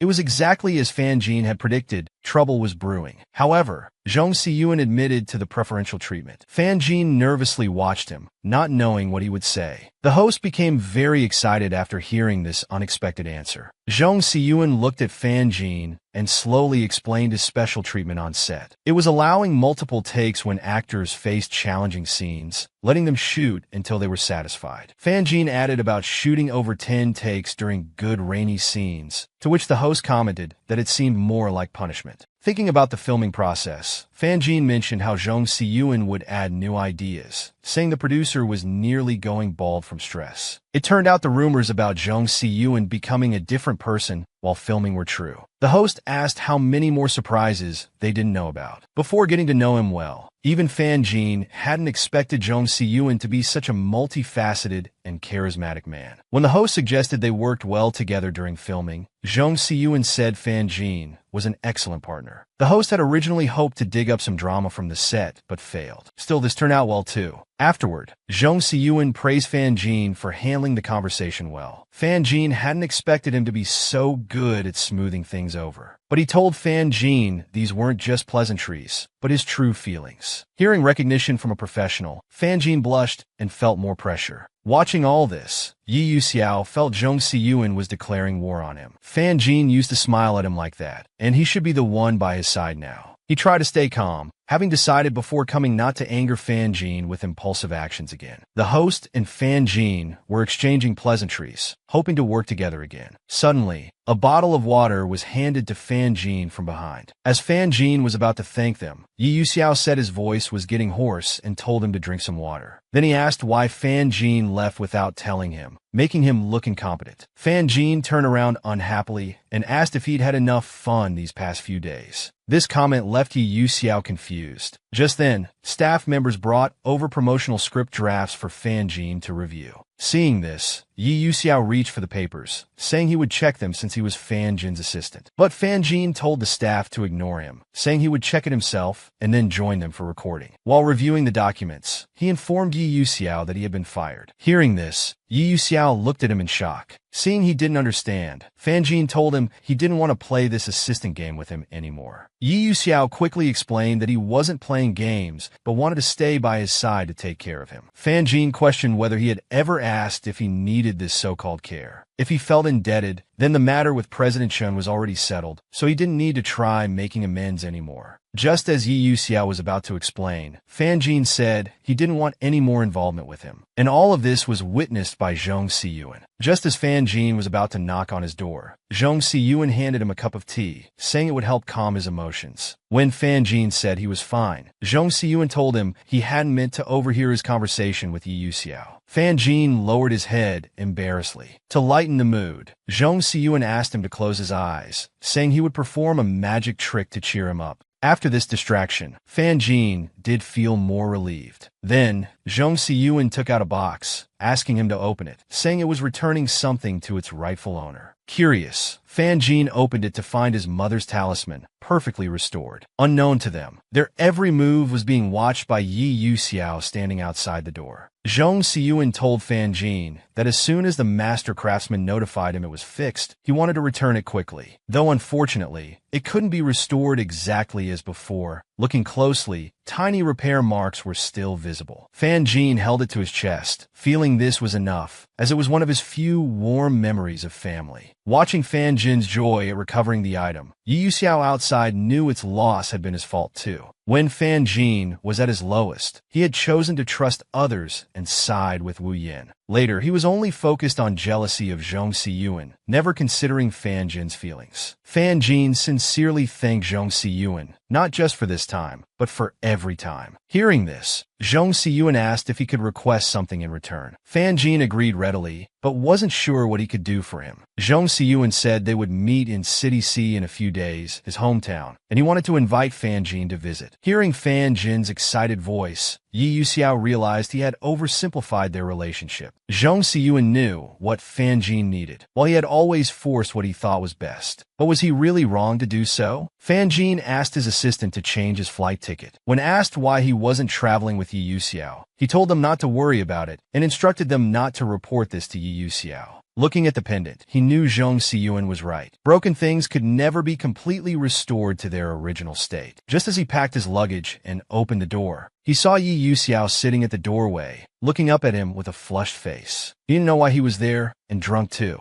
Caught, Yi Yuxiao admitted to drinking a little. Seeing Fan Jin's luggage, he knew he was going to leave secretly again. Yi Yuxiao had waited at the door hoping to prove his suspicions wrong, but the other person was really leaving alone because he didn't want to see him. Fan Jin turned his head away, not knowing what to say. Seeing him leaving with his luggage, Yi Yuxiao quickly grabbed him, begging him not to go. Then he tightly held onto his arm from behind and sincerely apologized. He apologized for treating him poorly before, for lying to him, and especially for not standing firmly by his side that day. Ironically, Fan Jin thought he had moved on, but hearing these words, he realized his heart still cared. Yi Yuxiao knew his former immature self wasn't worthy of him, but promised to improve and not let him down again. Now he just begged him not to leave, saying he truly couldn't lose him. There were some things he never wanted to say, but now he had to ask. Did he remember the Ferris wheel incident? When he accepted his confession, only he knew what he was really thinking then. He had been willing to risk everything to bet on his sincerity, but he lost. He accepted the loss. Yi Yuxiao quickly told him it wasn't a loss, that he truly loved him now. Unfortunately, Fan Jin's faith and love had been worn away. Some things he would only do once in his life. Yi Yuxiao realized he used to make promises carelessly to anyone, thinking it wasn't a big deal. Later he learned some words carried consequences too heavy to bear. Now that he wanted to express his true feelings, it seemed too late. He told him to focus his newfound responsibility on managing the company. As for them, meeting again would only bring more trouble. If he really wanted to be good to him, then he should stop making things so difficult. 3 days later, everyone arrived in City C to film the modern version promotional trailer for Spirit Fox. After filming the final scene between Fan Jin and the female lead Ruan, the director called cut. The production team's producer promptly handed Fan Jin a drink and thanked him for his hard work. Seeing it was his usual tea drink, he wondered if the production team had researched even such small details. The production team explained this was the TV station's initiative, and since the filming content was simple, they used the station's director, asking if he was comfortable with the collaboration. Hearing Fan Jin say he was well taken care of and comfortable, the producer told him they had done a lot of preparation. Then, when Fan Jin wasn't looking, he gave a thumbs up to someone hiding behind a tree. It turned out that 2 hours earlier, Yi Yuxiao had been watching Fan Jin work while in disguise. Thinking about his full disguise, he felt sure Fan Jin wouldn't recognize him. However, the producer had considered him suspicious and questioned why he was lurking around watching them. Yi Yuxiao removed his glasses and asked if he needed to report to him. The producer then realized it was Yi Yuxiao, saying no one had notified him of his return. Yi Yuxiao sent Fan Jin's information to him with notes on important points. The producer was surprised to see it was 20 pages long. Yi Yuxiao knew Fan Jin would be angry if he discovered him, so he decided to watch from afar without doing anything inappropriate. At this moment, the female lead put cat ears on Fan Jin's head, and he didn't understand why. The fans got excited seeing this, and Yi Yuxiao, mixed in with the fan group, thought he should buy 100 pairs for Fan Jin. The next scene was Fan Jin shooting balloons and winning dolls for the female lead. The director said they could use a stand-in, but Fan Jin wanted to try himself. He positioned himself with the gun and surprisingly hit all the targets. After handing the one doll to the female lead, she praised his amazing skill. Yi Yuxiao found himself unable to look away from Fan Jin in this state. A female fan beside him explained that Fan Jin had trained in shooting 2 years ago for a role, showing a stack of photos. Yi Yuxiao asked if the photos were for sale. At that moment, Fan Jin suddenly looked in their direction. While the female fan was greeting someone in front, she discovered that the male fan she had just been talking to had vanished. Hiding behind the tree, Yi Yuxiao felt it would be better to leave soon as he might be discovered. However, even during the final scene, he was still sneaking peeks from the side, constantly telling himself just a little longer. Suddenly, fireworks burst across the sky. They had coincidentally caught the fireworks show. Everyone started taking photos with their phones, some to show their daughters, others to watch with their boyfriends. Fan Jin stood alone, quietly looking up. Yi Yuxiao secretly framed him with his hands, feeling that although he was standing among many people, he seemed lonely. He really wanted to be by his side, hold him tight, and see him smile. Just then, he turned around and noticed people in mascot costumes giving out balloons. An idea struck him. Moments later, a bear mascot appeared behind Fan Jin. Seeing the bear trying to give him a balloon, Fan Jin smiled and politely declined, suggesting to give it to someone else. But the bear insisted. Fan Jin thought the mascot was trying to meet some work quota. He watched as a girl nearby happily hugged a rabbit mascot. The bear looked expectantly at Fan Jin. Seeing this, Fan Jin quickly insisted it wasn't necessary. However, the next moment, the bear opened its arms and embraced him under the fireworks. This sudden hug shocked Fan Jin completely. After a moment, the bear released Fan Jin and gave him the balloon. Only with this disguise could he have a chance to hug him. Yi Yuxiao didn't know whether to feel happy or sad. Just as he was about to touch Fan Jin's face, the director suddenly grabbed his arm. The director said this was the perfect prop he wanted and invited him to join tomorrow's shooting. Fan Jin awkwardly told the director that this was an amusement park employee and it would interfere with their work. However, the bear indicated he could come, and the director hugged him again excitedly. Though speechless, Yi Yuxiao felt he wasn't in a position to care about appearances. Being able to accompany Fan Jin was most important. Early the next day, the actress greeted Fan Jin, wanting to say something but hesitating. She had always found it difficult to get close to him on set and wondered how to become friendlier. While thinking this, she noticed Fan Jin smiling in her direction. A moment later, she realized he was actually greeting the bear behind her, thanking him for his help. He wasn't smiling at her after all. Fan Jin walked up to the bear, noting that he hadn't heard him speak yet, wondering if this was part of his work rules. Suddenly, the bear bent down, indicating Fan Jin could pat its head. Watching Fan Jin interact with the bear, the actress thought it was cute and wanted to pat it too.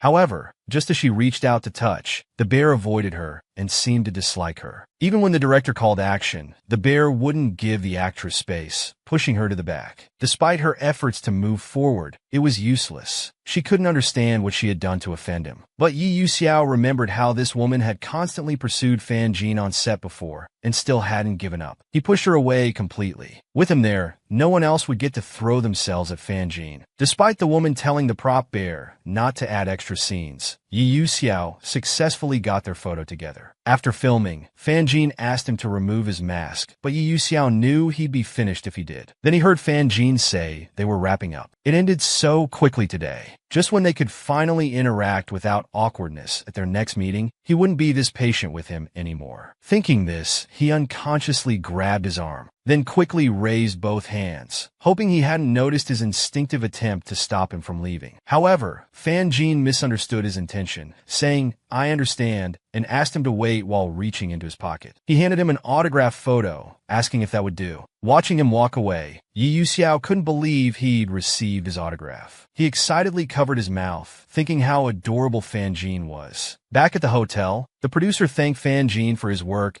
and asked him to return to the studio for an interview. However, a staff member ran over, telling them they couldn't leave. Someone had leaked their schedule, and fans had blocked the lobby, causing chaos and conflicts with the hotel. The producer asked Fan Jin to wait until things calmed down, fearing he might get hurt in the chaos. But worried about delaying the interview, Fan Jin thought he should go calm the fans himself. Just then, the toy bear put his hand on his shoulder and patted his chest, indicating he would handle it. He strode outside. Watching the bear's back, Fan Jin was speechless. While fans were still waiting for Fan Jin outside, the toy bear suddenly appeared behind them. As everyone turned to look, he started running. The fans were confused about why a strange mascot was there. Then someone guessed Fan Jin must be inside it. Hearing this, the mascot quickly covered its mouth, and this reaction made fans more certain it was Fan Jin. Watching the fans chasing him while calling out Jinbao, Yi Yuxiao thought his acting was quite convincing. Seeing the fans being led away by the mascot, the producer thought it was fortunate and urged Fan Jin to leave quickly. But Fan Jin felt something wasn't quite right. Outside the amusement park, fans were still chasing. Yi Yuxiao, hiding behind a tree, thought these people must be track team members. They ran so well. He removed his head mask, thinking he'd stalled long enough for Fan Jin to safely leave the park. Suddenly, he froze, seeing a pair of feet appear before him. Looking up, it was Fan Jin. He couldn't believe he'd been discovered, and Fan Jin was equally shocked it was really Yi Yuxiao. Fan Jin demanded to know why he kept pursuing him. Yi Yuxiao said he'd just helped him, but didn't even get a thank you, feeling hurt. He told him he didn't need to follow. They could pretend they hadn't met to avoid awkwardness. Though Yi Yuxiao knew Fan Jin took things seriously, whether he believed it or not,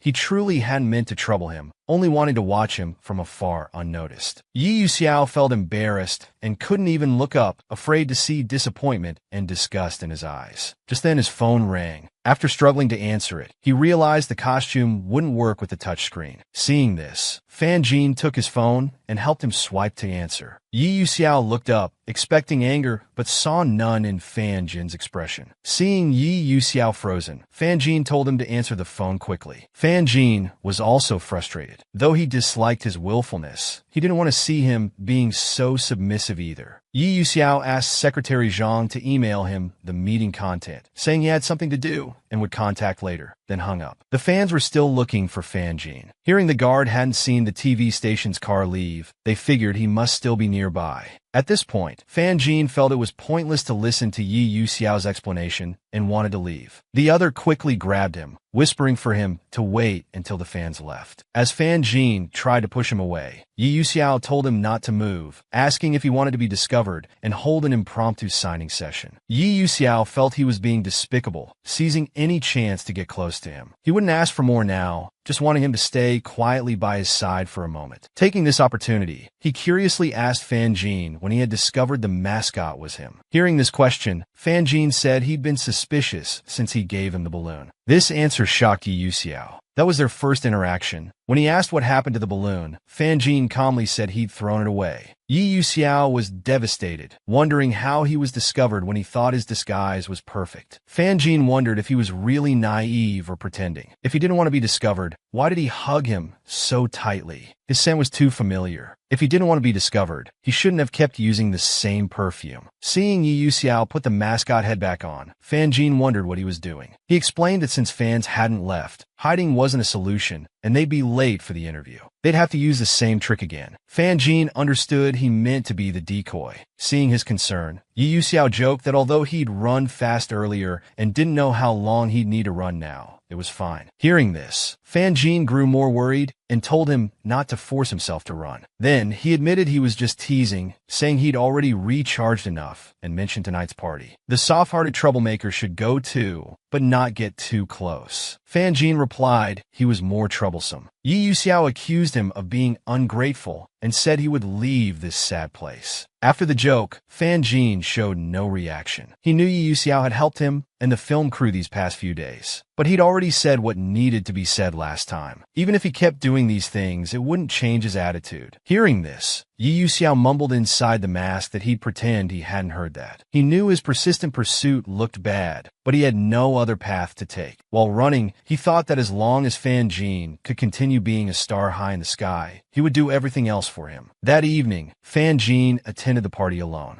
Zhong Siyuan was also invited, but couldn't attend due to his grandfather's illness. With no other acquaintances, he could only kill time in a corner. Just then, he suddenly collided with someone. About to apologize, the other person steadied his shoulders. It was Yi Yuxiao. At that moment, the other was looking at him tenderly, their eyes meeting. Before they could speak, Yi Yuxiao was called away to meet friends. He could only tell Fan Jin he'd see him later. It seemed that since being discovered, he wasn't hiding anymore and was everywhere. Just then, Wan really came to find him. Seeing him unsteady, Fan Jin asked what was wrong. Hearing he was dizzy from drinking too much, Fan Jin quickly told him to rest. Wan said his assistant would take him to the restroom. All of this was secretly photographed by people he had arranged. Meanwhile, Yi Yuxiao was making boring small talk with others. Wan looked at the photos his assistant secretly took with satisfaction, thinking even he believed it looked like he was dating Fan Jin. The photos he took at the amusement park had already stirred up discussion among gossip accounts. Now that Fan Jin's popularity was high, he would use any means to be associated with him. Then he asked his assistant if they had collected any dirt from Fan Jin's past. The assistant said they were working on it. Though Wan used to like Fan Jin, he was angry that Fan Jin rejected respected him. Besides, in this industry, you had to step on others to get ahead. After saying this, he asked his assistant to get some fruit. While Ruan was editing photos on his phone, the door suddenly opened. He thought it was his assistant returning with fruit. Then his phone was snatched away. Yi Yuxiao had been suspicious that the marketing photos couldn't have been taken by fans. They must have been leaked internally. The contract between both companies clearly stated that neither side could engage in deliberate marketing. It seemed Ruan didn't take the contract seriously. Yi Yuxiao confronted Ruan, saying Fan Jin had always taken care of him on the Ling Huchuan set, yet this was how he repaid him? Hearing this, Ruan asked if he planned to tell Fan Jin about this. Meanwhile, a waiter was directing Fan Jin to the VIP room. He actually wanted to check on Ruan. Yi Yuxiao told him he would handle it privately, worried that Fan Jin would be hurt knowing Ruan's friendly gestures had ulterior motives. Moreover, he couldn't let Fan Jin know what he was about to do. Fan Jin hadn't seen Yi Yuxiao for a while, and Ruan hadn't appeared either. Originally, these were unrelated events, but he had a bad feeling. When he opened the door, he found them sitting on the sofa chatting and joking, saying he too had snuck in for a break. Looking at the scene before him, Fan Jin was stunned. This was different from what he had expected. Then Ruan got up, saying he'd had too much to drink and would leave. Yi Yuxiao said he enjoyed their chat and looked forward to meeting again. Fan Jin noticed that when Ruan passed by, he nervously covered his neck, revealing a new scarf. Yi Yuxiao came over, knowing Fan Jin disliked parties and wouldn't stay long, offering to take him home. He added that he'd secretly followed to Shi City and booked the same hotel, so it was on his way, asking him not to refuse. Hearing this, Fan Jin suddenly suggested going to his place to paint. This unexpected surprise left Yi Yuxiao momentarily stunned. While making honey water for Fan Jin,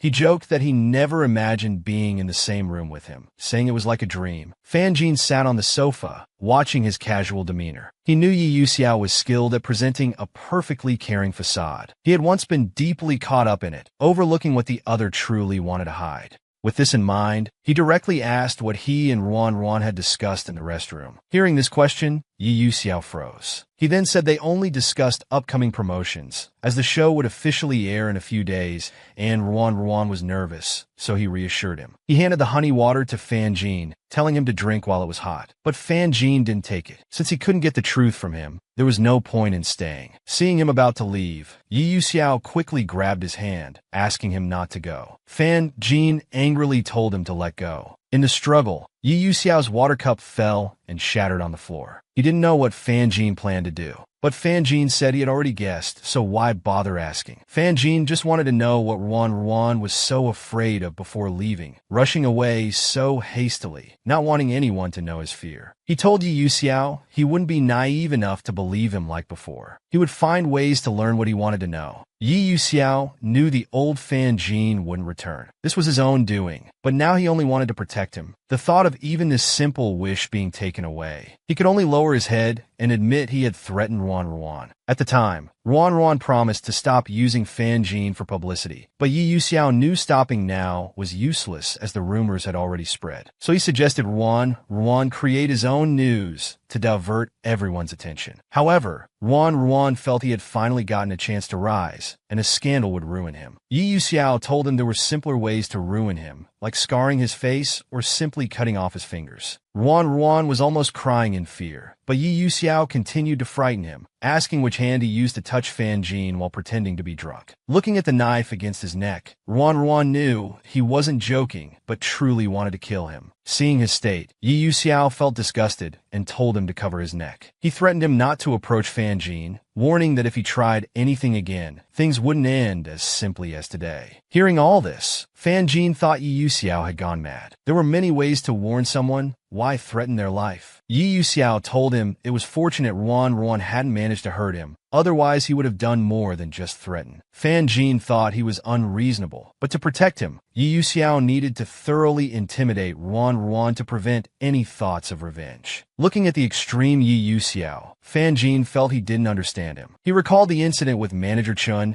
and forcing Wu Yin to leave the industry, not knowing what methods were used. Thinking of these things, Fan Jin fearfully stepped back. Seeing Fan Jin afraid of him, Yi Yuxiao felt heartbroken. He grabbed Fan Jin's shoulders, telling him not to be afraid, that he would never treat him that way. Fan Jin broke free forcefully, sarcastically thanking him for not putting a knife to his throat while manipulating him. Yi Yuxiao knew he had wronged him before and wouldn't argue, but insisted he had changed now. Fan Jin found his use of power to intimidate women despicable, choosing the most contemptible method among many options. Yi Yuxiao told him not to be too kind, saying Ruan was more ruthless than he thought, and only controlling his actions would make him fear. He did all this to protect Fan Jin, knowing he disliked these things, which was why he hid it from him. He didn't expect Fan Jin's gratitude, but with him around, no one would dare target Fan Jin. Fan Jin felt the sweet and gentle Yi Yuxiao from before was just his imagination. The person before him wasn't normal. Then, Yi Yuxiao told Fan Jin he would handle anything Fan Jin couldn't do, asking him to pretend he knew nothing. Fan Jin wanted to punch him to wake him up,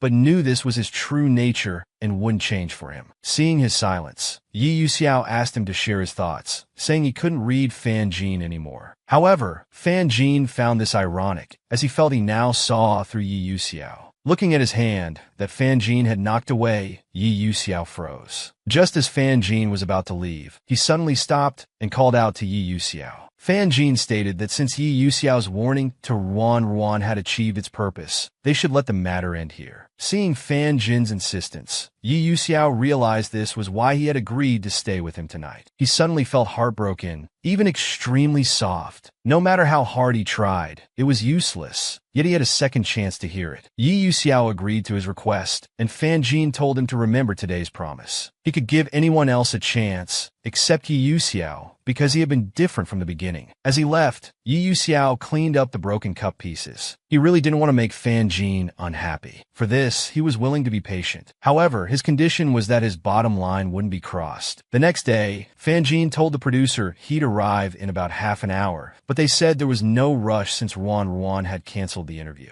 The TV station didn't know what had displeased Ruan and was worried. Fan Jin was also surprised to hear this. Then he mentioned that Ruan lived next door to him, and if he ran into him, he'd ask about it. The producer hurriedly thanked him. Fan Jin wondered if Ruan's refusal to participate was to avoid him or because of Yi Yuxiao's threats. Thinking this, he prepared to go out and ask him directly. But he saw Ruan holding a paper box, leaning against the doorway. Seeing him approach, Ruan frightfully backed away. Seeing this, Fan Jin felt awkward. It was clear Ruan didn't want to talk to him, but he couldn't reveal he knew everything, unsure how to start the conversation. Before he could figure out what to say, he heard Ruan cry out in shock. Seeing his bleeding hand, he rushed forward to ask what happened. That's when he saw a teddy bear covered in glass shards scattered on the ground. He quickly suggested going to the hospital, but Ruan thought he had left the box at the door, saying he had promised to stay away, asking why he wouldn't leave him alone. Seeing him so agitated, he quickly told him to calm down and explained it wasn't from him. Then he suddenly remembered seeing this box in Yi Yuxiao's room. He couldn't believe all this was really Yi Yuxiao's doing. As Fan Jin sat lost in thought on the hospital chair, he heard someone calling him. Looking up, it was Yi Yuxiao, rushing over anxiously, asking if he was unwell or hurt somewhere. Fan Jin told him he was fine, that Ruan had cut his hand and was getting stitches inside. Upon hearing this, Yi Yuxiao quickly hugged him, saying the hotel hadn't been clear about the situation and he had been terribly worried. But Fan Jin coldly replied that he was the one who knew the situation best. Seeing Fan Jin thought this was related to him, Yi Yuxiao quickly asked what he meant. But Fan Jin felt he was playing dumb, demanding if he was finally satisfied now that he had terrified Ruan. After saying this, he no longer wanted to deal with him and left directly. Just then, a nurse asked if he was accompanying Ruan and said they could go in. As Fan Jin was about to enter, Yi Yuxiao grabbed his wrist. Then,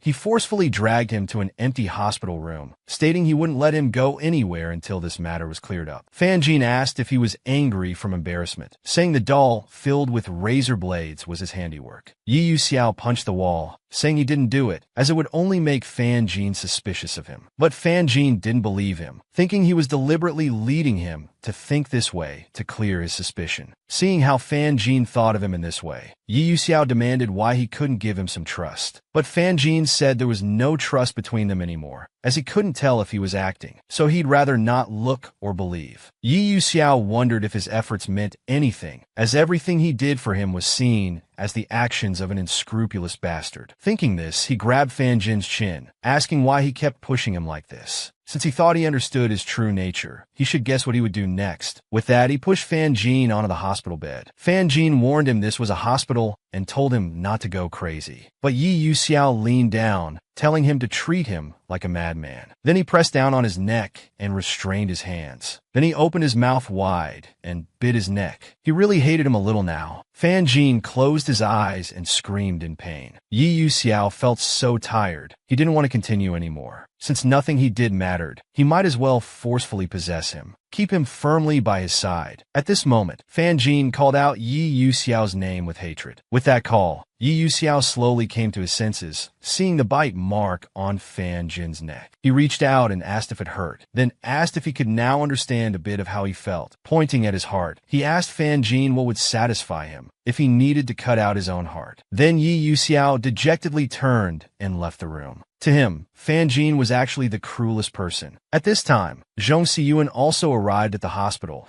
because Fan Jin hadn't explained anything. He could only rush over, hoping Fan Jin was alright. Suddenly, he saw Yi Yuxiao walking out. Seeing this, he quickly dodged behind the door. After he passed by, looking at his dejected figure, Zhong Siyuan fell into deep thought. Ruan's assistant also rushed over, apologizing and blaming himself for going to the TV station instead of staying with Ruan at the hotel. But Ruan told Fan Jin to consider this matter over. He would change hotels and avoid overlapping with his future promotions. Zhong Siyuan first asked about Fan Jin's condition, then asked what exactly had happened. After calming down, Fan Jin also felt Yi Yuxiao had no reason to do this, but once it involved him, he would become impulsive. Thinking about how Yi Yuxiao strongly emphasized it wasn't him, Fan Jin thought perhaps this matter really wasn't related to him. Meanwhile, Yi Yuxiao was also troubled. He had tried every possible way, unsure what to do with Fan Jin now. He suddenly realized that right after he promised Fan Jin to leave Ruan alone, this incident happened. Wasn't it too coincidental? Looking at his phone, he wondered if this was staged by that woman, or if he had overlooked something. Regardless, he needed to eliminate security risks. With this in mind, he called to request reviewing security footage with the hotel manager. Since Fan Jin hadn't figured out this matter, he didn't explain it to Zhong Siyuan. After expressing understanding, she asked if he was free on the weekend. Fan Jin told her he had no scheduled plans and asked what she had in mind for tomorrow. Zhong Siyuan brought Fan Jin to a villa. Looking at the person who came to open the door, Fan Jin was stunned. It was the former national-level actor Zhong Yi. Seeing Zhong Siyuan finally bringing a friend home, Zhong Yi was very welcoming. Fan Jin wondered why Zhong Siyuan never mentioned that her grandfather was Zhong Yi. She replied it was because he never asked. Then, Zhong Siyuan offered to help with the yard work, but her grandfather exposed that she never liked manual labor since childhood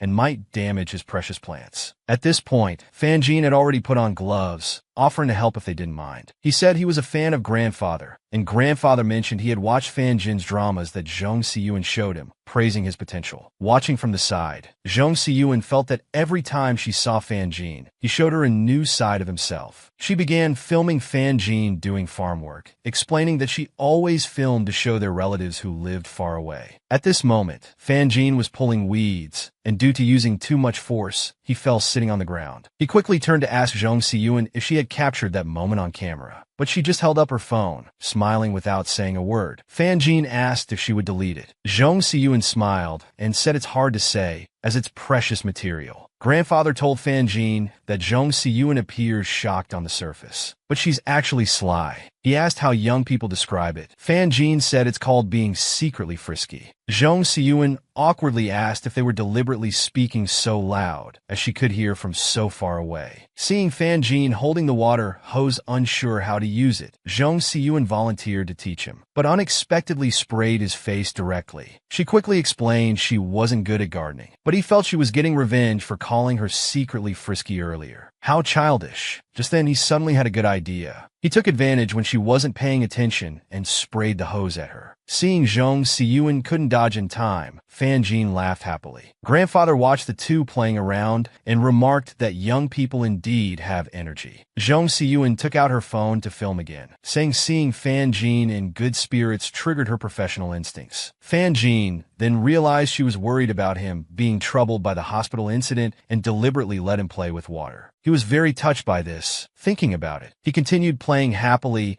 and even discovered he had created a rainbow with the spray. Watching all this, Jung Si-yoon felt the real Fan Jin was more complex and interesting than all the movies she had filmed. But it also brought new worries, making it hard for one to remain just a bystander. After playing, Fan Jin came out after showering, drying his hair, and thanked Jung Si-yoon for lending him clothes. Right after speaking, he couldn't help but sneeze. She handed him a cup of hot tea, saying if this were an idol drama, he would now catch a cold and collapse. Fan Jin was shocked she watched idol dramas. While asking where grandfather went, Jung Si-yoon told him someone rang the doorbell and grandfather went to answer it. Then they heard Yi Yu-xiao telling grandfather it had been a while since he visited. He greeted grandfather warmly. Grandfather then asked Jung Si-yoon why she didn't tell him Yi Yu-xiao was also involved in the Westlake project. Looking at the person before him, Fan Jin didn't know why he appeared, wondering if it was because he knew Fan Jin was here. He froze, but the other person completely ignored him. Instead, he hugged Jung Si-yoon, saying he just happened to be free. Fan Jin felt this person seemed somewhat unfamiliar today. At the dinner table, Yi Yu-xiao told grandfather he was tired from taking over the company, but grandfather thought he should experience some hardship. Meanwhile, Yi Yu-xiao kept ignoring him. Although this was what he wanted, it shouldn't happen after that incident. Was it because elders were present?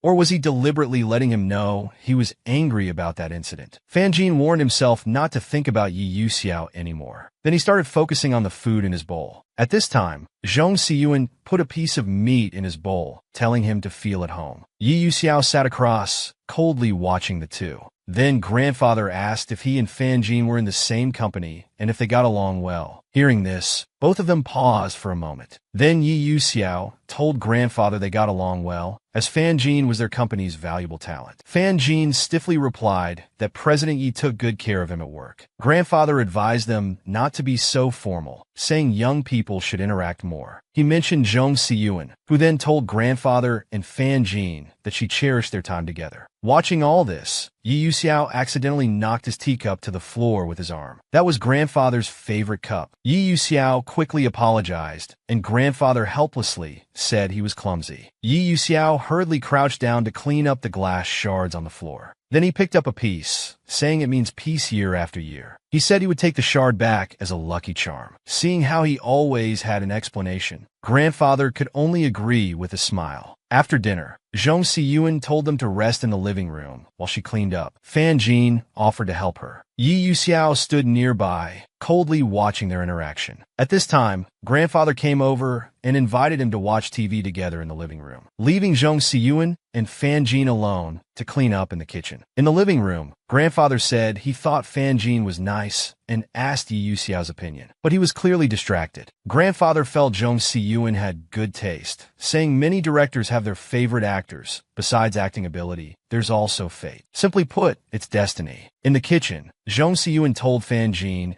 she had planned the shooting locations for their previous script discussion. She invited him to join tomorrow. Hearing this, Fan Jin agreed, saying he was also very interested. Seeing them so compatible, grandfather was very happy. Yi Yu-xiao said he was a bit envious, while tightly gripping the cup shard in his hand. If that's the case, he would take Fan Jin somewhere no one could find. Then no one could take him away. That night, Jung Si-yoon wanted them to stay over. But Yi Yu-xiao said he and Fan Jin needed to return to the hotel to check their upcoming schedule. Fan Jin knew he was lying and guessed he had something else to say. Hearing this, Jung Si-yoon could only tell them to be careful on their way back and confirm tomorrow's meeting with Fan Jin. On the way back, they remained silent in the car, until Fan Jin couldn't help coughing. Then Yi Yu-xiao asked the driver to close the windows, then asked if he had caught a cold. Fan Jin told him no. Yi Yu-xiao said he had checked the hotel surveillance, but the person who left the delivery box deliberately avoided the cameras, so their face wasn't captured. Fan Jin finally realized that he had followed him here today, specifically to explain this matter. Then Fan Jin's gaze fell on his hand, wondering when he had gotten hurt. Back at the hotel, Fan Jin lay in bed. He hadn't rested well these days because of the razor blade doll incident, but today he could temporarily forget about it. With a flushed face and feeling drowsy, he thought perhaps he had wrongly blamed Yi Yuxiao before. The next day, Fan Jin opened his eyes feeling unwell. After getting ready, while coughing, he prepared to go out to meet Yi Yuxiao, who was already waiting outside his door. He heard him asking why he looked so pale. Fan Jin answered he hadn't slept well while asking what he was doing here. Yi Yuxiao put his hand on his forehead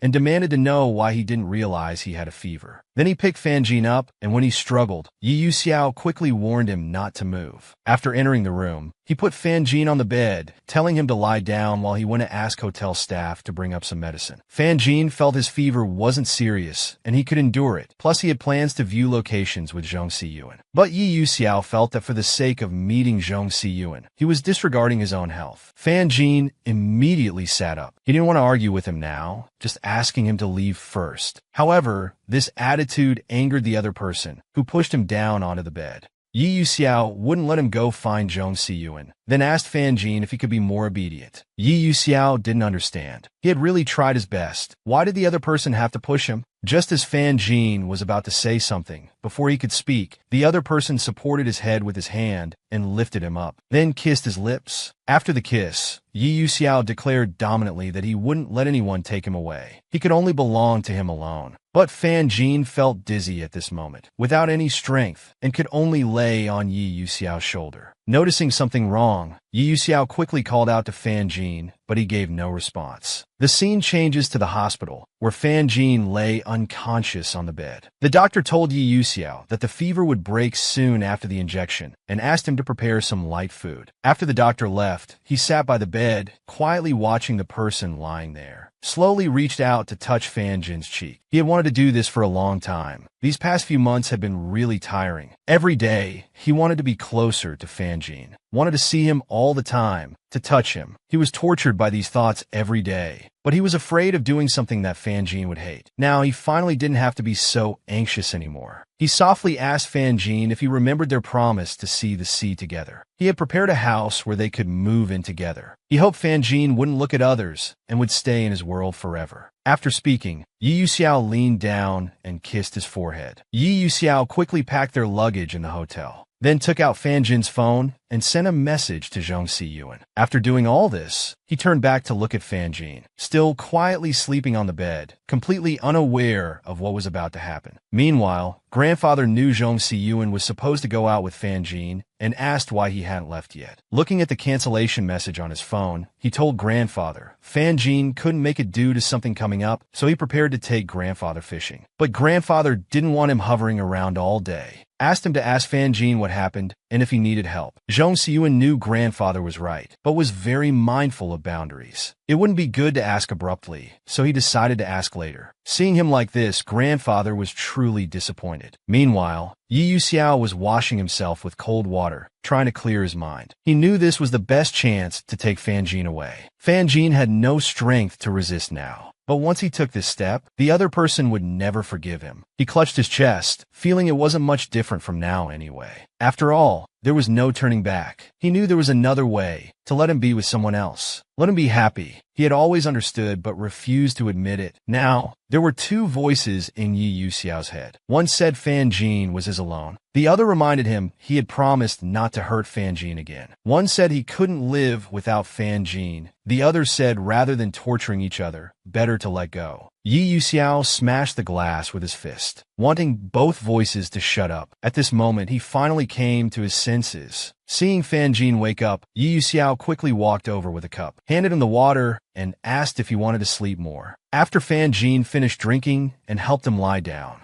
just as Yi Yuxiao was about to leave, Fan Jin grabbed his hand. Yi Yuxiao was extremely nervous, not knowing if he would mention stopping him from seeing Zhong Siyuan or the forced kiss. Unexpectedly, Fan Jin, in his unclear state, just held his hand and concernedly asked how he got hurt. Yi Yuxiao was stunned, then heard him urging to go treat the wound. After saying that, he fell asleep again. Yi Yuxiao watched Fan Jin with tears in his eyes, wondering how he could be so foolish. Everyone in their circle said he was stubborn and strong-willed. That's what made him curious about him in the first place. Now it seems they were right. Even knowing how dangerous he was, he still cared about him. With someone like this, he really didn't know what to do. Yi Yuxiao didn't know what to say at this moment, could only apologize while crying. He kissed Fan Jin's hand, apologizing repeatedly, because at this point, no words could express his regret. How wonderful it would be if everything could start over. He would never do anything to wrong him, would definitely make him the happiest person. Unfortunately, there are no ifs in this world. After realizing this, Yi Yuxiao called Xiao Zhang, telling him not to prepare the house anymore. Scene changes. When Fan Jin woke up again, it was already night. Looking out the window, he realized he had slept all day. Then, he saw Yi Yuxiao sleeping on the sofa. Had he been watching over him all this time? Looking at the sleeping person, Fan Jin hesitated whether to go over.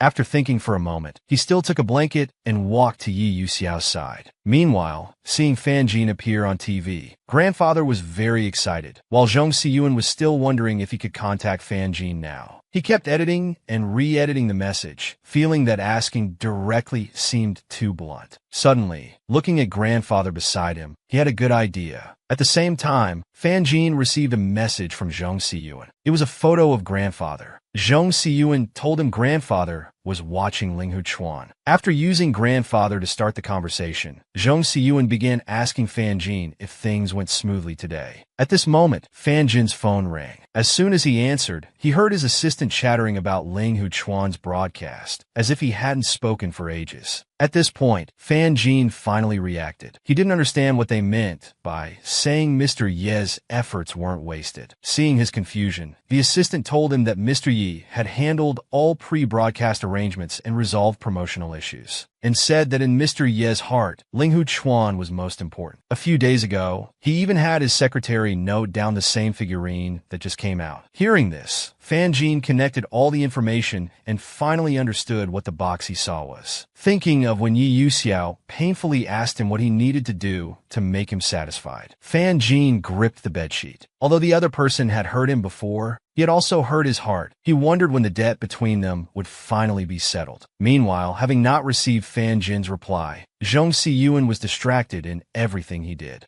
Whenever he heard a phone vibrate, he quickly looked at it. However, grandfather told him it was his own phone message and told him not to get excited. Hearing this, Zhong Siyuan was extremely embarrassed. Fan Jin opened Yi Yuxiao's computer. He didn't know how the other managed to handle company matters while spending time with him during the day. Looking at the files on the computer, he finally realized how much the other had done for him, yet never mentioned any of this pressure. Looking back at Yi Yuxiao sleeping on the sofa, he went forward and adjusted the blanket covering him. So love really could completely change a person. Just as he was about to get up, Yi Yuxiao opened his eyes, then suddenly grabbed his wrist and placed it on his face. He thought Fan Jin had come to his dream again. He quickly closed his eyes, begging Fan Jin not to go, not to leave him. After coming to his senses a moment later, Yi Yuxiao quickly released his hand. Fan Jin also awkwardly withdrew his hand. Afraid of angering him, Yi Yuxiao quickly apologized. Just as he was about to explain, Fan Jin said he had slept all day, telling him to eat something first. After the food was set out, seeing Fan Jin still sitting there with his head down, Yi Yuxiao told him to eat while it's hot. However, Fan Jin said he had something to say. Then he told Yi Yuxiao that regarding what happened at the hospital last time, he had thought carefully about it these past few days. Before he could finish, Yi Yuxiao interrupted him, asking to speak first. Then he told Fan Jin that he was leaving C Department. Hearing this, Fan Jin couldn't immediately understand what it meant.